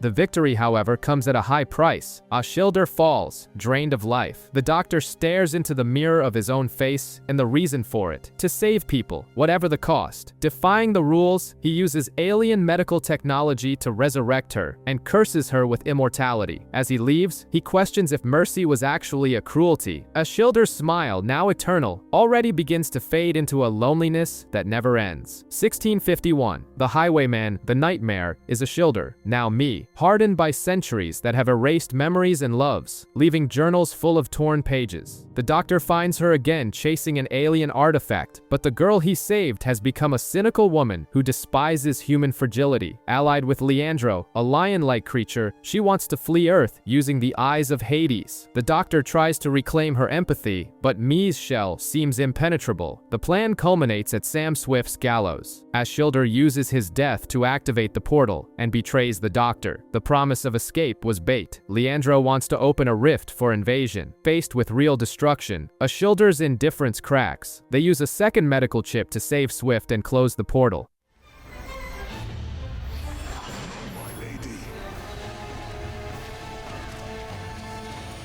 Redeemed, a Schilder finds a purpose. She will be the guardian of those left behind. In the present, Clara hugs the doctor, unaware of the eternal gaze in the background of a school photo, watching over her path. The secret treaty with the Zygons unravels. 20 million live hidden on Earth, but a radical faction wants to stop hiding and take over the planet. Osgood, the guardian of peace, sends an alert before being captured. The nightmare scenario has begun. The Zygons have evolved. They now extract memories and emotions, weaponizing everything humans love. Clara manages the crisis until she realizes, too late, that she has already been replaced. Trapped in her own mind, she watches her copy, Bonnie, lead the rebels using her voice and face. Unit falls into traps. The doctor's secrets are attacked. Then comes the blow. A missile heads toward the presidential plane where the doctor is trying to broker peace, unaware that the order to destroy it came from Clara. Clara wakes up trapped in her own mind, television static-filled, reality fractured. While Bonnie, in her body, aims at the presidential plane, Clara manages to pull the aim away for an instant. The first missile misses. The second does not. The aircraft explodes, but the doctor and Osgood survive by parachute. The war has escalated. Bonnie hunts for the Osgood box, the supposed key to either freeing Zygons or annihilating humans. The doctor returns to the epicenter, feigning ignorance as Dr. John Disco, and follows the signals Clara manages to send from her mental prison. The final confrontation takes place in the Black Archive, before two identical boxes. Each button promises salvation or mutual destruction. The doctor intervenes with the only weapon that works, the truth about war. He forces Bonnie and Kate to contemplate the silence after the carnage, the weight of surviving when everyone is gone. With the pain exposed, hatred loses its breath. Bonnie retreats, touched by Clara's memories and the doctor's grief. Peace returns through forgiveness. Osgood maintains her mystery. Human or Zygon, it doesn't matter. What matters is the choice. From the 38th century, Professor Rasmussen sends a warning. Watching the footage from the Leverrier station could be fatal. The doctor and Clara, with a rescue team, find dark corridors, thick dust, and a screaming absence. The Morpheus technology, created to suppress sleep, has transformed sleep dust into a predator. Monsters of mucus and hunger hunting humans. In the chaos, 474, a soldier created to obey, reveals humanity by sacrificing himself for those who despised him. Nothing in the images makes sense. There are no cameras, yet we see everything. The doctor realizes the trick. The point of view comes from the monsters, and from those who are infected. Gravity fails, fire swallows steel, and they flee to the TARDIS thinking they left the nightmare behind. Rasmussen, now part of the creature, stares into the lens and completes the plan. The recording is the vector. By watching, the viewer has already opened the door. The footage closes with a smile and contagion. An SOS in London. Riggsy wakes up with a countdown tattoo on his neck and a 24-hour memory gap. The trail leads to a trap street, a secret alien refuge ruled by a Schilder, now Mee.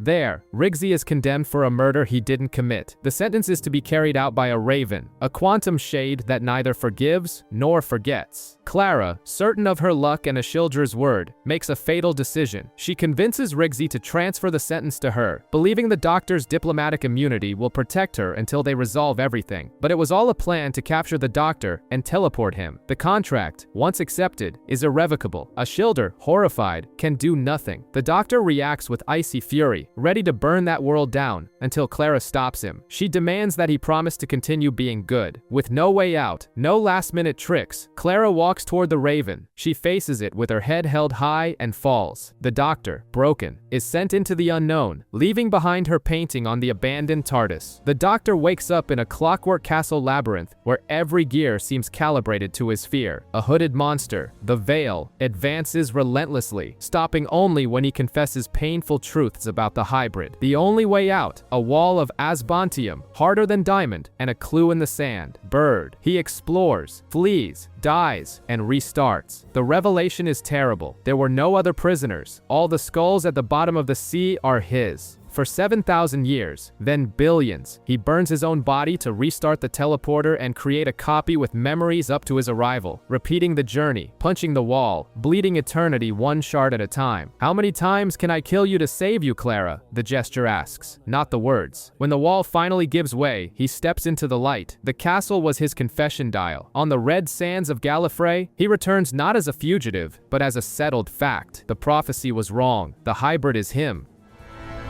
It's me.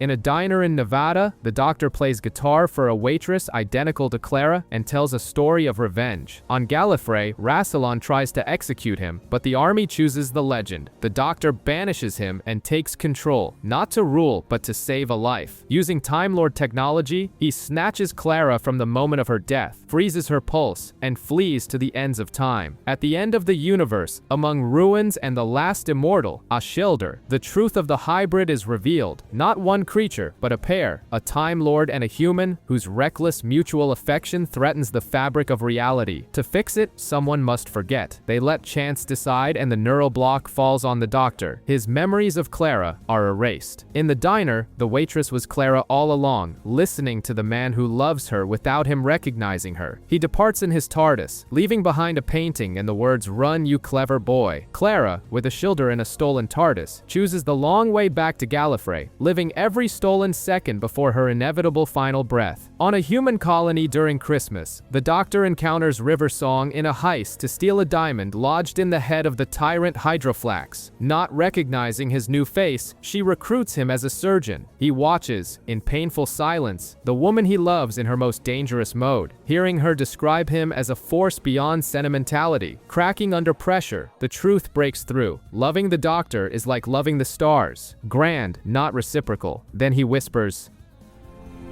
Hello, sweetie.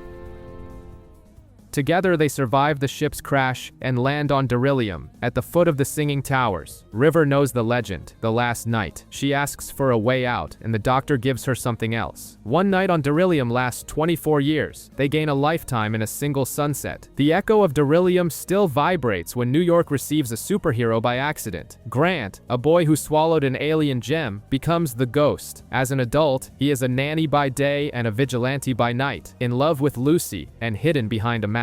The Doctor, with a patched-up Nardole, investigates Harmony Shoal, parasites who want to transplant brains into world leaders. He drowns his grief for River in work, but sees in Grant a mirror, secrets that weigh heavy. A ship threatens the city to precipitate the invasion. Guided by the Doctor, Grant chooses the truth, saves New York, and reveals his identity to Lucy, finding the acceptance he feared losing. The Doctor watches with a smile that doesn't cure the void. He continues, because that is what remains for broken hearts. Time passes, and the Doctor hides as a university professor, guarding a vault with Nardole's help. Bill Potts, a canteen assistant with a sharp mind and a quiet loneliness, crosses his path, and the universe opens up. Heather, a student with a defect in her eye like a star, is absorbed by a sentient puddle, alien oil that needs a pilot, and copies her. The creature chooses Bill, and a chase begins across Earth and through a futuristic war against the Daleks. It's not malice, it's a promise. I will never leave you. Don't. Bill, let go.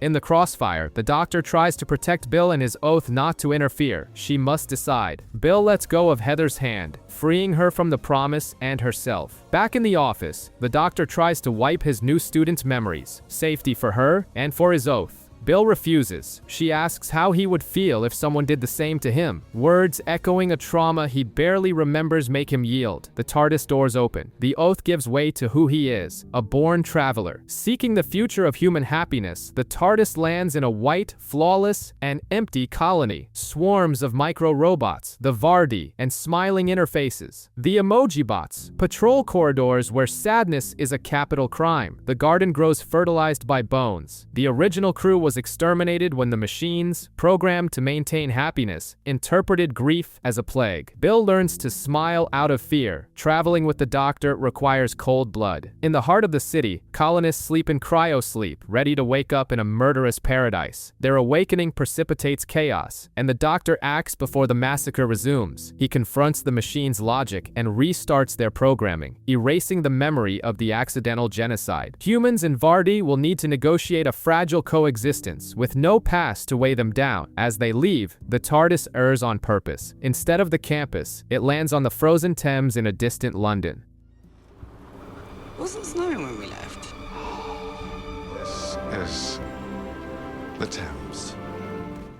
It is 1814, and the frost fair glows over the frozen Thames, until green lights under the ice swallow a street urchin before Bill's eyes. The Doctor's coldness shocks her. He knows that outrage doesn't save lives. Action does. The investigation reveals a titanic creature chained in the river, used as fuel by the heartless Lord Sutcliffe. To him, human lives are waste. Profit is virtue. His contempt for Bill ignites the Doctor's fist. Apparent passivity gives way to a sharp judgment. Faced with an impossible choice, the Doctor leaves the fate in Bill's hands: save the creature and risk the city, or keep it enslaved. She chooses compassion. With cunning and explosives, they free the giant, who breaks the ice and takes Sutcliffe's cruelty with it. In the present, Nardole demands the forgotten oath, while the Doctor serves tea to the occupant of the vault. Knocks from the other side answer. Something powerful and impatient is waiting. Bill and her friends rent an old mansion that is too cheap to be true. The landlord, polite and unsettling, receives them with a contract that sounds like a pact. The Doctor, pretending to be Bill's grandfather, smells the wrongness trapped in the walls that creak as if breathing. At night the house feeds. Corridors swallow young people, and swarms of wooden insects absorb them. Time there stagnates. Preservation reigns. At the top of the tower, they find Eliza, a wooden woman kept alive for decades by sacrifices the landlord, actually her son, has performed since childhood to save her. Distorted love had become a monster. With the shock of the truth, Eliza wakes up to the horror of her own sustenance. In a final gesture of redemption, she takes control, embraces her son, and lets the house undo itself, freeing the young people who had been consumed.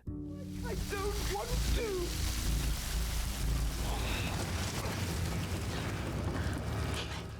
They survive, but they are not unscathed by the lesson. When love fears loss, it can become a prison. In the vault, the Doctor's prisoner listens to the story at the piano, savoring the human tragedy. Tired of the academic routine and ignoring Nardole's warnings about the vault, the Doctor takes Bill on a quick trip to the Chasm Forge space station, a place where empty suits walk alone and air is a commodity. There, the truth is cruel. The corporation has decided that humans are expenses, and the suits, created to protect, now kill to save oxygen. When Bill's suit fails and exposes her to the vacuum, the Doctor sacrifices his own helmet to save her and loses his sight. Blind, he understands the station's only language: profit. He connects the survivors' lives to the nuclear reactor. If they die, everything explodes, and the loss is unacceptable. The system yields. They escape, but something has broken. Back at the university, far from the metallic sound of the suits, the Doctor confesses to Nardole. His eyes, which saw stars being born, now only see darkness. He is blind. Never again.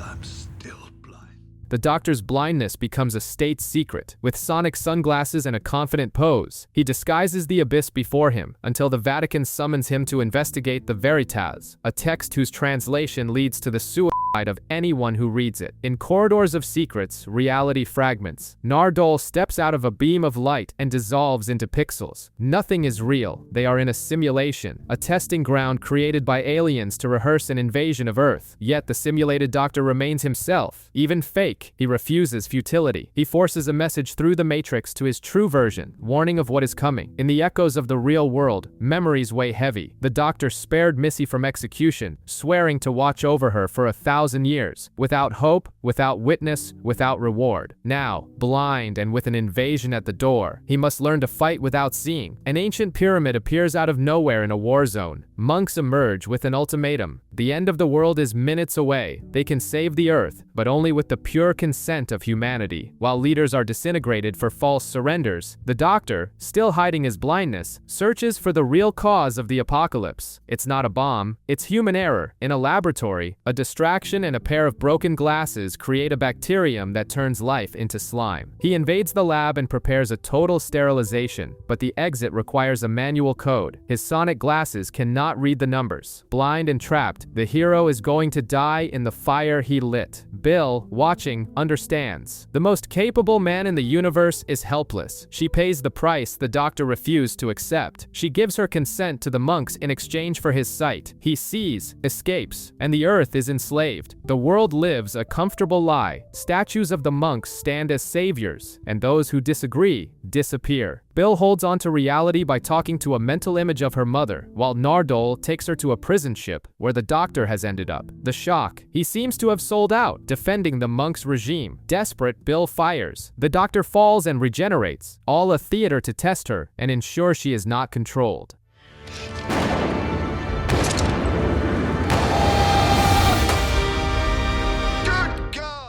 Reunited, they turn to Missy. From the vault, she gives the bitter answer. Bill is the psychic anchor of the invasion. Killing Bill would be the solution. The Doctor refuses. They invade the pyramid in London, and the Doctor tries to override the signal with his own mind. He fails. It's up to Bill. She projects a pure memory, her mother. Love breaks the alien programming. The transmission falls, humanity awakens, and the monks flee. In the vault, Missy cries for the death she caused, and that scares the Doctor more than it consoles him. God save the Queen, etched into Mars, intrigues NASA. The Doctor, Bill, and Nardole go to 1881 and find Victorian soldiers drinking tea under the Martian sands, guided by an ice warrior named Friday. The TARDIS vanishes with Nardole, and human greed pulls the worst trigger. They awaken Iraxa, the Empress of Mars. The Doctor attempts peace. Bill appeals to the Empress's solidarity, but the arrogance of Catchlov and Iraxa's rage drag everyone into war. In the chaos, Colonel Godsaker sees his chance for redemption. He executes the traitor Catchlov and offers his own life to the Empress for his men. Iraxa, impressed, accepts his loyalty and sends a signal to the universe. When the TARDIS returns, it wasn't Nardole who brought it, it was Missy. Out of the vault, she helps, showing genuine concern for the Doctor. He watches, paralyzed. True redemption or her most dangerous game yet. In 2nd century Scotland, the Doctor follows the trail of the Roman 9th Legion and finds two bands of children at war, young Romans and Pictish warriors, blind to a greater threat. In a stone cairn, a portal distorts time. Seconds inside become days outside. From it emerges a light-eating creature capable of snuffing out stars. Separated, Bill discovers humanity in the soldiers, invaders on paper, scared boys in the dark. The Doctor understands that fighting each other is a luxury no one can afford. He and Bill force a maturity upon them. Music to lure the beast, reason to unite enemies. In the final act, Romans and Picts march together into the portal, sacrificing their freedom to contain the beasts for eternity. In the TARDIS, Missy awaits them, and, to the distant sound of bagpipes, she cries without knowing why. The Doctor witnesses something impossible. His enemy is learning empathy.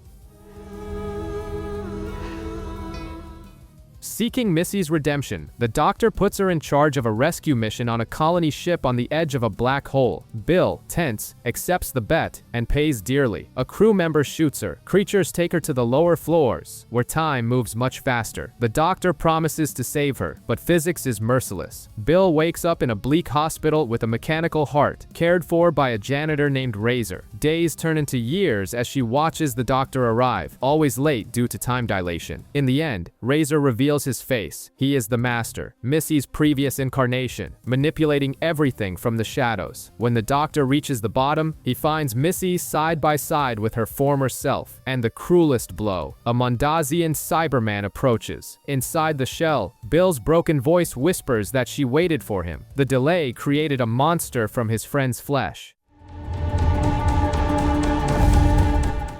Wounded and running out of time, the Doctor flees with Nardole and Bill, now a Cyberman, to the higher floors, where peasants resist prototypes of the threat. Bill sees herself as human, but others see metal. Knowing the end has come, The Doctor prepares an impossible defense against an army that evolves by the minute. He begs the two masters to fight by his side simply because it is right. Missy yields, stabs her own past, and chooses the Doctor. The Master, laughing at the paradox, shoots her to prevent any redemption, sealing the fate of both. Nardole leads the survivors away. The Doctor stays behind and detonates the floor, burning the Cybermen in the flames. Amidst the ruins, Bill is rescued by an entity from her past and freed from the armor. Return to the TARDIS. The Doctor awakens, refuses to regenerate, and falls into the snow, screaming against the change, until he faces the impossible, his first incarnation. In the South Pole, time freezes two men determined not to renew. The First Doctor, fearful of change, and the 12th, exhausted to the bone. A World War I captain is snatched from the moment of death, and testimony, a glass entity that preserves memories, demands his return. Bill appears, a perfect memory, a real challenge, and the two Doctors travel to the center of the universe, face rusty Daleks, and discover there is no evil plan, just stored memories. The 12th breaks the rules one last time to save the captain, returning him to the Christmas miracle of 1914 when enemies fall silent to sing. The vision rekindles hope. The first accepts regeneration. The 12th receives back the memory of Clara and the certainty that love and friendship endure. He surrenders to the future. Fire consumes the TARDIS, and when it dies down, a new figure smiles into the mirror and is hurled into the next fall. I let you go.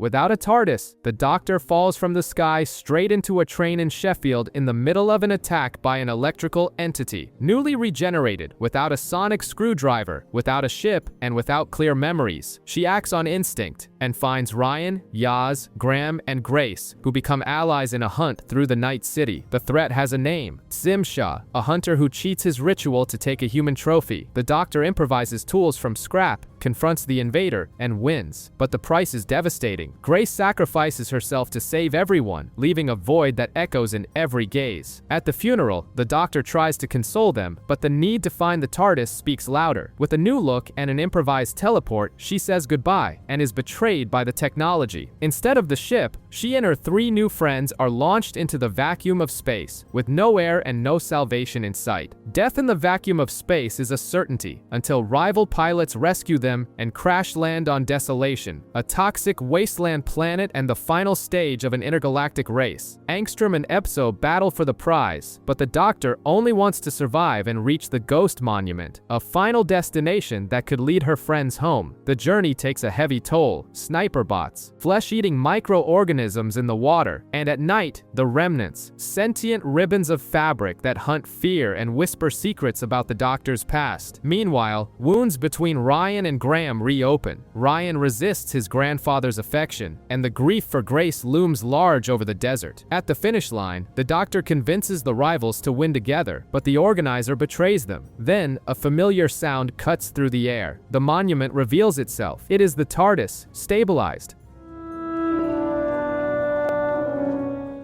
The reunion is intimate. The blue wood is like an old friend, and for Ryan, Yaz, and Graham, it is the promise of a life without frontiers. Aiming for Sheffield, the TARDIS lands in Montgomery, 1955. The air is thick with tension, segregation, piercing stares, and aggression. Ryan and Yaz feel the weight of injustice from their very first step. At the heart of this storm is a woman of unshakable dignity, Rosa Parks. Nothing is a coincidence. Krasko, a criminal from the future, is tampering with small events to prevent the bus boycott and erase an entire movement. The mission shifts from adventure to a moral obligation: preserve history, no matter how painful. Ryan dispatches Krasko to the distant past using the villain's own weapon, but the rest depends on the details: the right bus, the right driver, the right seats. In the decisive moment, Graham realizes his horrific role. He must be the white passenger who forces Rosa to stand. He remains in silence as Rosa refuses, is arrested, and changes the world. Back in the TARDIS, they face the universe knowing that progress comes from wounds that never quite heal. In Sheffield, everyone tries to put their lives back together. Yaz faces the chaotic love of her family. Graham returns to a house where grief for Grace inhabits every corner, talking to her memory to survive the silence. Normality shatters when giant spiders infest the city. mystery. The trail leads to a luxury hotel built by Jack Robertson over a toxic landfill that mutated the spiders. They aren't monsters by choice, but victims growing beyond what their bodies can bear. While Robertson thinks of targets, the Doctor seeks humanity, trying to lead them to a painless end. In the ballroom, the mother of the spiders suffocates under her own weight. Before the Doctor can provide mercy, Robertson fires, killing her with a coldness that sickens everyone. The danger has passed, but something has changed. Ordinary life feels small. Ryan, Yaz, and Graham choose the TARDIS. Team TARDIS is born, not for escape, but for purpose.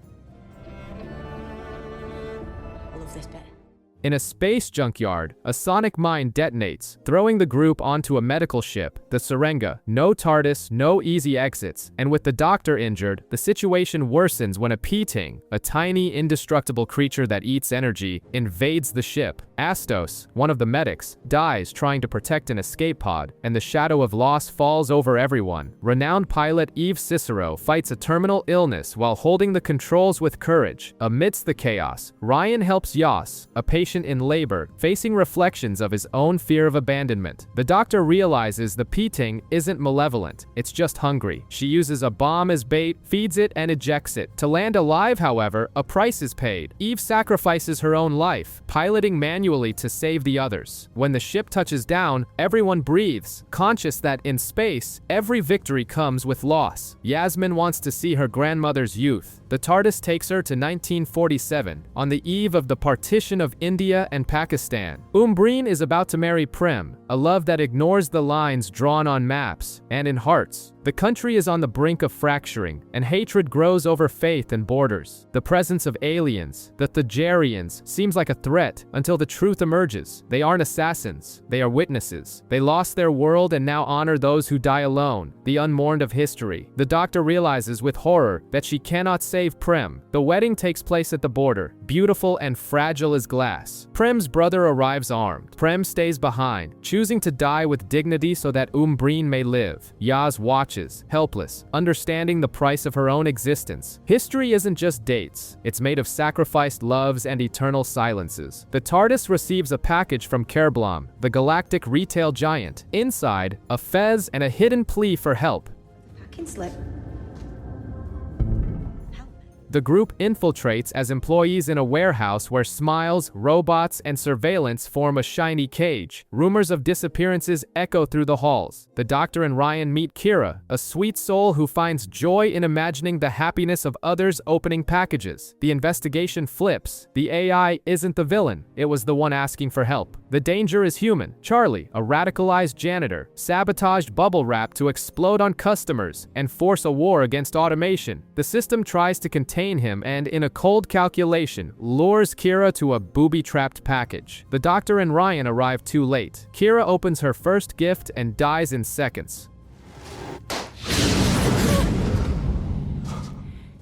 Faced with the horror, Charlie refuses to stop and falls into his own trap when the robots detonate the bombs in the warehouse. The company promises changes. For the TARDIS crew, a bitter victory remains. Seeking a historical festival, the TARDIS lands in the grim mists of 17th century Lancashire and right into a public execution. An elderly woman is drowned as a witch, and the Doctor arrives too late to save her. Furious, she demands authority, but being a woman in command here is heresy. Becca Savage, a landowner driven by religious zeal, hides a secret behind her fervor, and King James Thurse appears, masked and obsessed with demons and shadows inherited from his own past. The evil, however, isn't witchcraft, it's extraterrestrial. The mud pulses, possessing corpses. The Morax, an army imprisoned beneath the hill, freed by Becca's fear. The Doctor is shackled and accused. Human ignorance fights side by side with invasive biology. She escapes, reveals the truth, and with fire and logic, expels the Morax queen, restoring the prison. The king survives, but learns nothing. Upon leaving, the Doctor leaves a message he might never hear. Justice does not flourish in soil poisoned by fear. In a Norwegian fjord, a cottage hides terror. Hannah, a blind girl, waits for her missing father, terrified by roars in the forest. The real danger is in the hallway. A mirror portal pulls the team into the anti-zone, a buffer space of flesh-eating moths and treacherous guides. On the other side lies the impossible, a mirror universe created by the Solitract, a banished consciousness yearning for companionship. There, the pain of grief becomes the perfect trap. Graham finds Grace, alive and smiling. The temptation to stay is an irresistible whisper. I miss you so much. I miss you so much, Grace. The Doctor realizes their presence destabilizes everything. The Solitract isn't evil, just lonely, but it is incompatible with our universe. To save both sides, Graham must do the unthinkable, say goodbye again, breaking his own heart. The Doctor offers herself as a final friend. The Solitract takes the form of a frog in a white universe, and lets her go. Back in Norway, something finally heals. Ryan calls Graham Grandad. 9 distress signals originate from the same point. Ranskor av Kolos, where psychic mist erases who you are. Using neural stabilizers, the team finds war wreckage and a familiar voice. Zim Shah survived, and he has been waiting. He deceived the Ux, beings of near-divine power, who worship him as a creator. In exchange, he shrinks planets and imprisons them in crystals. And now he aims for Earth. The Doctor must break the Yux's blind faith and reverse the weapon before disaster strikes. For Graham, it's personal. Grace's killer is right in front of him. Rage calls for blood. Ryan tries to keep his grandfather on the right side of the line. In the trophy room, finger on the trigger, Graham makes the hard choice. He spares Seem Shah and condemns him to his own stasis chamber. Shut up. And stop with that hand thing. The Yuk see the truth. Planets return to their orbits, and Earth breathes again. Aboard the TARDIS, the family emerges stronger than they entered. Intelligence agents are being hunted across the planet, their DNA rewritten by something that walks through walls. MI6 calls the Doctor. Technology turns against everyone. Cars, navigation, every screen is a trap. Tycoon Daniel Barton seems to be partnering with Luminous Shadows. Team TARDIS splits up. Yaz and Ryan infiltrate Barton's empire. The Doctor and Graham seek answers in the Australian outback, where they meet O, a reclusive former agent. Yaz is kidnapped and returned by the Kasavan, trembling but alive. The pieces point to an alliance between Barton and the entities. The final stage is in the sky. Aboard Barton's jet, the masks fall. O was never O. He is the master, who killed the real agent and took his place. With a venomous smile, he rigs a bomb and vanishes, leaving the Doctor trapped in another dimension and her friends in a pilotless plane, plummeting towards certain death. Without the Doctor, the plane falls. Ryan, overcoming his doubts, follows left-behind instructions and stabilizes the craft, living proof of how much they've learned. The Doctor, lost in time, finds 2 unlikely allies, Ada Lovelace in 1834 and Noor Inayat Khan in Nazi-occupied Paris, 1943. The Master hunts the Doctor across decades, wearing cruelty like a Nazi uniform. In the present, Barton reveals the plan: transform human DNA into data storage, wiping out billions in seconds. The Doctor uses the history of technology itself, Ada's genius, and Noor's code to turn the tables. She exposes the Master's betrayal to the Kasavan, who drag him into their dimension. Humanity is saved. The heroine's memories are wiped to preserve the timeline. The victory, however, is hollow. The Doctor goes to Gallifrey and finds only ashes. The Master confesses. He destroyed it all because of an unbearable truth: the timeless child. Amidst the ruins, the Doctor's identity fractures. The promised rest at Tranquility Spa collapses in seconds. The dome fails, the teleport jams, and the dregs invade like a tide of teeth. Guests and staff scramble through crumbling hallways, while the resort's polished perfection reveals the cynicism behind it. Kane, the owner, maintains the place only to fund the terraforming of a dead world, indifferent to the lives lost along the way. Bella's arrival brings vengeance, not reconciliation. The daughter returns armed, ready to blow up her mother's legacy. In the chaos, a marriage proposal between an elderly couple becomes a farewell. One of them gives themselves to the monsters so the others can live. The escape leads to dark tunnels, and at the bottom, the truth waits on a rusted Russian plaque. Orphan 55 is Earth. The devastated, suffocated planet infested with dregs is our possible future, scorched by war and climate inaction. The Doctor and her team escape by a thread, carrying the weight of a warning that echoes louder than any explosion. If humanity doesn't change, the monsters out there will be our own descendants. Amidst debt and discredit, Nikola Tesla pursues sparks the world refuses to see. A murder in the lab, stolen parts, and a night train taken over by disguised creatures push the inventor's dream straight into space. He picked up a real signal from Mars, and it attracted predators. The doctor saves him from ambushes while a skeptical and pragmatic Thomas Edison is dragged into the fray. Above the streets of New York, the truth emerges. Queen Skithra, a parasite that plunders others' technology, demands that Tesla fix her dying ship. He refuses to be a weapon. At Wardenclyffe, the unfinished tower becomes an improvised global defense. The Doctor and Tesla channel the planet into lightning bolts that incinerate the Queen's ambition. The victory is electric, but bitter. Time does not change. Tesla will die poor and forgotten. In the shadow of the TARDIS, he asks for a glimpse of tomorrow, then takes a deep breath and accepts his fate, to build a future that others will inhabit. On Ruth's birthday in Gloucester, normality begins to crack. Judoons surround the city hunting a fugitive. Lee reveals skills a quiet husband shouldn't have, and the Doctor smells lies everywhere. In orbit, an accidental kidnapping reunites Graham with Captain Jack Harkness, who appears only to leave a warning. A lone Cyberman is coming. Don't give it what it wants.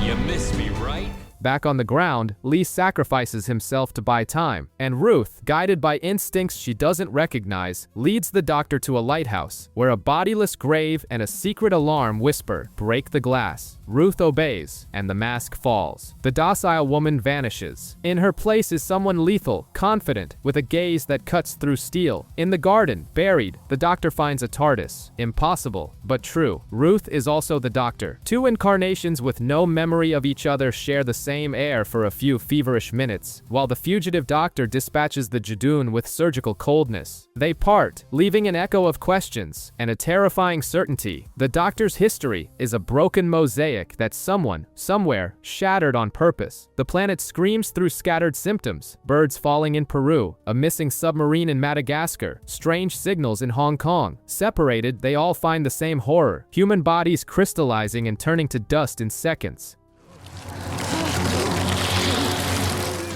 Jake searches for his astronaut husband Adam, who is on the brink of death. Gabriella searches for her friend and loses her a minute later. The thread sewing these disasters together is cruel. Praxeus, an alien pathogen that feeds on microplastics. Human pollution has become a feast. Worse still, Earth is a laboratory for a desperate civilization. In an undersea lab beneath a trash island, Suki betrays everyone in search of salvation, but the cure comes too late for her. One chance remains: disperse the antidote through the atmosphere using the invader's ship in a suicide flight. Jake takes the post, a gesture of love after years of running. The ship burns in the sky. The Doctor pulls off the impossible and snatches him from death at the last second. Earth breathes, cured for now, but with a moral scar. The poison that lured the virus was our own. Sheffield in 2020 didn't stay on pause. Ryan faces his friend Thibaut, who is sinking into depression. Yaz tries to reconnect with her sister. Graham, despite clean tests, fears the return of his cancer. Nightmares become flesh, shadows that steal sanity. The trail leads to Aleppo in 1380 and a space station where Zelen and Rakaya, immortals who feed on our fear, trap the team in an emotional board game. Each faces their own abyss: abandonment, illness, doubt. The Doctor recognizes that human vulnerability is a fortress in disguise. She turns the tables, trapping the gods in their own snares and breaking the spell. Back on Earth, the silence between friends finally gives way. Graham confesses the dread that haunts him. The Doctor, awkward in the face of such human pain, offers her presence and a way forward. They don't travel to escape. They travel because they chose to be a family, and they depart more united than when they arrived. A stormy night at Villa Diodati was supposed to give birth to Frankenstein. Instead, it births a nightmare. Hallways shift, skeletal hands grope, and behind the Gothic pulse lies future technology. The invader emerges. Ashad, a Cyberman broken in body but whole in hatred. He wants the Cyberium, a liquid intelligence containing all Cyberman strategies, fused to the feverish brain of Percy Shelley. Like Quicksilver.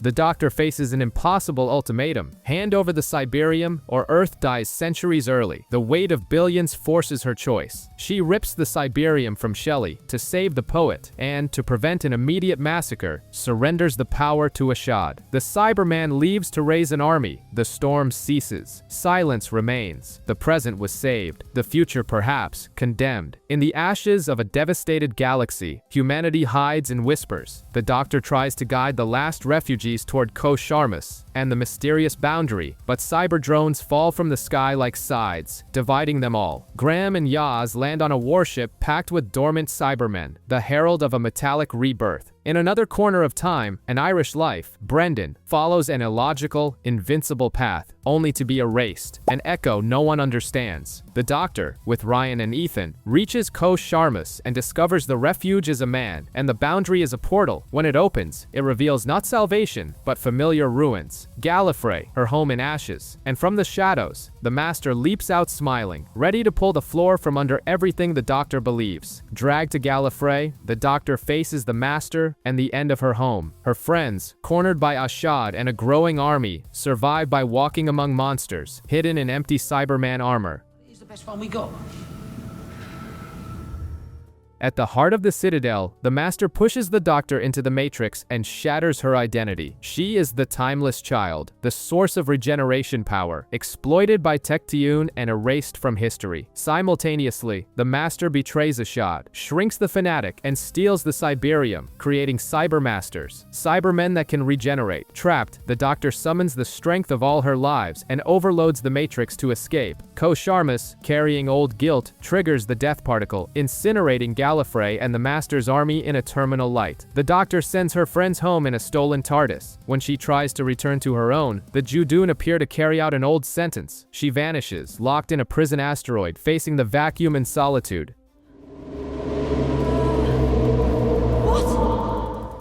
In a maximum security prison, the Doctor scratches days into stone. On Earth, 10 months pass. Yaz sleeps in the TARDIS, Ryan and Graham try to start over, and Jack Robertson profits from defense drones that hide purified Dalek DNA. Captain Jack Harkness breaks into the cell, and the escape is an explosive reunion. But the return hurts. Absences have become wounds between them. There is no time to heal them. The drones reveal themselves as Daleks and begin to exterminate. The Doctor, still grappling with who she is after captivity, does what she has always done. She stops Daleks with Daleks. She summons a death squad to sweep away the impure.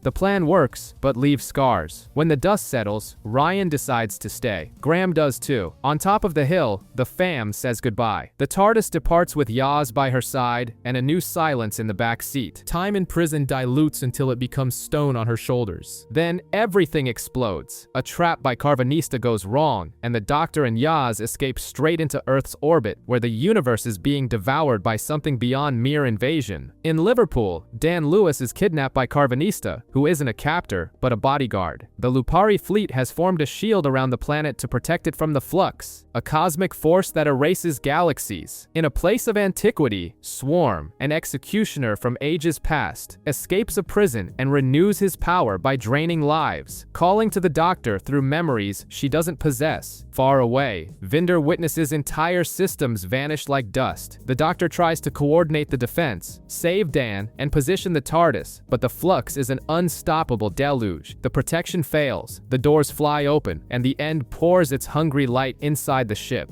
The universe holds its breath. The Doctor wakes up in the Crimean War, but the Russians have been replaced by Sontarans, and Mary C. Cole leads a hospital in the eye of the storm. The Flux has broken time and scattered her friends. Dan lands in an occupied Liverpool, facing a Sontaran fleet with courage and a walk.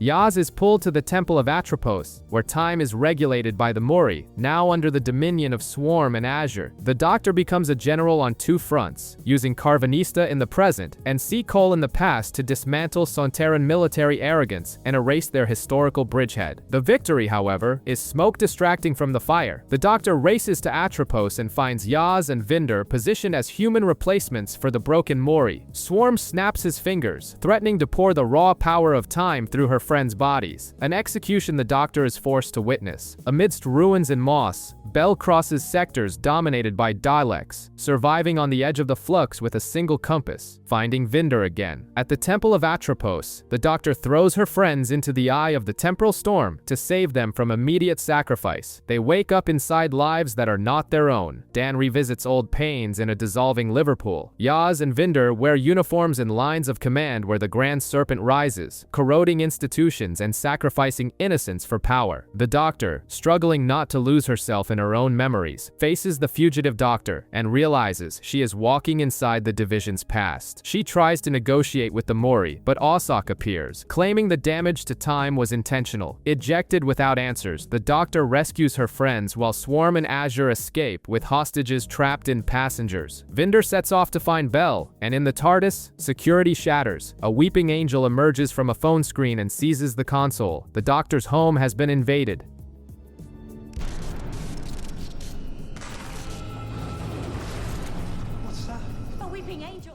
The Angel in command forces the TARDIS to land in 1967 in an English village as quiet as a held breath. In Medderton, a note in the cemetery, a missing girl, and Professor Jericho's house surrounded by blinking statues reveal the siege. Claire, seized by visions, carries an angel inside her mind. While the Doctor dives into her psyche to negotiate, Yaz and Dan are thrown back to 1901 into a ghost version of the village isolated in deep space, where the Earth ends at a cliff of nothingness visible to the naked eye. The revelation stings. The Angel in Claire is a fugitive from the Division, hunted by its own kind. The Doctor accepts a dangerous deal to save Claire and get answers about her past. Jericho descends into the tunnels with unexpected courage, but it was all a trap. In exchange for its own freedom, the rogue angel surrenders the Doctor. In the cemetery, under the helpless gaze of her friends, flesh turns to stone, wings sprout, and the hero is converted into a weeping angel, a prisoner of the Division.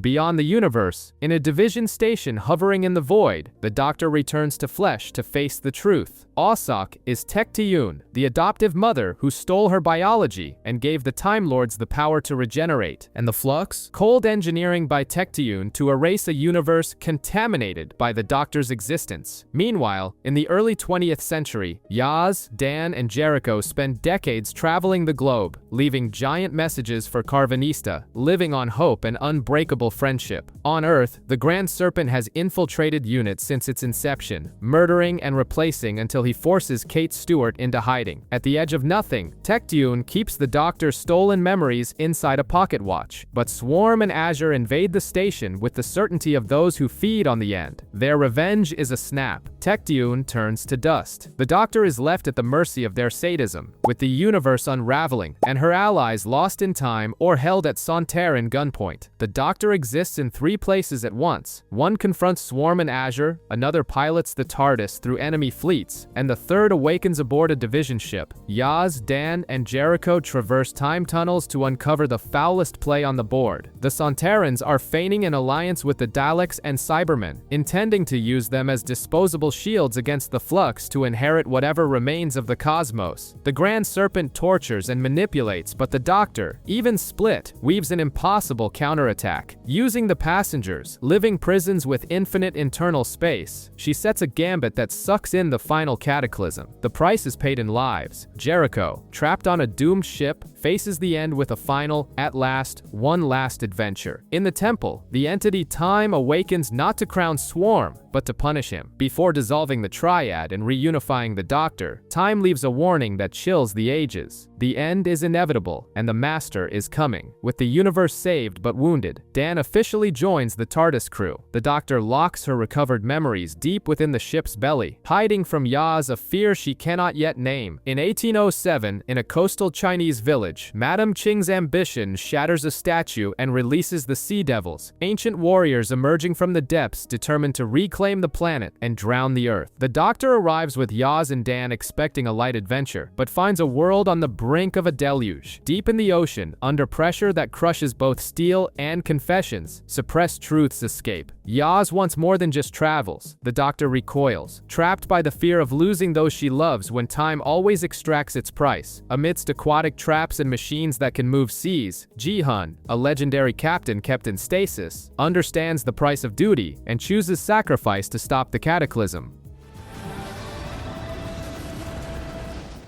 With the threat contained, the beach returns only silence. Dan tries to remember who he was before dying so many times. The Doctor and Yaz skip stones into the sea as if they could delay the waves. The Doctor admits, if she could tether herself to anyone, it would be Yaz, but time never stops. She wishes that moment could last forever, her smile carrying the sadness of someone who knows it won't. Aboard a burning space train, Dan faces death and realizes his luck has run out. He chooses an ordinary life and leaves the TARDIS, leaving a void in the Doctor's heart that she has no time to feel. The Master returns more dangerous than ever, aligning Daleks and Cybermen in a conspiracy to erase the Doctor's identity and rewrite history in his own image. The past erupts into the present with Tegan and Ace, veterans carrying old scars, now forced to face ghosts that never truly left. The cruelest blow, the Master forces a forced regeneration and steals the Doctor's body.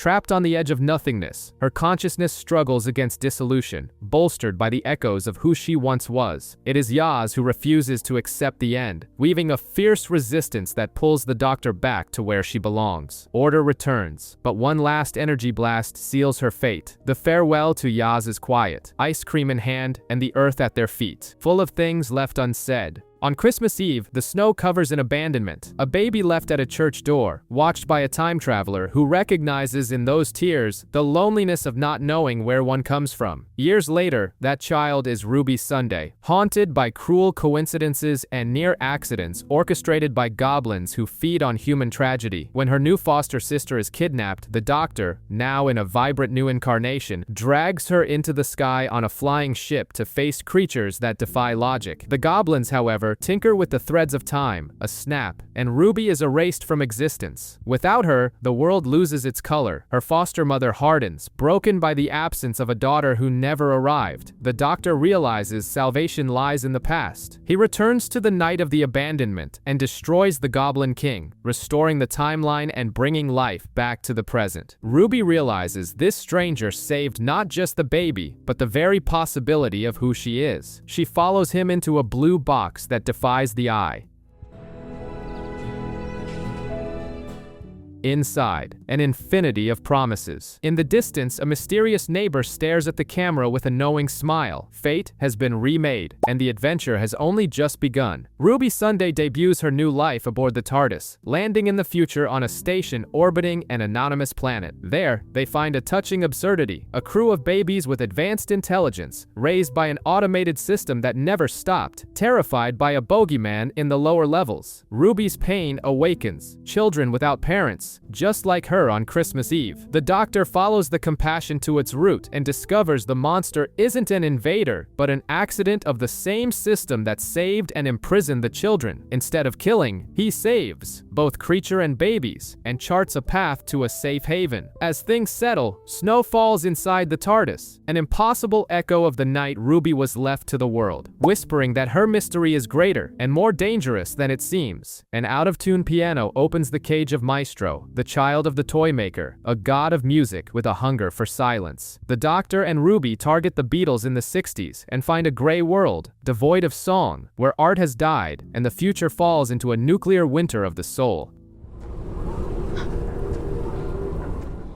Maestro doesn't just steal melody, they erase the pulse of the universe. The battle becomes a symphony, every note a blade, every chord a choice. The Doctor duels, reality wavers, and just as everything seems to crumble, a hidden melody within Ruby, born on the night of her abandonment, explodes like a beacon. It's enough to banish Maestro, who, before vanishing, leaves a chilling message. The one who waits is near. Music returns to the world, but the rules of the game have changed. Gods are watching the table. In the year 5 5087, war has been outsourced to algorithms. John Francis Vader, blind and guided by the voice of his daughter Splice, tries to survive until the automated medical system decides his inefficiency is a surplus cost and executes him. The doctor steps where he shouldn't and triggers a smart mine that, if detonated, will incinerate half the planet. He freezes, softly singing a Scottish air, keeping death suspended through pure physical control. Ruby arrives, and together they balance the mine using the urn carrying John's compacted remains, a morbid but necessary counterweight. Splice tracks her father to the crater, unaware of the truth, and an AI with John's face appears for an impossible goodbye. Mundy Flynn, an Anglican Marine, draws her weapon and demands they release the urn. The pain is searing, but to give in is the end of the world. The ambulances, profit-driven factories, embrace violence. Then, love reprograms the war. John's consciousness invades the machines and shifts the priorities. Protect Splice, do not kill. The mind disarms. Kiss. The sponsored military farce is exposed, and the doctor reminds us there is no time for long goodbyes when life can end in a click. On the cliffs of Wales, a fairy circle is broken, and the doctor vanishes. Ruby is left alone, and yet not. Exactly 73 yards away, a woman watches her. She doesn't approach, she doesn't speak audibly, but anyone who tries to hear her flees in terror, vomiting in fear, and cuts Ruby out of their lives. Friends evaporate, doors close. Even Carla, her mother, tries to confront the figure and, crushed by dread, disowns her own daughter. Don't do this to me, Mom! Mom, don't do this to me, Mom!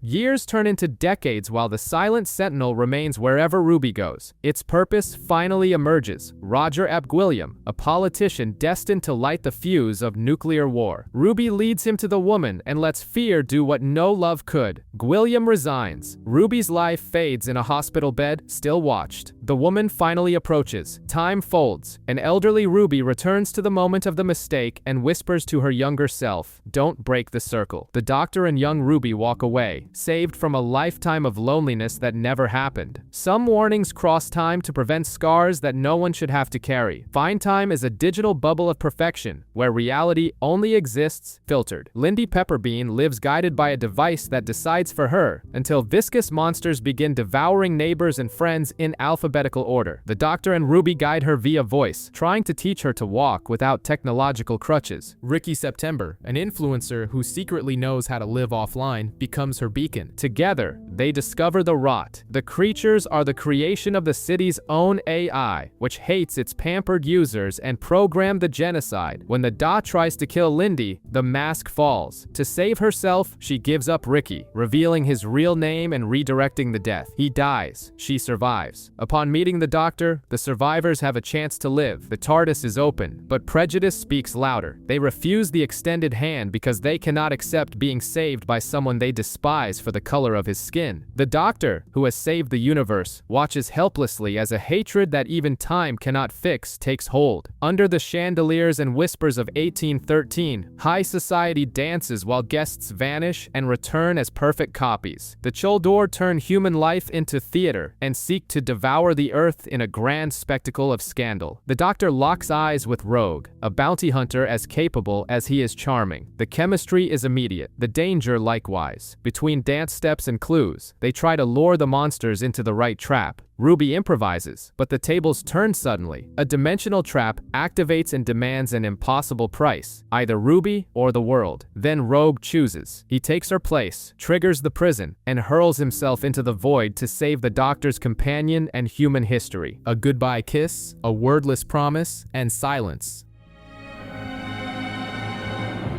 Another exchange. Trap locked at 6. The doctor ends the night by restoring order, and, in a garden where the Rococo smells of morning, slides Rogue's ring onto his finger. The universe moves on, but some songs only play once. In the armored corridors of UNIT, the doctor and Ruby use a time window to face the freezing Christmas Eve of 2004, when a baby was left at a church door. While they try to focus on Ruby's biological mother, something invisible and ancient stirs around the TARDIS, fed by the girl's obsession with discovering her origins. Simultaneously, Susan Triad prepares for a global announcement, and the Doctor recognizes in her face a recurring omen that spans eras. Kate Lethbridge Stewart leads UNIT in containing the impossible, but human technology is nothing against God's. The Enigma S Triad isn't just a corporate name, it's a warning. Sutekh, the god of death, has been hidden on the TARDIS for centuries, hitchhiking in the Doctor's shadow. In a terrifying snap, Susan distorts into monstrosity, the trap closes, and the Doctor realizes, paralyzed, that he has handed the key to the universe to the hands of annihilation. The universe goes silent. A murderous dust sweeps through civilizations, reducing friends and innocence to sand. UNIT falls, Ruby's family vanishes, and only the Doctor, Ruby, and Mel remain, escaping by a thread in a TARDIS patched together by memories, navigating a void where only death reigns. Sutekh spares them out of perversity. He wants the one secret he cannot see, the identity of Ruby's mother. In 2046, in a ruined future, they scour a genetic bank, while Sutekh's corruption turns allies into cadaverous puppets. The truth cuts like a knife. Ruby's mother is Louise Miller, an ordinary human woman. No mystical destiny, no paradox, just love and mystery projected by everyone. This fact, simple and devastating, distracts the monster long enough for the Doctor to chain Sutekh and drag him through the vortex. By killing death, life returns, restoring what was lost. Ruby finally finds her mother in an anonymous cafe and ends her search with an embrace. That's me.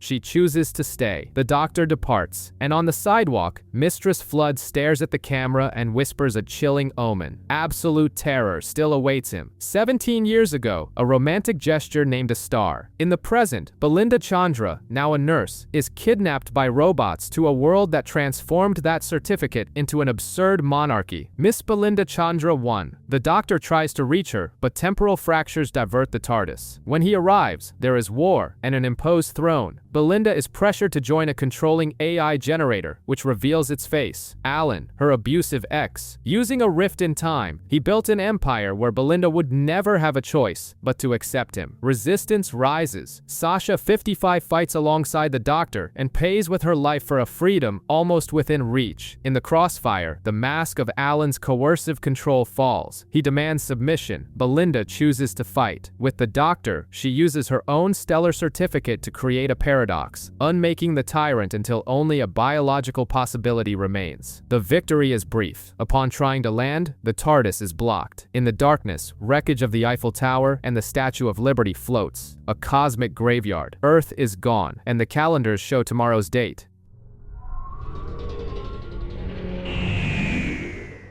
Seeking connection, the Doctor crosses eras, offering a smile and a simple snack, receiving only silence. Loneliness pushes him to the Time Hotel, where elevators go up and down through centuries. There, he meets Joy, who inadvertently receives from a terrified Silurian a briefcase that isn't luggage. It's a sentence. Inside is a star seed from the Villengard Arms Corporation, a weapon that consumes whoever carries it. Trev, an innocent employee, turns to dust before her eyes. To save Joy, the Doctor needs a code that only time can deliver, so he does the unthinkable. He lives a year the slow way in that hotel, working with the owner, Anita Ben, finding in routines and friendship a patch for the void Ruby's departure left. Back at the exact point, he prevents Joy's immediate death and unties the emotional knot. She chose the most isolated room to punish herself for her mother's lonely death during the pandemic. When a time-displaced dinosaur threatens to detonate the seed and ignite the Earth, Joy refuses to let Villengard win. She accepts the energy, transcends her human form, and ascends as light. In the sky of year 1, over a small village, a new star ignites, the Star of Bethlehem. Joy brought joy to the world, and in the end, it is hope that continues to shine in the darkness. To avoid the apocalypse, the Doctor launches the TARDIS into a blind jump with a vortex indicator and lands in Miami, 1952, under a sun that doesn't dissipate the shadows of racism Belinda immediately faces. Disappearances lead them to the Palazzo Cinema, where reality bends. The culprit, Lux Imperator, daughter of the pantheon of discord, obsessed with light and plot. He kidnaps and edits people. The Doctor and Belinda are sucked into the screen, trapped in a cartoon nightmare. Belinda's anguish, the fear of never returning, gives depth to the two-dimensional role and cracks Lux's illusion. The fourth wall breaks. Fans watch their story. The Doctor turns Lux's arrogance into a trap. The way out is cruel. He burns the film, using residual regeneration to heal the fire and flood the cinema with sunlight, dispersing the entity across the cosmos. The victims are freed. They depart side by side, unnoticed by Mistress Flood in the wings. To her, it was just a trick of the light. 500,000 years in the future, a dead planet receives them, shrouded in galvanic radiation that traps the TARDIS. The Doctor, armed with psychic paper, joins a military team in a diamond mine where silence cracks, and bodies do too. Only Alice survives, paralyzed with dread, swearing she is being watched, not by shadows, but always behind her, out of her field of vision. The Doctor's blood runs cold as he recognizes the place. Midnight, the diamond planet where an entity once nearly stole his voice and his life. The invisible thing plays with minds and stokes paranoia until the team turns on itself. To save someone, Commander Shea makes the hardest choice. She shoots Belinda to force the entity to expose itself, and then hurls herself into the pit, sacrificing herself.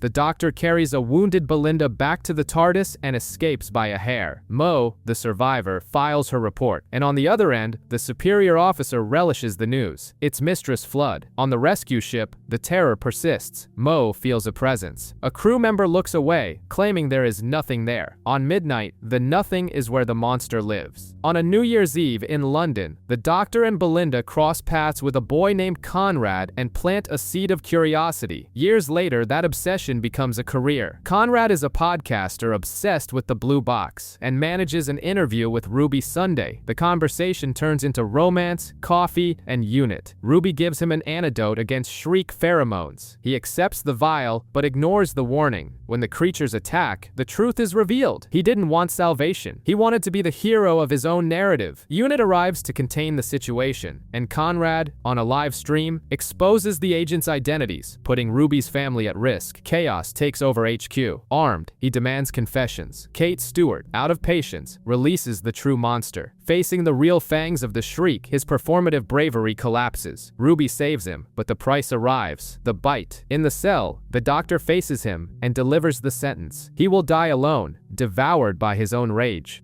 Heart packs in age 49, alone and unloved. As the Time Lord departs, the Governor appears, a jailer with a key and a smile that promises luck and something worse. The Doctor takes Belinda to Lagos in search of normalcy, a haircut, a piece of home. The barbershop pulses with stories until the doors lock and the floor dissolves. They are trapped in a salon floating in the vacuum, powered by stolen narratives. The barber, a being that devours myths, seeks revenge against the gods and plans to erase all human stories with a psychic web. The price of freedom is a powerful story. The Doctor refuses to pay tribute to a parasite, but Abena, the villain's daughter, begins braiding the Doctor's hair while weaving an escape map, reminding them that no oppression can permanently silence the truth. At the heart of the machine, the Doctor draws an unexpected weapon. 6 words that contain his eternity. I am born, I die, I am born. The raw energy of lives and deaths overloads the engines. The system collapses, and he still finds room for mercy, convincing the barber to save the hostages before the end. Back on the street, Omo asks for forgiveness. The community breathes, and the Doctor recalls, even a barber's chair can weigh as much as a universe. In 2925, the Harmony Arena vibrates with stellar music when the Hellions explode the celebration, triggering a gravitational field and ejecting the audience and the Doctor into the vacuum. Frozen among the stars, he sees Susan, his granddaughter, calling him back. He returns to the station, changed. The threat of genocide awakens his coldest side. When he faces kids, Kid, the terrorist leader. The hero gives way to the tormentor, torturing him with a solid light hologram. Only Belinda and Cora, a peaceful Hellion, pull him back from the brink. Fury gives way to compassion, and together, they thaw the victims. The galaxy sings the mourning of Cora's lost planet, and the truth cuts through the melody. A hologram reveals that Earth was destroyed on May 24, 2025. The Doctor points the TARDIS toward that date, sirens screaming. In the wreckage, a survivor removes her disguise. Mistress Flood regenerates and bigenerates, duplicates herself, and drops the mask. Her true name echoes cruelly, the Ronnie. Bavaria, 1865. A midwife arrives to steal, not bring life. The Ronnie transforms the mother into violets, the father into an owl, and kidnaps the 7th son of a 7th son. Centuries later, 2025 is dressed in perfection. John Smith has a wife named Belinda and a daughter named Poppy. Conrad narrates from the TV A World Without Fissures, but cups fall on their own, and a knock at the door brings Ruby Sunday insisting he is the Doctor. Hey. Hello? Yeah, are you the Doctor? What you need a doctor? Is everything okay? No. Outcasts and people with disabilities see what others don't, beasts of bone walking among the population. Ruby joins them to target the flaws in the Matrix. From above, the Ronnie and Mistress Flood feed the baby god Desiderium with humanity's dormant desires. John tries to protect his dream, but the cracks widen to the dinner table. Taken by the authority of this bony paradise, he faces the revelation. The Ronnie wants to use his and Belinda's energy to tear the universe apart and bring Omega back. When memory returns, it's too late. The ground opens, and the Doctor plummets, shouting the only certainty that still pulses. Poppy is real. The fall ends in time. Anita Ben saves him in a temporal hotel where May 24th is an impossible loop, keeping the nightmare alive. The Doctor rescues Belinda, awakens Unit, and hears from Kate a dart to the heart. Poppy cannot exist. Time Lords are sterile. She is a paradox. In the sky, the Ronnie reaps her own mistake. Invoking Omega, she finds hunger, not gratitude, and is devoured. Mistress Flood says goodbye and vanishes into the shadows.